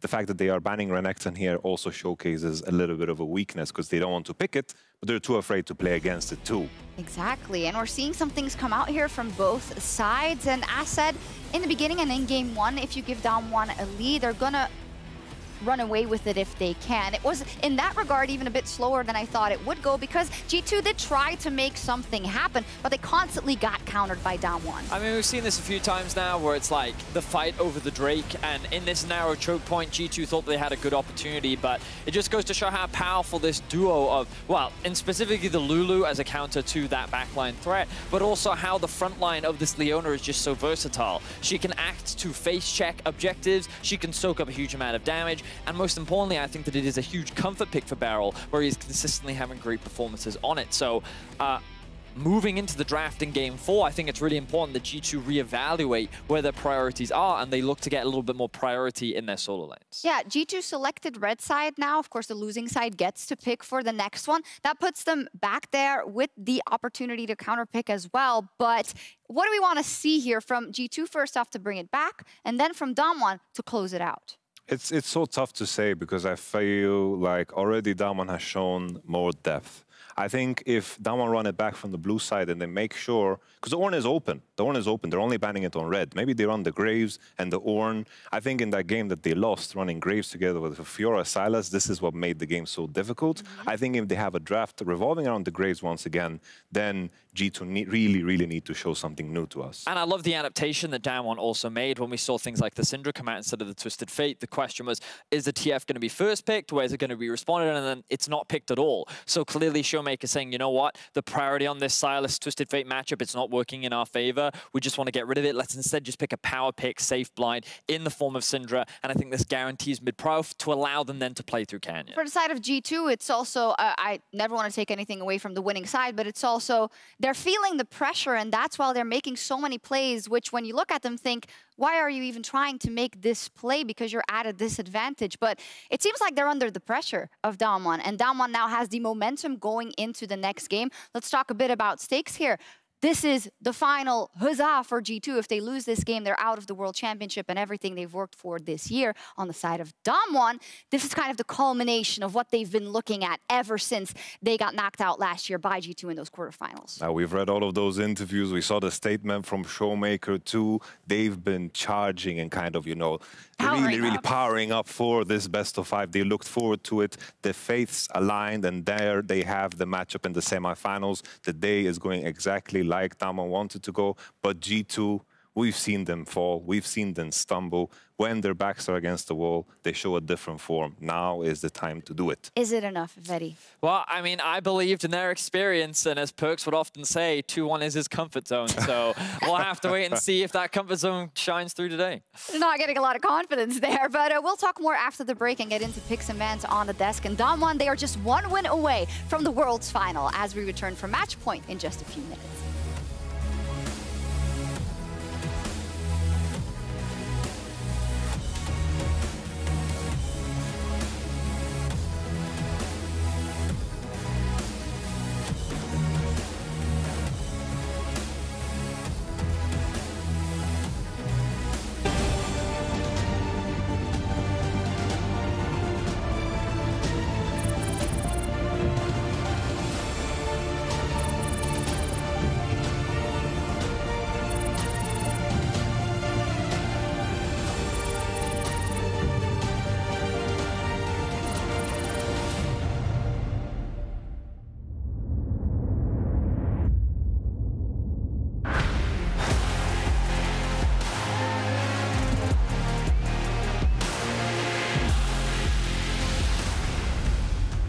It's invisible, but it's always with you. It's the defender of your decisions, the bodyguard of your buffs, the guardian of your greatness on the Rift. It's the Cisco network. Because when every click can tip the scale of an entire season, nothing less than the speed and dependability of the world's most powerful network will do.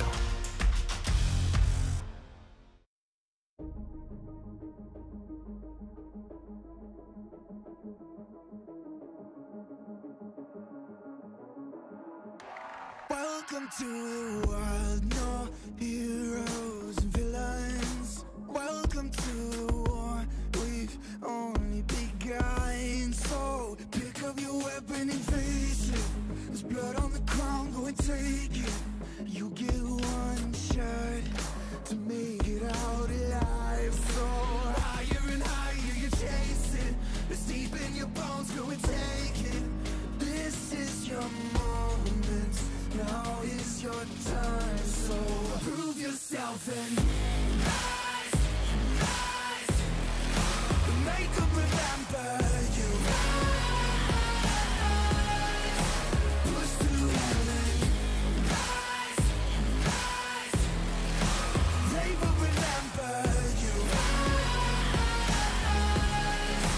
Welcome to the climb up, reach for the summit. Visions brave, the one falls, stably the end. So higher and higher you chase it. It's deep in your blood, go and take it. This is your moment. Take to the skies, go. Prove yourself yourself in. Rise, rise. Make them remember you. Rise, push through it. Rise, rise. They will remember you.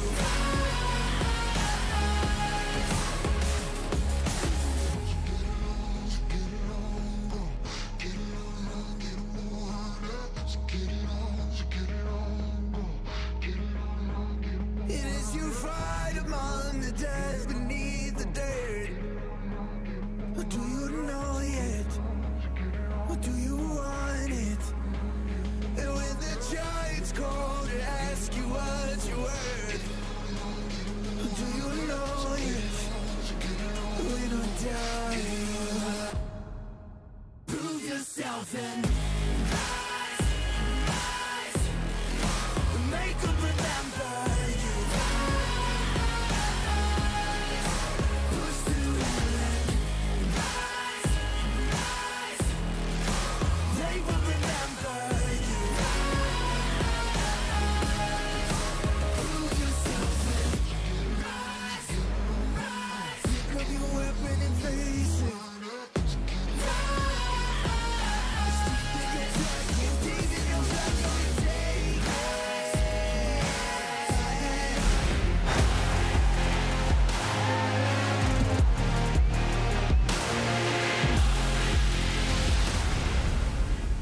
Welcome back, everyone, to the State Farm Analyst Desk, where DAMWON is on match point going into Game 4. We will be covering the picks and bans as they happen here on the desk. So let's continue our conversation, which we started before the break. Specifically, Yamato, you are used to drafting against DAMWON. What are kind of the pitfalls you want to avoid, and what are the difficulties when you draft against this team? It is, sometimes you just face a team that just has very little weaknesses. Like if we prepared against DRX, there were certain things we could target. For example, Pyoshi. You prepared against Genji, there were certain things we could target. We just targeted the ruler and we picked off, a couple of games against these teams. But against DAMWON, we got all forward. And in terms of preparation, we banned some key picks, maybe the Pantheon, but then there's the Leona waiting. And then are you going to look to ban an Ornn? You're going to remove Camille? There's just so many things that are waiting in line. And I think this is something that is so impressive about this DAMWON is that draft-wise, they've always been leaders over in the LCK. And I feel like coming into this tournament, they've also followed that trend. They are always coming in with the newer picks. And I feel like in terms of this meta, they really have it bolted down. And you also made a similar assessment for G2 in the group stage. I remember you saying, well, G2 were leaders. In this tournament, they seem to be followers that cannot dictate the pick and ban as much as they were able to last year. Do you agree with that assessment from Yamato in terms of DAMWON just holding all the cards right now? Well, that's what it feels like. It's one of those situations where, we as analysts are sitting there talking about, well, like, oh, why do they do this and not think about this? And the problem with drafts is there's, as Yamato can tell you, like, one pick isn't about 1 versus 1. It's like, well, if I pick this, there are 7 other things that can then be picked in response, right? And it's a complicated beast. And I think that the hardest part about DAMWON is their flexibility in every single role. We've seen Showmaker have a deep champion pool. Noguri can match Wonder in terms of his flexibility. And while we can argue that Beryl only plays Leona, right now that's all he needs, right? And I think that he can actually play a lot more than that, but he doesn't need to. So it's a very difficult situation for G2 to navigate, but they've done it once, and they're going to have to hope that they can do it again if they want to stand a chance against this beast. I think also what's so tricky about drafting is that, your players need to be able to recognize how you win with the specific champions. And I feel like this is something that DAMWON do so well. They recognize the conditions and they find those and play patiently for them, like last game. So let's get into those picks and bans, possibly the last game of the series. And it sounds like it's a pretty big conundrum for the side of G2 to find the options. So I'd like to hear from my analysts what the options could be. We're going to see if they go for kind of the same priorities in terms of bans, a lot of top lane bans. We've seen a bit of aiming at the mid lane and the support pool as well, but hopefully we'll get there soon. Well, I think that G2 may return to a Twisted Fate priority. Yeah. The other question is Syndra. What if G2 go for Syndra themselves? Because while there are answers to Syndra, are they willing to play them? And what does that look like exactly? It's like it seems that there are clearly different priorities for each team, but what I want to see from G2 as an adaptation is get a little bit more priority in your lane. Have the opportunity to play through Jankos to try and shut down Canyon, because I think that was an effective method in Game 2 that worked out quite nicely for them. Syndra's out, as you mentioned. I think the tricky thing for Red is that if you ban to set up some of your picks, the option to first pick that one is so clear for DAMWON, because as we mentioned before on previous segments, is that the sheer champion pool is very, very wide for both teams here. With the gym ban on blue, you're kind of limiting the picks that Red Side can pick on 1, 2. Ash. Okay, so Ornn is open, Camille is open, TF is open, and Leona, of course, is open. Graves. Graves is another one. Now, this is something that DAMWON have typically prioritized on the blue side, but in this situation, okay, so they're actually going to go back to the TF. So this now suggests that G2 will be thinking about a Sylas, but they don't have to lock it in here. They could just get themselves the Camille, but the problem is then that TF Fiora becomes a lot scarier. Are they really going to give up the Camille here? It looks like it's just going to play into the Renekton, possibly. Maybe that's what they're just panning for. Volibear is also open. Shen is banned, so that's an option. I'm wondering here if Canyon is going to go for the Lilia. It's not something that we've seen so far from him. Maybe in the LCK, if I remember correctly, but okay. Okay. No hesitation. Wow. Honestly, I like it a lot. Good synergy. The enemy champions are already low range. Caitlyn adds to that range, and it forces the enemy to engage into you. Kindred and Caitlyn have great synergy. No, I think you made a great point there. Yamato, like, Kindred often wants people to come close to her, and now that's only going to be made so much harder. The question is how did G2 answer it, and it's going to be with the Ornn. So Ornn will have that backline access thanks to his ultimate, and immediately some of these top laners are going to be removed from the pool. Do you think they'll remove the Lulu again, or do you think that it's not worth it against the Ornn? Possibly. I think it makes a lot of sense to go for the Ornn. Sylas already picked, so that's not a counter. Maybe you can just go for a tank also to just have as a front line against the rest of these champions. I think the key thing here that I'm looking at is that there's a lot of AD carry bans already, and the choices into Caitlyn are so limited. Ashe is out, Jhin is out. Maybe this is an opportunity where we see some APs, but there's so much AP damage already on G2, so it's going to be tough for them to pick a champion. It will be difficult. At the beginning of the day, I also heard when we see the Ornn come out, we know that Wunder has answers to it, but the same thing can be expected of Nagari. Do you think he'll have something ready and it doesn't really matter how many top laners get banned out? You would imagine that he has something as an answer. What that is, I mean, you could even argue like maybe a Kayle is in the works. Like maybe he wants to go back to the Fiora again. Like there are many things that can answer tanks in the top lane. It depends what DAMWON want to do in the bot side of the map, because DAMWON could be looking at a Caitlyn Lux bot lane or a Caitlyn Morgana bot lane, in which case they then need some form of front line to be able to face check, and they're going to have to rely on some kind of tank in the top side.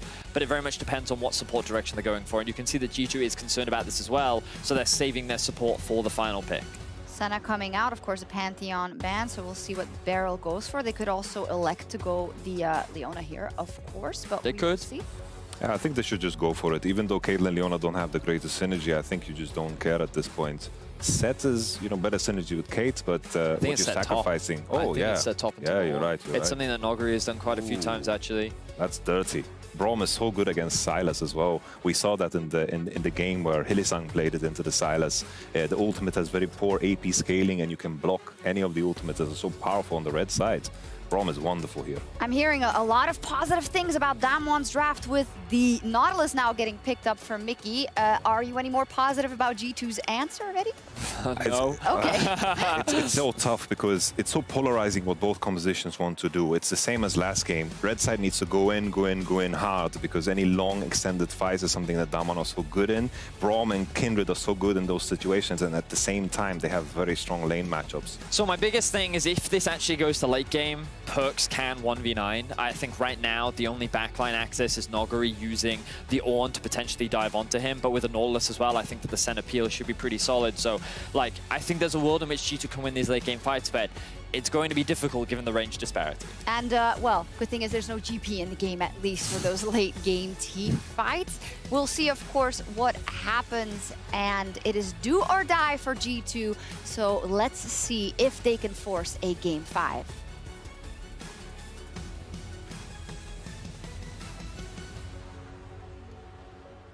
Thank you very much, Shox. Of course, here we are, ready to get into what very well could be the final game of the series. G2 backs against the wall. Very different drafts from what we've seen across the series so far. There's a lot more almost, I want to say, world standard Yeah, the Omni Stone up in the top lane for the Ornn, as well as the Hail of Blades on Braum. So not taking something like a Guardian there, more of the Tom Kench Hail of Blades call. And if you know me, you know I love Hail of Blades so much, and I especially love it on Braum. Obviously, Braum you don't normally think of as an aggressive support, but with Hail of Blades in the early game, most supports... And Cheap Shot. And Cheap Shot, you're going to be hitting hard, and you're going to be hitting fast, and this makes Braum's already incredibly powerful level 1 even stronger. And I think for G2, if they were even considering a level 1, late invade or otherwise, now is probably the clear time to back off. When you see that Braum, when you see you have Hail of Blades, there's no way you win a level 1 team fight. I feel like Beryl also a connoisseur of the Zombie Ward, if I saw that correctly there. I love going down into Domination Tree. Zombie Ward, you don't often really get to see it, but for how strong DAMWON's vision game is, and then you add a Zombie Ward on top of the possibility of having that available to him, I think it just gets that much stronger. So I've been super impressed with Beryl and how he unlocks from the lane, gets involved with Canyon. Braum, as a champion, also does really well for champions like Kindred and the Caitlyn, setting up for that Winter's Bite proc. So super stoked to see the Braum. I agree with Yamato. Very powerful pick here, as we're already off to the races with Caps and Showmaker trading back and forth a bit. And right now, Showmaker definitely getting the better end of these trades. Of course, reminder, we've seen this matchup twice in the series before this game, and both times it has gone in the favor of the Twisted Fate. Now, that's, of course, just in the win column, but generally in the early game, we have seen the Twisted Fate pull ahead in terms of lane pry out. Now, that can change because Silas does have solid gank setup, so if Jankos wants to put some attention mid lane, perhaps he could relieve some of the pressure off of Caps. And it's always just about getting that early flash off of the Twisted Fate, so he can't play as aggressive for the priority as he would like to be. So eyes will be on Jankos to see if he does use that setup that you're talking about, Dracos, to try to get Showmaker a bit more uncomfortable here. But otherwise, topside start for Jankos. Cleaned up his Raptor camp, did not go for Krugs, and then moved bot side, where it was an entire full clear from Canyon up into the top side, Gromp, Wolves, and Blue, and is now doing his bot side clear with Raptors saved for last. I like it overall. Of course, Kindred's going to struggle a little bit to kill the Raptors out, but Krug's still a pretty easy camp to take. And additionally, Braum we don't necessarily always look at as having the best setup CC. It's definitely no Nautilus hook, but with two ranged auto-attacking champions, the stuns can come in pretty hard, pretty fast on the concussive blows passive, especially with the Halo Blades as well. So we'll see if they want to go for any setup there. Contesting Scuttlecrab going to be bigly important. We've said it 3 games in a row now. This will be the 3rd. RNG, where's it going to land? Will it be bot side Scuttlecrab for the Kindred? Will it be top side Scuttlecrab for the Kindred? Regardless, right now, DAMWON Gaming certainly have priority across both bot and mid lane, so Jankos has to be careful here. Still going to go for the fight anyway, proccing the phase rush, reloading the gun, but is forced away. Caps now potentially in trouble, just going to get first blooded in mid lane. Jankos going to take a bit of damage as well, but now Ghost is getting traded on the bottom side. We're going to have to take a look at that one again in a moment, but in the meantime, G2 getting bullied out of lane. Caps just getting absolutely destroyed in the individual 1v1. DAMWON off to a fantastic start. Yeah, I think Caps was trying to lock down Showmaker to make sure that Showmaker couldn't come to Canyon's rescue, or at least help him out in the 2v2, but like you said, he's got flash up, and he just straight up died. Now TP's back in, is trying to pull the wave to get the wave, I guess, in a better position. It should focus fire and slowly push back into him.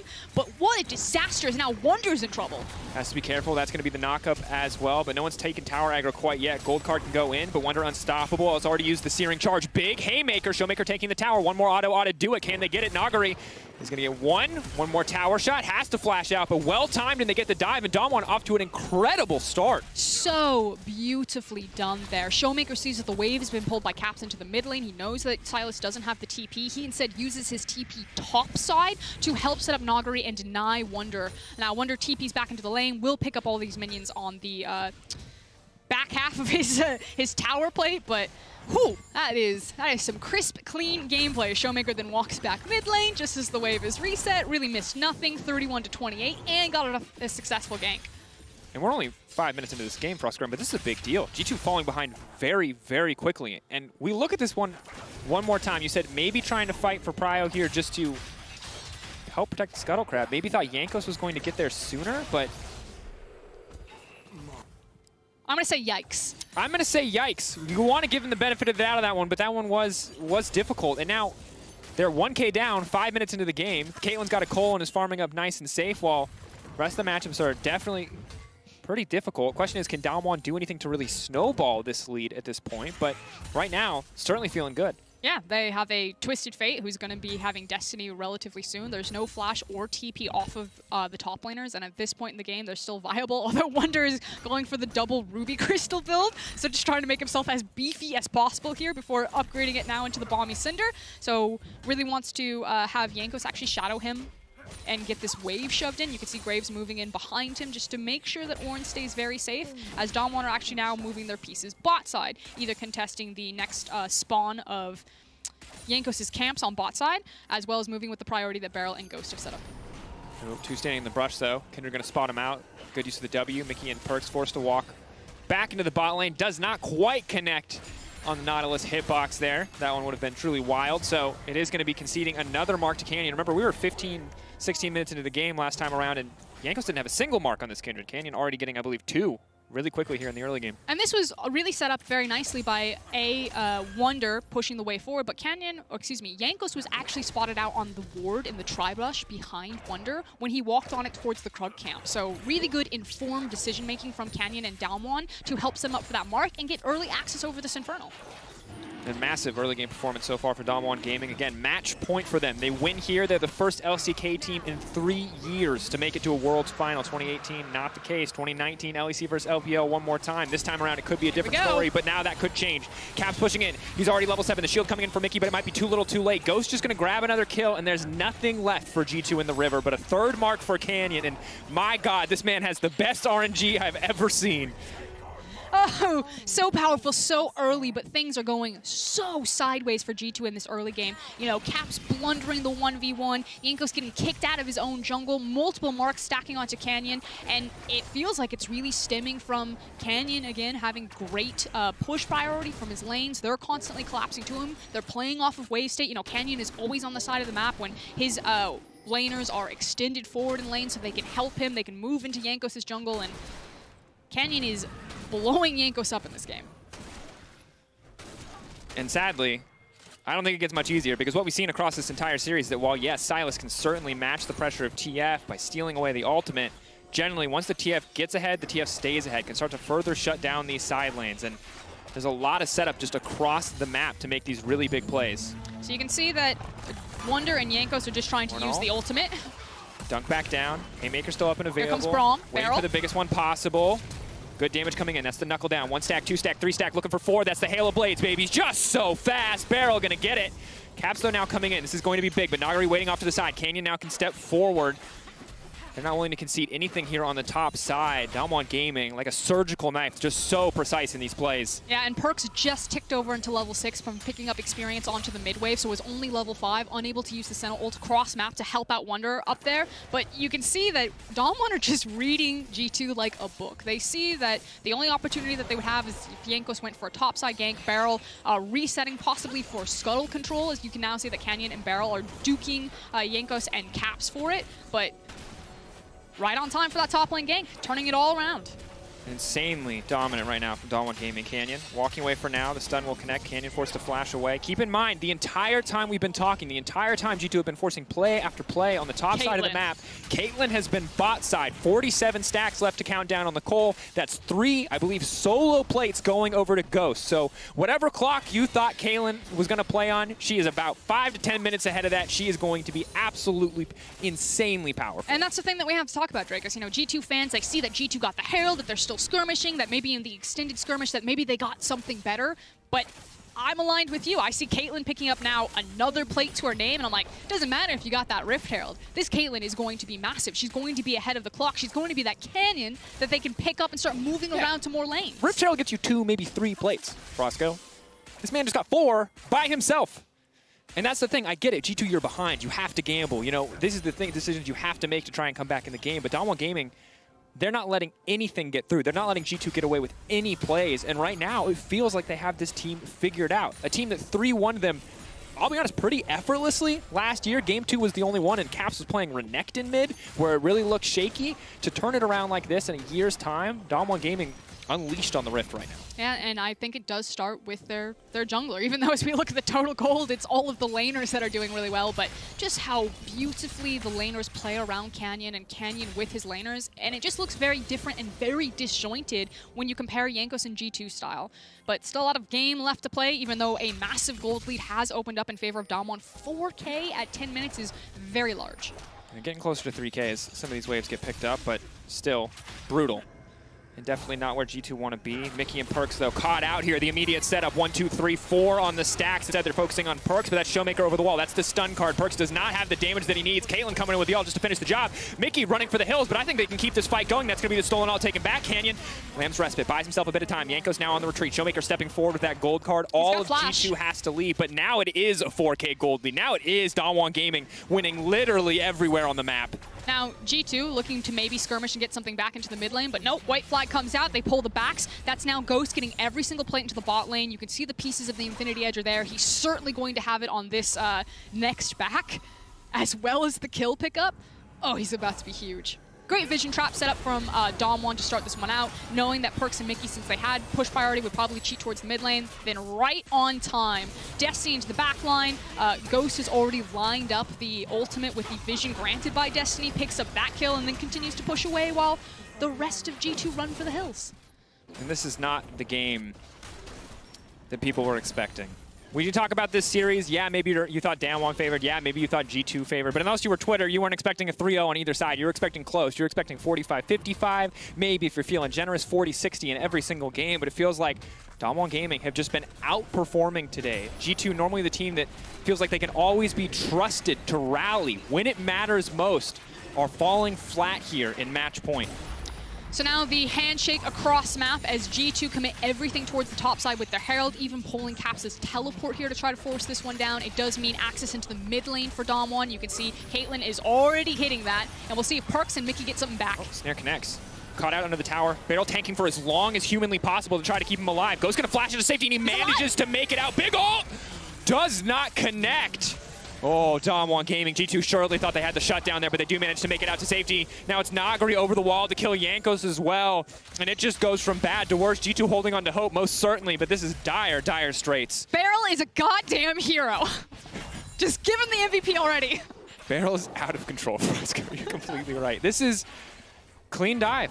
Well played. And this is, again, G2 going to try to fish for what they can, but gold card, Mickey waiting as long as he can so he can input buffer the hook. Doesn't look like he's going to get a chance to. 1, 2, 3, 4. Stun there. Forced to ult back behind him, but still they're going to push forward for the kill. The Q going through, but will not connect. Caps off to the side. This could be big. Not a lot of great ultimates to steal, though. I think a minion just saved Mickey's life right there. I think it caught Barrel's Q. I'd have to see the replay of it as here comes Caps. The now desperation flank. Decent ulti across, but they're going to grab the plate anyway. I mean, if Caps connects right there, that ultimate potentially kills them, and that's the turnaround. But good defensive response again from DAMWON. They now just need to reset, spend a lot of this gold that they've picked up. You can see that Ghost probably wants to stay in lane, even though his health bar is not very healthy to pick up the last 4 CS. His Perks is like, yeah, you're going to have to wait, buddy. You're going to have to wait for it to push to you before you can stack that coal. There it is. Oh, it's brutal. It's a 5K lead. Insanely one-sided. But it feels like DAMWON have just outclassed here in this early game. They set themselves up for that success, and this is always going to be a hard game. When we saw the draft for G2, it was going to be a little bit difficult, but DAMWON have been out executing, and G2, sadly, every punch they've thrown has fallen flat. 7-0 the kill score. And one of the issues that G2 have at this position is that, you know, normally you kind of break down what can we play through, what setup, what options do we have, and because everyone's kind of in between random item breakpoints, it's still relatively difficult as we take another look at the replay and see Canyon chase down Wonder and kill him behind 2 towers. Yeah. But, you know, you've got our Muramana and the start of lethality on Perks. You have the frozen hose on Caps. Yeah. And Vedius talked about, hey, look, even if DAMWON get ahead, if we go late enough. But the thing is, you gotta really buckle in. Yeah, he's not gonna be happy if I just say that without context, so let's make it clear. It's gonna be really late. They have Ornn. They have the Ornn items. There's so much just innate gold value that comes from G2 just existing longer in this game. But it is a hard thing to do. It is hard to survive. It is hard to not give up any greater advantages. You can see Mickey barely even stepping forward, losing half of his health there in the trade. Ugh, just gonna ult for the damage. You might as well use it every time it's off of cooldown and use it to poke on this Caitlyn right now. It is relenting. And they have the Dragon. It just gets worse the longer you look at it. The Dragon spawning in 2 minutes. DAMWON already got the first two. G2 are going to have to throw everything. They need something crazy. They need like a ridiculous flank, a ridiculous skirmish, outmatch. Like, it's a miracle. This Herald's going to get used on an inner tower. We got 4 marks coming from Canyon already. That's big. 575 attack range. We talked about it. Very crucial, especially in this matchup, especially against a lot of short-range champions. It's a difficult one. But again, G2 are the team that always seem to pull it off when it matters most. That always seem to find those big miracle moments, even in the midst of a chaotic game, even in the midst of difficult games. We'll see if they can do it one more time here up against DAMWON Gaming. Resets coming in for Ghost and Barrel, so right on the clock for the 115 spawn for Ocean. At this point, G2 need to like hard shove down mid as quickly as possible, then hopefully move in. There's only a single control ward in their inventory on perks, and if they want to try to contest this third dragon, it wouldn't be the death sentence for them, because obviously it's not the soul, but would set them up for soul. But either they decide that they want to make a pick as the dragon spawns, which I think they're too late to do, or they're just going to try to funnel as much gold as possible. They've got maybe 6 minutes to do so before the final team fight will come in. And it's just brutal. The thing about this game is that while G2 tried on the top side, and if they had won those plays, it would have felt pretty even because Ghost would have gotten a lot of gold back. But because they didn't, Ghost now being 3K ahead, he's at 2 items. He's skipped, we talk like power trough, power spike, obviously people love it. It's a great buzzword, but he's ahead of the clock. We've skipped it entirely. There's no trough because he's so far ahead of the clock. He's going to be 3 items before perks really even finishes 2 full items. He has, you know, quote unquote, perfect CS, if you will. Oof. Looking close to 170 at 17 minutes.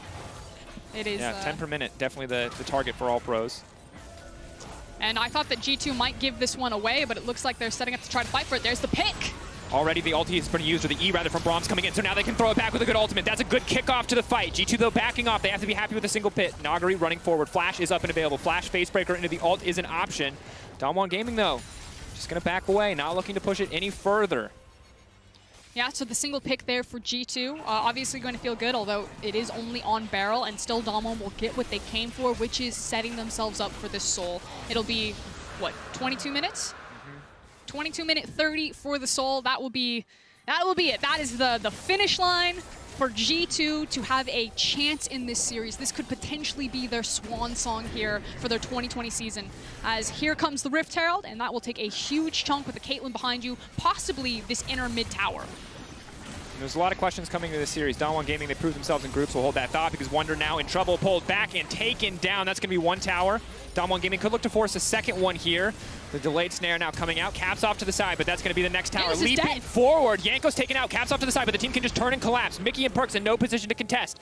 Caps will just blast Cone out to safety, but they're just going to break the inhibitor. It's 18 minutes into the game and a match point. DAMWON Gaming are obliterating G2. They are giving them the Coup Tigers special, the Rock special, the Longzhu special. They are destroying them. G2 they're gonna end the game. Getting taken out. 18 minutes and 30 seconds, and this is not the way that Europe expected it to go. The greatest team Europe has ever produced falling flat here in Game 4. DAMWON Gaming look ready to end, but can Wonder and Caps hold on? It's the double kill for Nagari. They're pushing forward. Caps holding on for dear life. Yankos wants to hold on. The health bars are low. The shutdowns can come through. Maybe, just maybe. G2 trying to hold on to hope. DAMWON Gaming, though, set their sights on the Nexus. DAMWON Gaming set their sights on the final. They look to G2. They take their time with it, but they sweep aside the LEC, and for the first time in 3 years, the LCK will advance to the World Final. G2 must be shell-shocked right now. I'm shell-shocked. They just got rocked. Fastest game in World's history. DAMWON Gaming are not the LCK. DAMWON Gaming are a cut above. They are not Gen G. They are not DRX. But they are here to play. They are here to fight. And next weekend, they will be here to take a shot at hoisting the Summoners Cup. They are the future of the LCK, though, and the future looks very bright as the salt in the wound mimicking G2's victory dance right there. That was point taken, DAMWON. You wanted to obliterate G2? You did. The European Kings have been ripped in half. LCK killers no more. G2 still an incredible record, no doubt, but not the worlds that they were hoping for. Not the 0-3 finals meme. No chance to joke about that one. It's the 3-1 finish for DAMWON. And it's sad, of course, for the LEC and as an LEC caster to see G2 go. And definitely not in the fashion I expected them to do it. But today, DAMWON Gaming was the better team. I think what was so important about this too is, again, this was the highest that DAMWON have ever been. You know, they came about in an era when there was no crowd. You know, spring didn't look too good. They really evolved into summer. We go into COVID, global pandemic. There's no audience there, and now they will get to play in front of an audience in a final as the representative of the LCK. You know, it's your birthright almost to lift the Summoners Cup being from the LCK. And while DAMWON are not SKT, they are not Samsung, they are a completely different breed, it is very exciting to see them finally ascend past rising stars to meet that superstar status. This team is so dominant.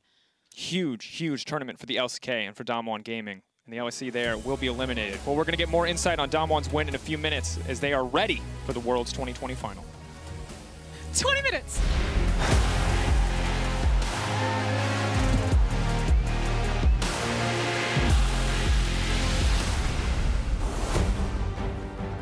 They can delay the recalls. The arrows. Look at the arrow. He can teleport. He's gonna stop it. He stopped him. This guy is a legend, and this play, one of his best. It's a base race! Who's gonna win? This series, by the way, is my favorite in World's history. Oh my God! Thunder Shockwave! This play is the essence of SKT's domination.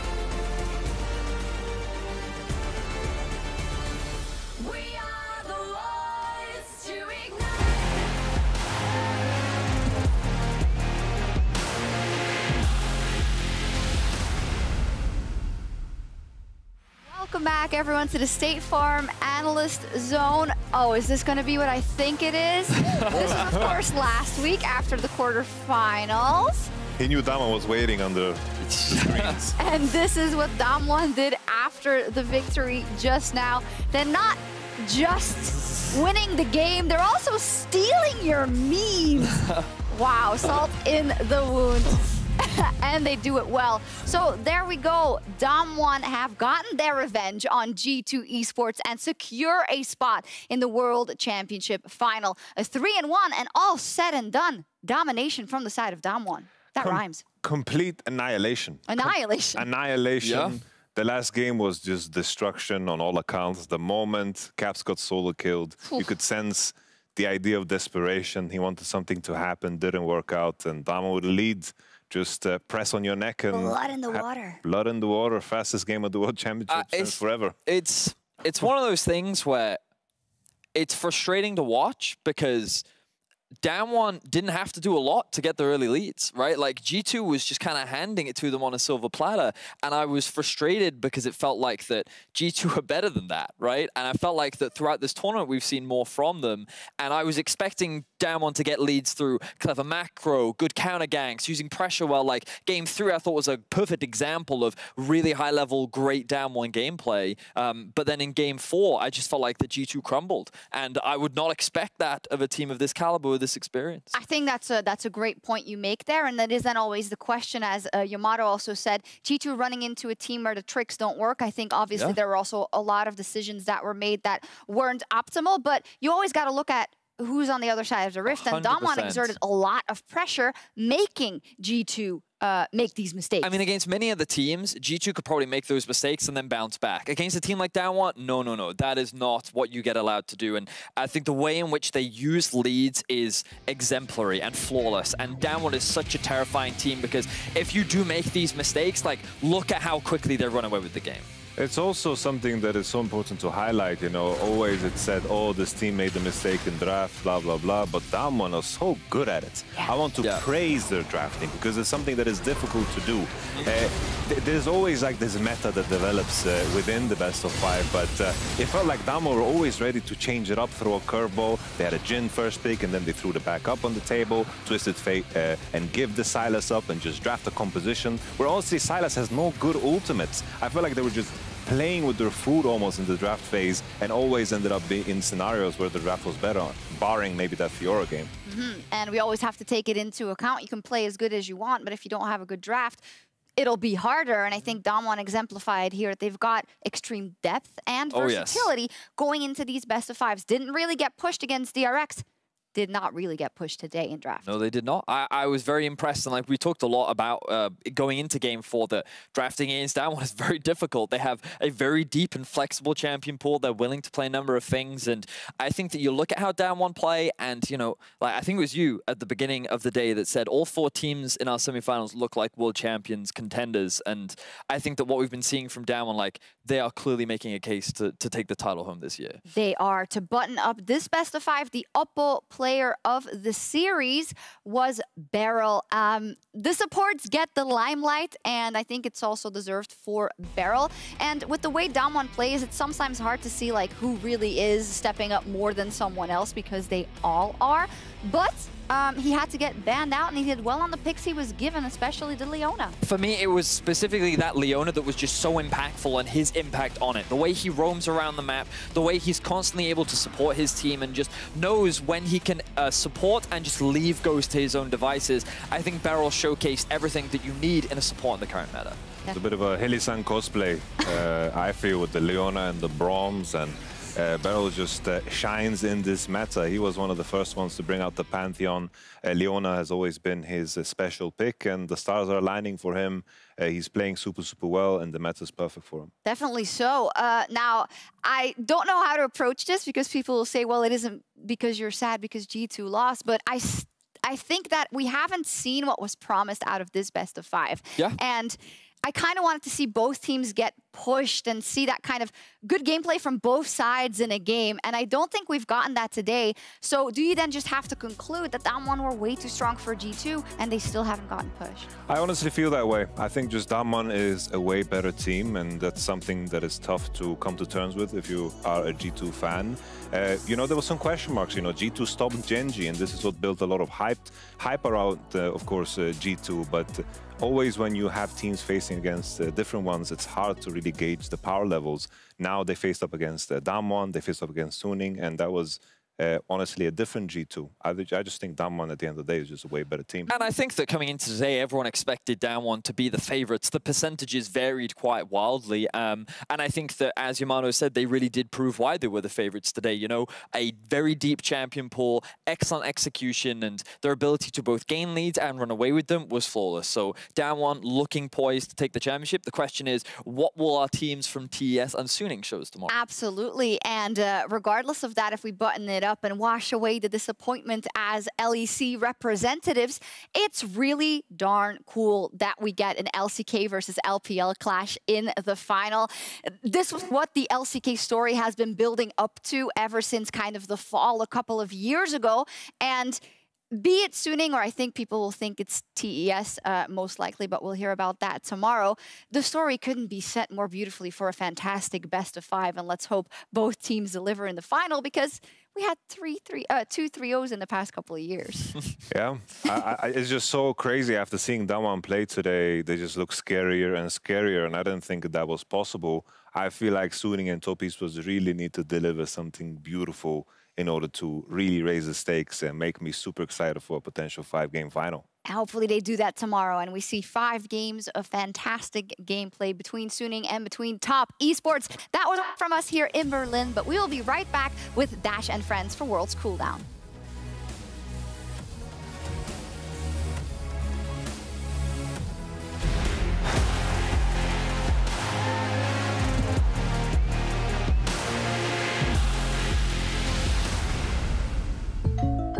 Hey, I didn't order any pizza. Jake from State Farm. After you saved me so much dough on insurance with that Parker promo, I devised a promo for you. Here's the deal, Parker. State Farm offers everyone surprisingly great rates. Yeah, right. Pepperoni pockets, an atomic brownie, cuckoo crusties. There's no promo, it's just great rates. And a cider ranch. You're the man, man. When you want the real deal, like a good neighbor, State Farm is there. Hey Mercedes, legends run wild, each one unique, with astonishing power, unstoppable, master warriors, ready to compete, seeking glory. We live it, we breathe it, we have each other's back. Together, we become legends, icons of a new generation.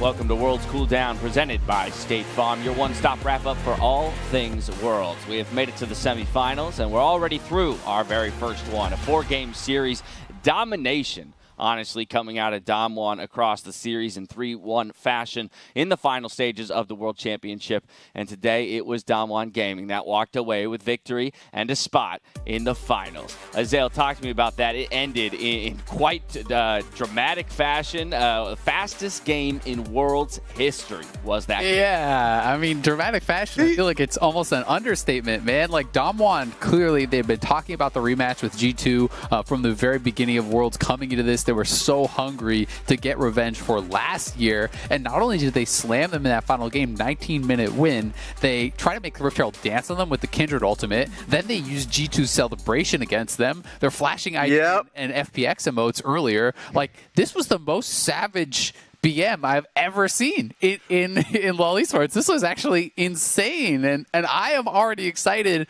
for a rematch. I already want to see what G2 would do if they could beat them again. It was so, like, dramatic is a weird word for it, though, because the game was so one-sided, the last game, that at the end of the game, you're just like, you know who the winner is, right? So there's no drama to what's going to happen. The drama is all in the flair of the players and how they do end it. It's what I love about it, because you oftentimes hear these interviews of the players themselves saying they want rematches like these again, and then you don't see the comeback. You don't see necessarily the players getting that satisfaction afterwards or making it public. You see it all at the end of the game. That's what I love to see. Like Azael said, give me the rubber match. Just afterwards. It doesn't have to be official. You know, we could have it on the side, but like stream it, send it out there. Underground. But I do, again, I just want to underscore, because I think it is so important what you raised there, Azael, that there is so much history between these two teams before you come into the series, and that's really where all of that build-up was, where all of the excitement was coming into the day. And so with that, I think it's time for us to start working back through some of these games, starting in that very first game of the day. DAMWON, the domination did start in game number 1. Yeah, I mean, I think that they played incredibly well, you know, right off the bat. Showmaker got his TF. This is kind of one of his signature champions, the one he's probably the best at. And I do think that, you know, DAMWON were able to put themselves in a position in this first game where, you know, if G2 aren't able to play side lanes, I felt like it was going to be tough for them to actually match up against DAMWON. I felt like they had to split the map. I thought that was where their biggest advantages were, you know, were with the solo laners, their ability to play macro, their ability to trade for objectives. And, you know, in this first game, we have G2 playing kind of like the scrap it up style with Renekton and the Silas compared to the TF and the Gangplank, who can split more easily. So I felt like they had a great draft, and they forced G2 to play their style. And in the beginning of the game, too, it was actually G2 that got off the first ganks. I started this game out thinking, wow, Jankos is actually playing it really well with the lid. He ganks mid, they get the kill, he ganks top, they get the flash also. But DAMWON showed so much resilience that even after those early kills, their attention to the side lanes and to using the globals for themselves to actually get these picks, and their team fight through the blue side jungle, where they're able to get so much control back. I just thought, after seeing that resilience, you know, facing the early ganks, I had a lot of confidence in this team moving forward.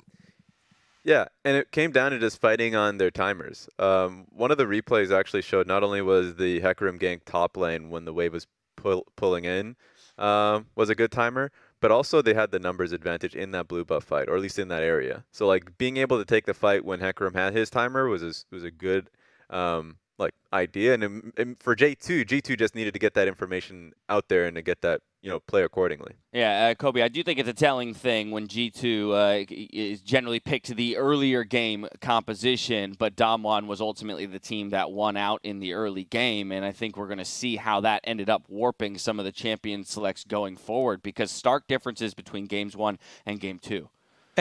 And we did see a bit of G2 overreaching in this game. I felt like we got a little bit of a preview, because we're talking about the early ganks that Jankos got off in the early lead, and then it really was around this blue buff invade where Caps and Jankos charge in super deep and they steal the Hecarim ultimate while he's still level 5, but then they get the kill and then he levels up to level 6, chases Caps over the wall with the ultimate after instantly leveling it up, and it just feels like as soon as they get that gold in their pockets, they they keep up the pressure. And after that, Canyon was on a roll. He just went steamrolling. He got one of the earliest Trinity Forces I've seen in a very long time. It was like a 13-minute Hecarim Trinity Force for himself, and he was popping off.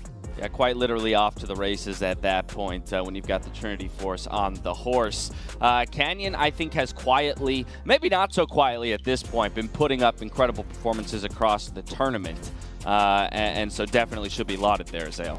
Yeah, I mean, I think that this is a team that has, an incredible carry jungler and also knows how to enable him, how to play around him. And I think that it's really cool to have them be so flexible in their playstyles, to have things, like Nagaru playing a Lulu and enabling him. We saw DAMWON do this, even back in the group stage against JDG. They came in with an early game plan. They completely shut out Kanavi, dominated that game. We saw them do it against Rogue, where they had Lulu top and they funneled all the farm into Canyon's graves. It ran over the game. Again, here we see them enabling this Hecarim, putting him out to a lead, and they know that when they sacrifice for Canyon will pay it back tenfold later on, because this guy is a monster at all stages of the game. It's a good investment, straight to the moon. Yep, like that's what I love the most about the team, is the fact that they feel egoless, right? They have insane players in their mid and top lane, but then they will play really well around their jungler, and they can play as a unit to that. So, like, even though we've been kind of harping and making it very clear, Canyon is, for me, the best performing jungler in the tournament, and it's been because of how well and disciplined the team play around it. I will say, maybe you can get away with egoless. Definitely, they hold a grudge, though. They showed that one many times in this. Yep. So maybe they hide the ego sometimes. It definitely shows up in some way. Yeah, they hold that grudge collectively, though. Very much a team grudge, to say the least. Now, in this game, it was Showmaker who proved that every second counts with a fast flash, to avoid Rakan's engage, made possible, of course, by the Cisco network. Yeah, I mean, this was critical because this was really the last hope in the game for G2. They're trying to get this big engage. They're trying to deny the Dragon stacking that is happening. They were already very far behind, and Showmaker was just so quick to react. If Mickey could actually land that CC on Showmaker, maybe there's a world in which G2 can burst him down and try to make something happen, but it just felt like he was way too fast, and the reaction time there was pretty incredible. Now, from Game 1, we are actually going to hop ahead to Game number 3, taking a look at the games won by DAMWON first before we go back and reflect on G2. So hopping ahead here, this is the response to 1-1 in the series. Kobe, how did you feel about the adjustments made here in Game 3, where DAMWON really starts to put, the gas pedal to the floor? Off screen, James, there, where you just saw the Pantheon die, guess what? His lane mate also died, and that was 2 kills that they gave over in that dive. So I like the initial idea there. They're trying to snowball their bottom lane. They push in the minion wave. Your strategy is always, deny the minion wave, get the kill. If you give up one, maybe the Pantheon goes down also, and that's your sacrifice. But giving over 2 of those counter kills, they also lost control of top side of the map. And with losing both sides right there, then they lose control of the jungle. And you see here just these repeated invades by DAMWON. They're so good once they get some deep wards down of picking multiple people off. Yeah, and the point that I wanted to kind of nail down too is, like, with DAMWON's composition, if they get an advantage versus you, that's really hard to deal with, especially like thinking Akali versus Lulu, Ashe, like all of these picks that if you have control of your vision and there's no opportunity for Akali to actually take a flank, even if she does take a flank, like the polymorph ultimate that can save the person who's essentially getting assassinated, makes it so insanely difficult for G2 to come in with to try and wrangle the game back. So yeah, when you get an advantage, they keep the advantage. They also just consistently trapped. So then from that point forward, G2 just doesn't have options. Yeah, I mean, you can see how little damage, Cap was able to do because there's not really any windows for him to actually make things happen. Yeah. I thought that the itemization was also extremely intelligent from DAMWON. Not only did they bring in this Lulu, which completely denies playmaking from the Akali, but they also rushed to lock it because a lot of the champions on G2's side in this draft are dependent upon execute damage. Jin's damage from his ult and his 4th shot is ramping up. The execute on the Pantheon Q, the execute on the Akali ultimate. Every fight was starting with Lulu shield, wild growth, locket coming out. Then they got Mountain Soul, and there's just no opportunity for G2 to even get people low on health to get that bonus damage. Plus, they're not even fully worried about just defenses. The Lulu offensive power that she gave to the Ashe with magic damage on hit and attack speed, it doubles as, yes, we're denying all of these possibilities that you're trying to bring. And then guess what? That Scion, guess what? My Ashe is juiced up with a blade of the Ruin King. You get all this extra attack speed. Juiced up. Actually just melts right through him. Yeah, throw it back to Clark. Yeah, Shout out, baby. Yeah. And the thing is, the reality of this game is, like, with G2's comp, they're getting heavily harassed through mid lane matchup, through top lane matchup. They're all inning on the bot matchup, and then if you fail to dive like that, and then the consistent, like, essentially Pantheon ints into the enemy jungle, like, you're just going to lose. Like, you can't fall... Yeah, you can't fall that far behind through your own misexecution.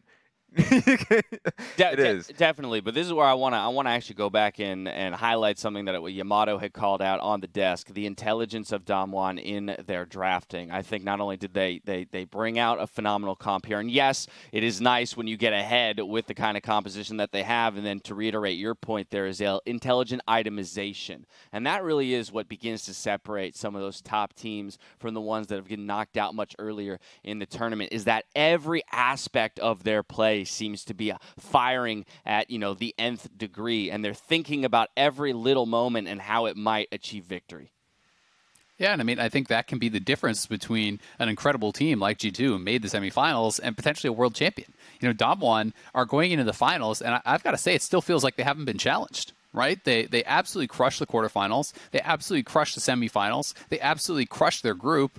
They've lost 2 games. One was, against G2, where G2 played incredibly well and deserving of the credit. We'll cover that later. The other one was after they had already secured first place in their group, and it didn't really feel like there was much stakes there. I mean, this team has just been so dominant. They are so well-rounded, incredible players, good drafting. The itemization seems really smart most of the time. It's just like, well, how do you attack them then, right? They're just not really making any mistakes and kind of showing any holes.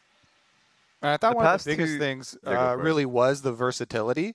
And it's something that I mentioned, coming into this series as well, is that DAMWON, because they've been stomping so hard this year, they haven't been pushed to show a lot of these different strategies quite yet. And so here, at least, we do get a look at it. And top lane flexibility has been a really big discussion point, with people like Bin just playing carries over and over and over, and then the possibility of tanks / supports being played on the top side are really important, because that Lulu pick really was kind of the linchpin here of the entire composition, being able to take down the carry as well as defend against the burst. Raz? Yeah, that's why I love the fact that you talked about the drafting element being so strong from their side, and also just the last 2 series we saw from them, DRX and in this one, the games have been DAMWON favored for the first 10 minutes, just because of just straight through execution. And even though in the segment that I talked about, like mainly talking about their mid game being strong and being able to maintain the vision they have, the issue is that most of these teams are drafting for a specific side of the map that are just like not winning out in these lane matchups because they're just strong, talented players. Like Showmaker, Nuggery, and even Ghost and Barrel are performing to an insane degree, so we just need to see a team challenge them in the laning phase, so that when they get to the 10-minute mark, it doesn't feel as bad as it has been in the last 2 series that we've seen. Well, there's only going to be one more best-of-5 opportunity for a team to push them like that, but despite not being able to take this game, it was actually G2's Wonder who earns our assist of the day in this Game 3, body blocking on Scion to keep Jankos alive. Yeah, love to see it. Because even just watching out Perks getting Ashe arrowed, like he just goes straight forward to keep his man alive for as long as possible. Understanding his role there, because it could have been worse. It was already pretty bad at this stage of the game, but recognizing once the Ashe arrow hit, you're like, all right, I know my job. Just be that sturdy wall. Oh, and I just go ahead. Oh no, go ahead, Azale. Sorry. I just thought it was so clever because it's about the splash off the Graves ultimate, right? That's something that I think a lot of people don't always take into consideration, where they're thinking about, just blocking the skill shot and not the range of the splash. So moving forward that much denied the splash from actually reaching the Ashe and kept him alive, which was pretty impressive. Watch out, Azale. I think there's a tiger on the prowl. There is. Yeah, very careful. vicious. Be very careful. All right, with that, I'm going to move us along then so we can get Azale to some safety here. Movements. Let's go. Yeah, oh my goodness. It attacks. Game 4. This is the fastest game in Worlds history, and it comes in a semi-final game winner. Yikes. Like this specific skirmish, like not only the 1v1 that happened through mid, but then just watching the punishment as Canyon just kept invading, and it made it difficult for really G2 to deal with. And a lot of people were pointing to mid and jungle coming into the series as a possible point that was going to be a flexor for their predictions. That one right there, where Caps is on an all-in champion. Silas, when you're going for trades with TF, has to play off of pressure with jungle, and Jankos is on the side coming around to apply that pressure, yet he loses the jungle 1v1 and mid loses the mid 1v1, and at that point it's just all steamrolling ahead. Then you fast forward only a short amount of time, and you've got a Rift Herald at your Nexus, the Kindred ult to keep it alive off of the charge. Caps goes around to assassinate the Rift Herald, and that was, you know, one of the biggest assassinations they got the whole game. Yeah, this was a pretty insane game, you know, and I do feel like it's a rough note for G2 to end on, but, you know, we have to keep in mind they had an incredible tournament overall. They made it to semifinals again, you know, three years in a row that G2 has actually made it to semifinals or better at Worlds now is very, very impressive, but DAMWON truly showing their class in this final game, just absolutely dominating G2. 19 minutes is an insanely fast game, and it does feel like they are the clear favorites to win Worlds at this point, and I'm just so excited to see, you know, if anyone can really match them and can really push them to the limit, because it's felt like since the beginning people have been looking at, you know, Top and DAMWON as those two big favorites, and it does feel like that is the collision course that we are heading to, which could be an incredible finals if it does happen. Yeah, I mean, it was kind of a perfect storm in that game, right? Again, another intelligent draft to cap it off, flexing the set up to the top lane and drafting the Braum into the bot lane, although I know there are some questions about the rune choice there. Didn't seem to matter, as by the time level 2 and 3 come in, it was 6 summoners blown on the side of G2 for all of 1 summoner blown on the side of DAMWON. And from that point onward, again, you give an inch, they'll take a mile, Raz. It's just this DAMWON gaming squad is on another level. Yeah, how many minutes is that again, Azale? How? 19? 19? 1903. 19 minutes. And 3 seconds, bro.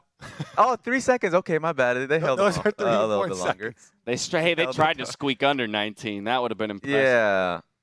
Yeah, what I liked about this game, at least, is there are at least one or a few things that you could take away watching DAMWON. Giving away Rift Herald this entire tournament long, we've been harping on the fact that every team has just mindlessly contested Rift Herald when it's come up, even contesting it super late. In this instance, they just kept Ghost Spot on his Caitlyn. Got 4 turret plates.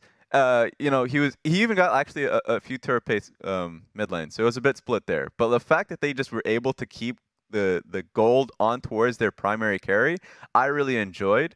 As long as you're defensively minded with the Rift Herald that is in G2's hands and you can stymie it, then you just win out on the trade. So I actually loved what DAMWON did with that one, because they could have actually challenged for it, but they thought it was better for them, especially for their Caitlyn, to just get the gold on her alone. Yeah, setting up their carry, to say the least. DAMWON all but secured the win early in this final game, but they did their best to include Shelly, the Rift Herald, in their drive to victory. Of course, brought to you by Mercedes-Benz. Kobe, let's watch it one more time.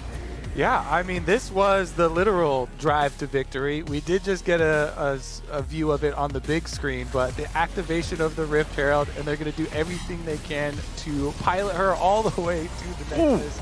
There's the first charge. She's getting work done. Don't mind that. What are the horsepower on that one? On your screen right in front of her. She just walks right over his dead body, no problem. Charge number 2. Get back up. Work's not done here. We got more turrets to destroy. And you see them trying to keep going. Charge number 3, baby. There this is she some is. Football practice right here. Shelly. Yeah, Shelly's got a. Bringing me back to high school here. One more. You got one more in you. Boom. She's got a career as a linebacker if she wants it. She doesn't take damage. She doesn't kill herself on it. And then the last one. Caps take her out. Caps Trip near the end zone. I feel like I've seen that replay before. Celebrating too early. There you go. That's what it was. Celebrating at 19 minutes flat, not 19:03. That's a big mistake. It's a big mistake. There you go. All right, well, before we look ahead at tomorrow's games, let's hear from Laura, who caught up with DAMWON's mid laner, Showmaker. Thank you very much, Dash. Laura here from 1-3-2-3-1. DAMWON advanced to finals. And I have Showmaker with me to talk about the victory. Thank you very much for joining me. Congrats on reaching finals. I know that this one was super important to you. So was this the revenge you were hoping for against G2? 네, 우선은 결승 진출하신 거 정말 축하드립니다. 특히나 담원에게는 굉장히 중요했던 매치였던 것 같은데 오늘 경기가 조금 본인들이 원하시던 그 복수의 대회 자리가 됐을까요? 네, 네, 저번 경기랑 좀 스코어도 똑같고 저희가 질 때랑 그리고 좀 경기 내용적으로도 진 판은 좀 못했는데 이긴 판들은 다 깔끔했던 것 같아서 네, 충분히 복수를 한 것 같습니다. Yeah, I think we got our revenge this time around. We had the exact game score when we lost last year, and also, yeah, we did underperform in the game that we lost, but at the same time, the games that we won, I think we played really cleanly, and we were able to get a very clean victory. Yeah, such a strong performance, especially this last game, which is the fastest win at Worlds ever. And I know that you guys were having fun during the game, flashing in the emotes, jokingly making fun of Caps in the end with the victory moment. So tell me, how invested were you in this best of 5? 네, 오늘 특히나 오늘 마지막 경기가 정말 역대급으로 가장 월즈에서 빨리 끝난 경기이기도 했고 경기 내적으로도 보자면 정말 계속 인장을 여러 개 띄우는 듯한 한 모습도 보였고 또 마지막에 캡스 선수의 그 세레모니도 이제 따라한 그런 모습이 나오면서 경기를 많이 즐기시는 것 같았는데 오늘 경기에 어느 정도로 몰두하고 계셨나요? 사실 좀 첫 경기랑 좀 두 번째 경기, 진짜 세 번째 경기 할 때도 긴장이 좀 많이 됐었는데 좀 네 번째 경기 때 초반에 좀 이득을 너무 많이 봐가지고 좀 저희가 뱀픽적으로도 좋았고 그 초반에 이득도 봐서 그냥 좀 쉽게 게임이 흘러가는 것 같아서 그 이후부터 좀 팀원들이랑 농담도 하면서 약간 네 감정 표현도 하면서 그렇게 했던 것 같아요. Well, actually, in game 1 and even until game number 3, I was very nervous. But moving on to game number 4, we got ahead in a very early phase of the game. And at the same time, I think we had a huge draft edge. So, yeah, we were feeling really comfortable in game number 4. We were making jokes while we were playing the game. So I think, yeah, everything was smooth sailing. It feels like the circle is complete now for DAMWON, now that you beat G2. But from last year to the level of performance you displayed today, what do you identify as the most noticeable improvements that led DAMWON to be as strong as you are today? 네, 오늘 정말 이제 담원의 그런 모든 스토리 라인이 완성된 듯한 그런 모습을 보여주셨는데 그럼 작년이랑 비교했을 때 가장 두드러지게 변화했거나 개선된 점을 뽑자면 무엇일까요? 일단 전체적으로 선수들이 저희 팀원들이 엄청 많이 똑똑해진 것 같고 그다음에 네, 많이 똑똑해진 것 같고 챔프 폭도 넓어진 게 좀 큰 것 같아요. The most important thing is that all of our players has gotten a lot more smarter, and also they are now even more intelligent compared to last year. And also, I think we have bigger champion pool by now. Yeah, and we'll see if you guys can bring the title home for Korea, as it's been 3 years since we've seen an LCK team in finals. But for now, Showmaker, 감사합니다 for the interview, and Jason, thank you very much, as always, for the translation. And back to you, Dash. Thank you so much, Laura. Keying into that final question and answer there, what's changed from last year to this year to allow DAMWON to come out on top this time around? They all got smarter, Kobe, and the champion pools got bigger. Do you agree? You feel like that's accurate? I do. I think it's really funny because I've heard the players reference that so many times since last year. In interviews, they keep on talking about how, yeah, okay, last year we were totally different. You know, we were just playing off instincts. We were looking for kills. We're looking for 1v1s. We're trying to style on these kids, but we got way smarter. And they're just re-emphasizing how much planning has gone into their strategy. And it really does show. You know, multiple people bringing up, examining the drafts from them, the level 1 preparation from them. They're putting a lot of thought into the game plans before they even get onto the Rift now, plus keeping clear heads when they're executing within the game. Yeah. What I love is a team that is able to stick together for like a year long, like multiple seasons, because then you can go and build off of the issues that you've had in the past. A lot of the times when you see off season comes through, change places, you're starting back from step one. You're like, okay, what are our new problems? What are our new strengths? In this case, they just recognized that they were talented players, that their experience taught them they just weren't thinking well, like smart enough about what they can get in the map and when they should just back away. So I felt like this is just one of the biggest benefits, is being able to look back as a team at that footage. Yeah, so Zale, we know what the team thinks has changed between last year to this year, but I want to know, based on this series and their performance so far at Worlds, what your final thoughts are here for DAMWON going in to or rather being the first team to qualify for our World Final. I mean, I think they kind of hit the nail on the head. They did it in a meme way, right? But last year when, we talked about Nuguri and we talked about, a lot of the players on DAMWON, it was about just their insane individual mechanics, their insane, outplays and things that they were doing. We talked so much about, this like Klepto, Coin, Cull, Vladimir, where he's going to just like survive somehow in lane and then just dominate later, and he's going to do all these crazy things. We always talked about the individuals on DAMWON more than we talked about the team, right? And I think that is very indicative of the evolution of the team. This year, yes, you hear about these incredible individual players still, but for the most part, when people are talking about DAMWON, they're talking about the preparation, they're talking about the level ones, they're talking about the team play, the team fighting, the coordination, they're talking about all these things, and I think that really is indicative of the evolution of this team. They went from, a collective group of incredible individuals to a truly outstanding team. And one that should be feared when stepping into that final series coming at you next week. We're going to step away for a short break. When we come back, we'll say goodbye to G2 and look ahead at tomorrow's semifinal.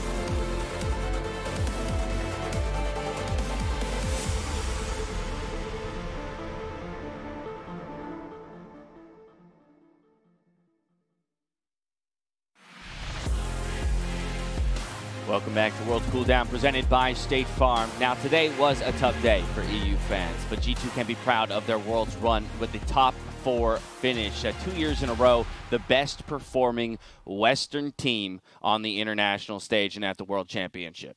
Without a doubt.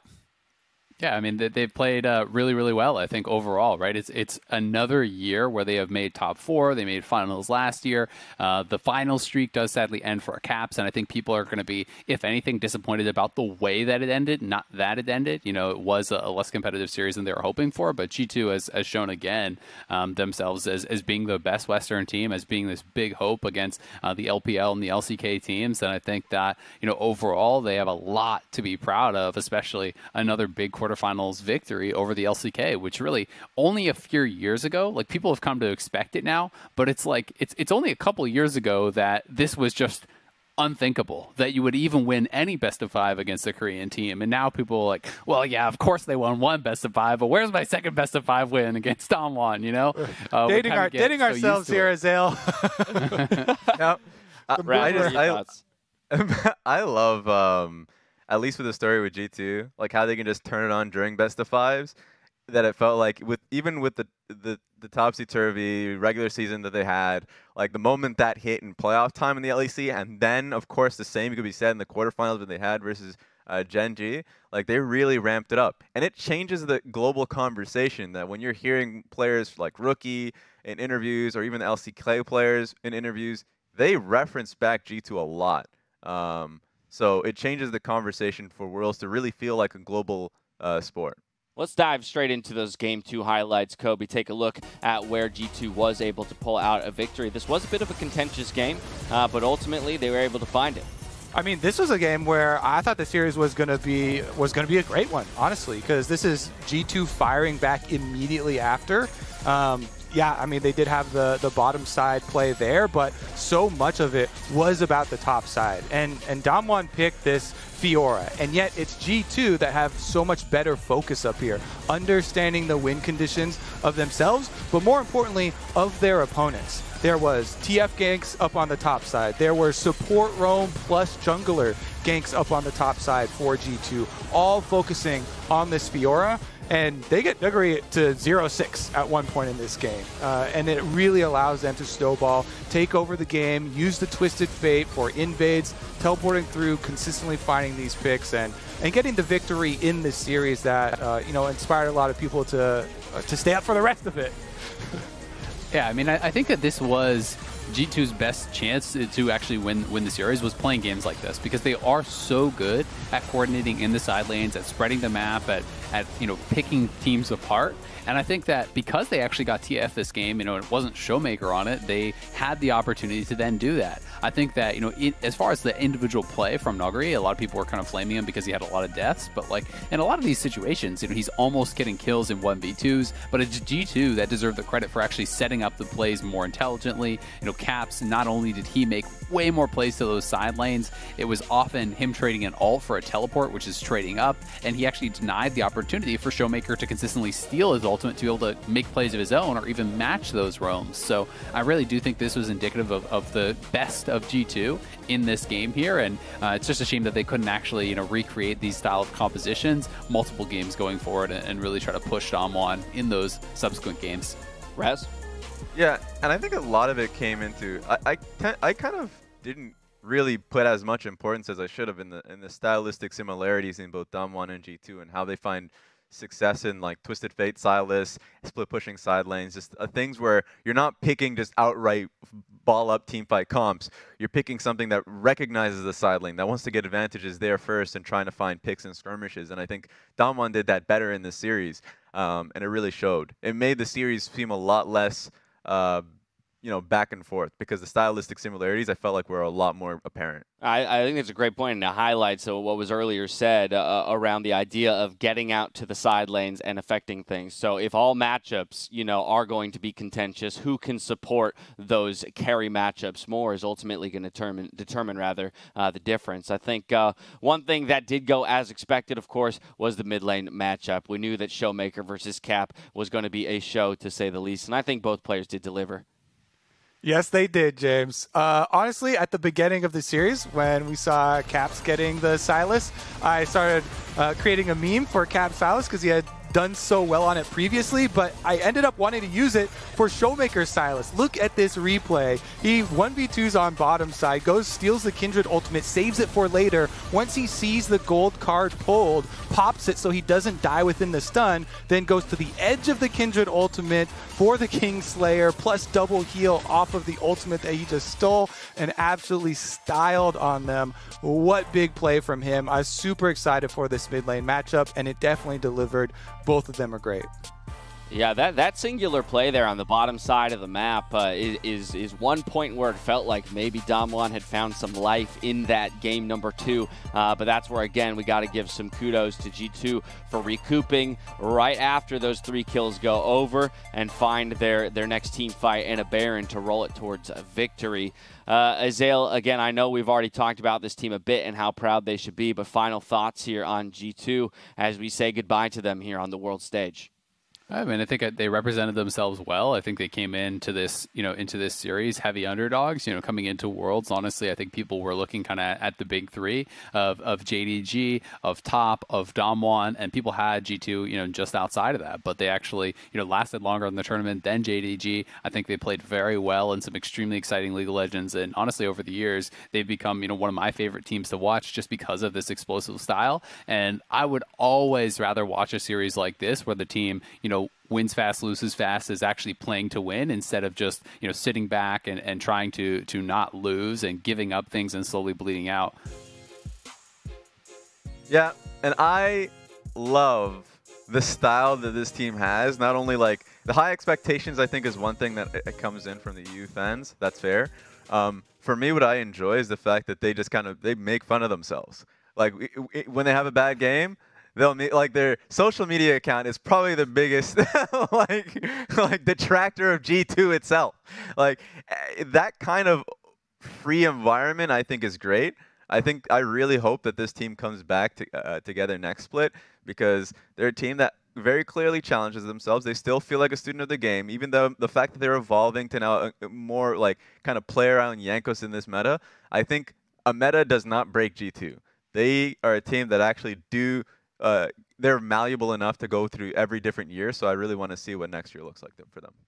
Yeah, I completely agree with this team. I think both your points are so valid. How fun they are to watch and how much they mean themselves. Both of those two things speak to the confidence that these players have and that this team has. You have to have the utmost confidence in yourself to be able to meme yourself when you're playing bad. Like the main account is flaming Mickey as he's currently inting on Pantheon.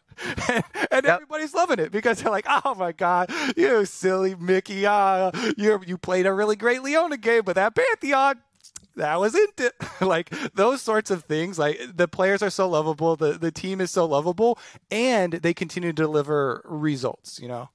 Res?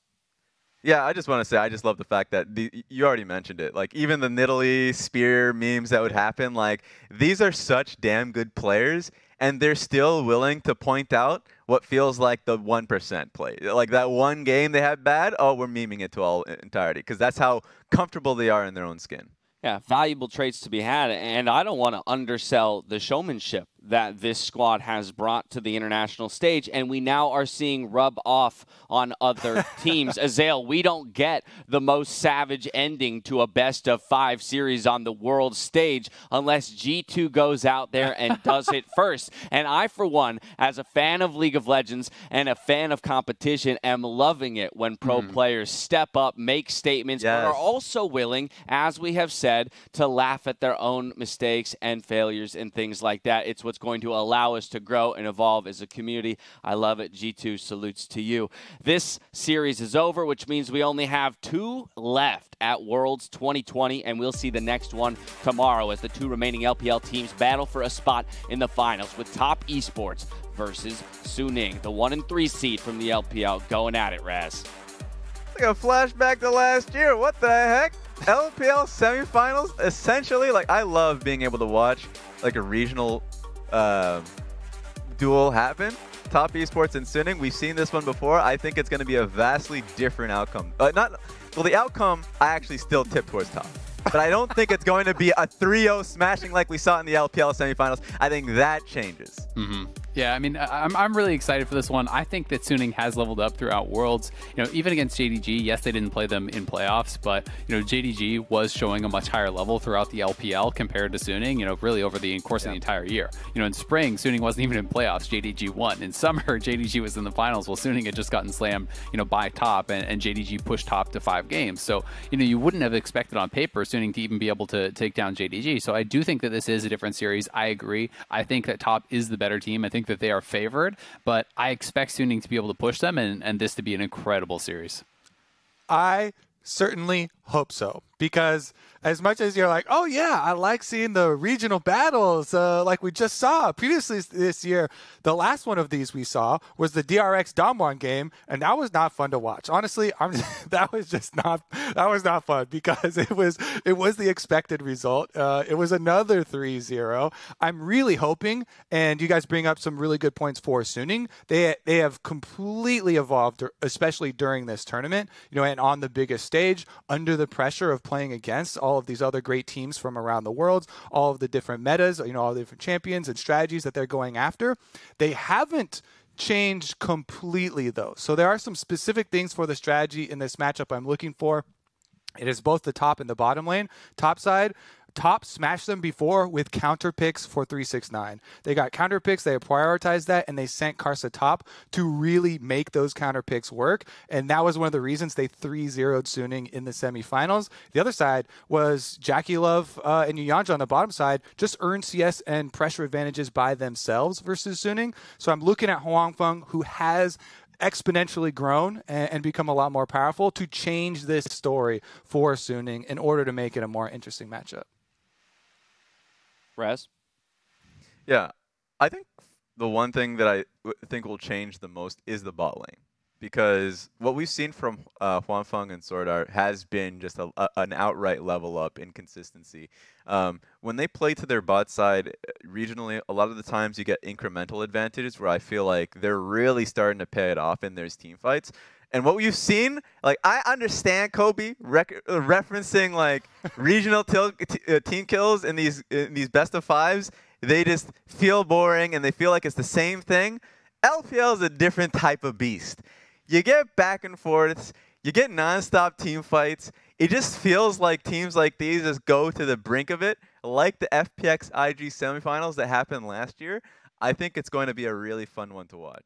And I mean, JDG Suning was really fun in the quarterfinals, even though it was a 3-1. That was a really exciting series, I thought. And honestly, I think another reason why this could be different is Yuyanja did not look nearly as good in the quarterfinals against Fnatic as he did in the LPL, right? You know, we saw that Reckless and Hillsong absolutely took advantage of them and were able to really dominate in a lot of those games in this 2v2 against Jackie Love and Yuyanja. So it'll be very, very interesting with, you know, Hwangfeng coming in so hot and Jackie Love and Yuyanja coming off of, especially Yuyanja, coming off of a much worse series. My thing on that is I'm really curious to see. I thought a lot of my credit in that discrepancy in bottom lane was on the Fnatic side in creating these moments on Yuyanja, because Yuyanja, to me, obviously, I think is the most criticized player on this team that most people look at, and it has had those moments. I just thought that Fnatic identified it super well. So we'll see, yeah, if they can actually repeat the success that Fnatic's bottom lane had. Yeah, I'll just say for me, I think the big difference here between what would have been the regional matchup between these two teams and now here at the world stage is the two major step-ups for Suning that I've seen. SOFM, I feel like, has hit another level here on the world stage, and I'm very excited to see that matchup against Karsa. And then, as you guys mentioned, Yuyanja perhaps getting taken advantage of in a few opportunities or a few moments in this tournament. Swordart, as well, has arguably been a top-performing support throughout the entire Worlds tournament, Rez. There are a lot of great stories here, and if you've watched LPL for quite some time, you're like, I love the fact that you mentioned SOFM, because the story of SOFM being in the LPL for so damn long, and the one time he leaves like Snake/LNG, he makes it so far. He just books it towards like essentially just one stop, getting a ticket to the finals. And so it's fun to be able to see it from this perspective. It's also fun to be able to see it from the eyes of like Karsa and Sword Art, like who've been together before on Flash Rolls. Like these storylines are so damn fun no matter how you cook it. So I want to see who ends up getting it. I like that you said a one-stop ticket, because that one stop is this semifinal here against Top Esports. It will be their toughest battle yet, but this storyline here also needs to be recognized. Former teammates, longtime friends in Karsa and Sword Art now up against each other here in a world's best of 5. The journey of these guys is just so incredible to track. And like the thing is, that brotherhood's still there. Every single time you see an LPL like photo shoot that happens, they're holding up the same like pose and everything. All the Flash Rolls members are holding up the same pose just so they can like look back at it. And even during this tournament, they're getting out and having a bite to eat together. Like it's just like during the best of 5s that were happening. Like I think it's really fun being able to see that kind of friendly rivalry in a sense, kind of pay off to this one best of 5. Yeah, and the bonding of that Flash Wolves team is kind of expected. Like, they spent 3 years with the same players consistently showing up at international events. You know, this is the LMS's star, right? This is the one that always delivered, always would have these performances that we would always get so closely associated with. But I liked when in the little feature that they did on Karsa and Sword Art, which you definitely should go watch. It's really really great work. But the little quip that Sword Art has at the end, where he talks about Karsa, you know, once you left, I want to show you now that I have also improved, because Karsa was the first one to bail on that. Yeah. Karsa was like, I'm out. I'm going to the LPL. I want greener pastures. Championship. And then, you know, later you have Sword Art and Maple and the other big stars of the team that you always talked about with Flash Wolf's success also going over there. But I think it's really cool that Sword Art is also kind of climbing up there after him, and he's like, you know what? I have also improved heavily. Yep, friends until the day, mortal enemies for the length of the best of 5, and then I'm sure right back to friends at the conclusion. That's going to do it for us here. Now for myself, the casters, remote broadcast crews from all around the world, thank you so much for watching. We'll see you tomorrow for Top Esports versus Suning.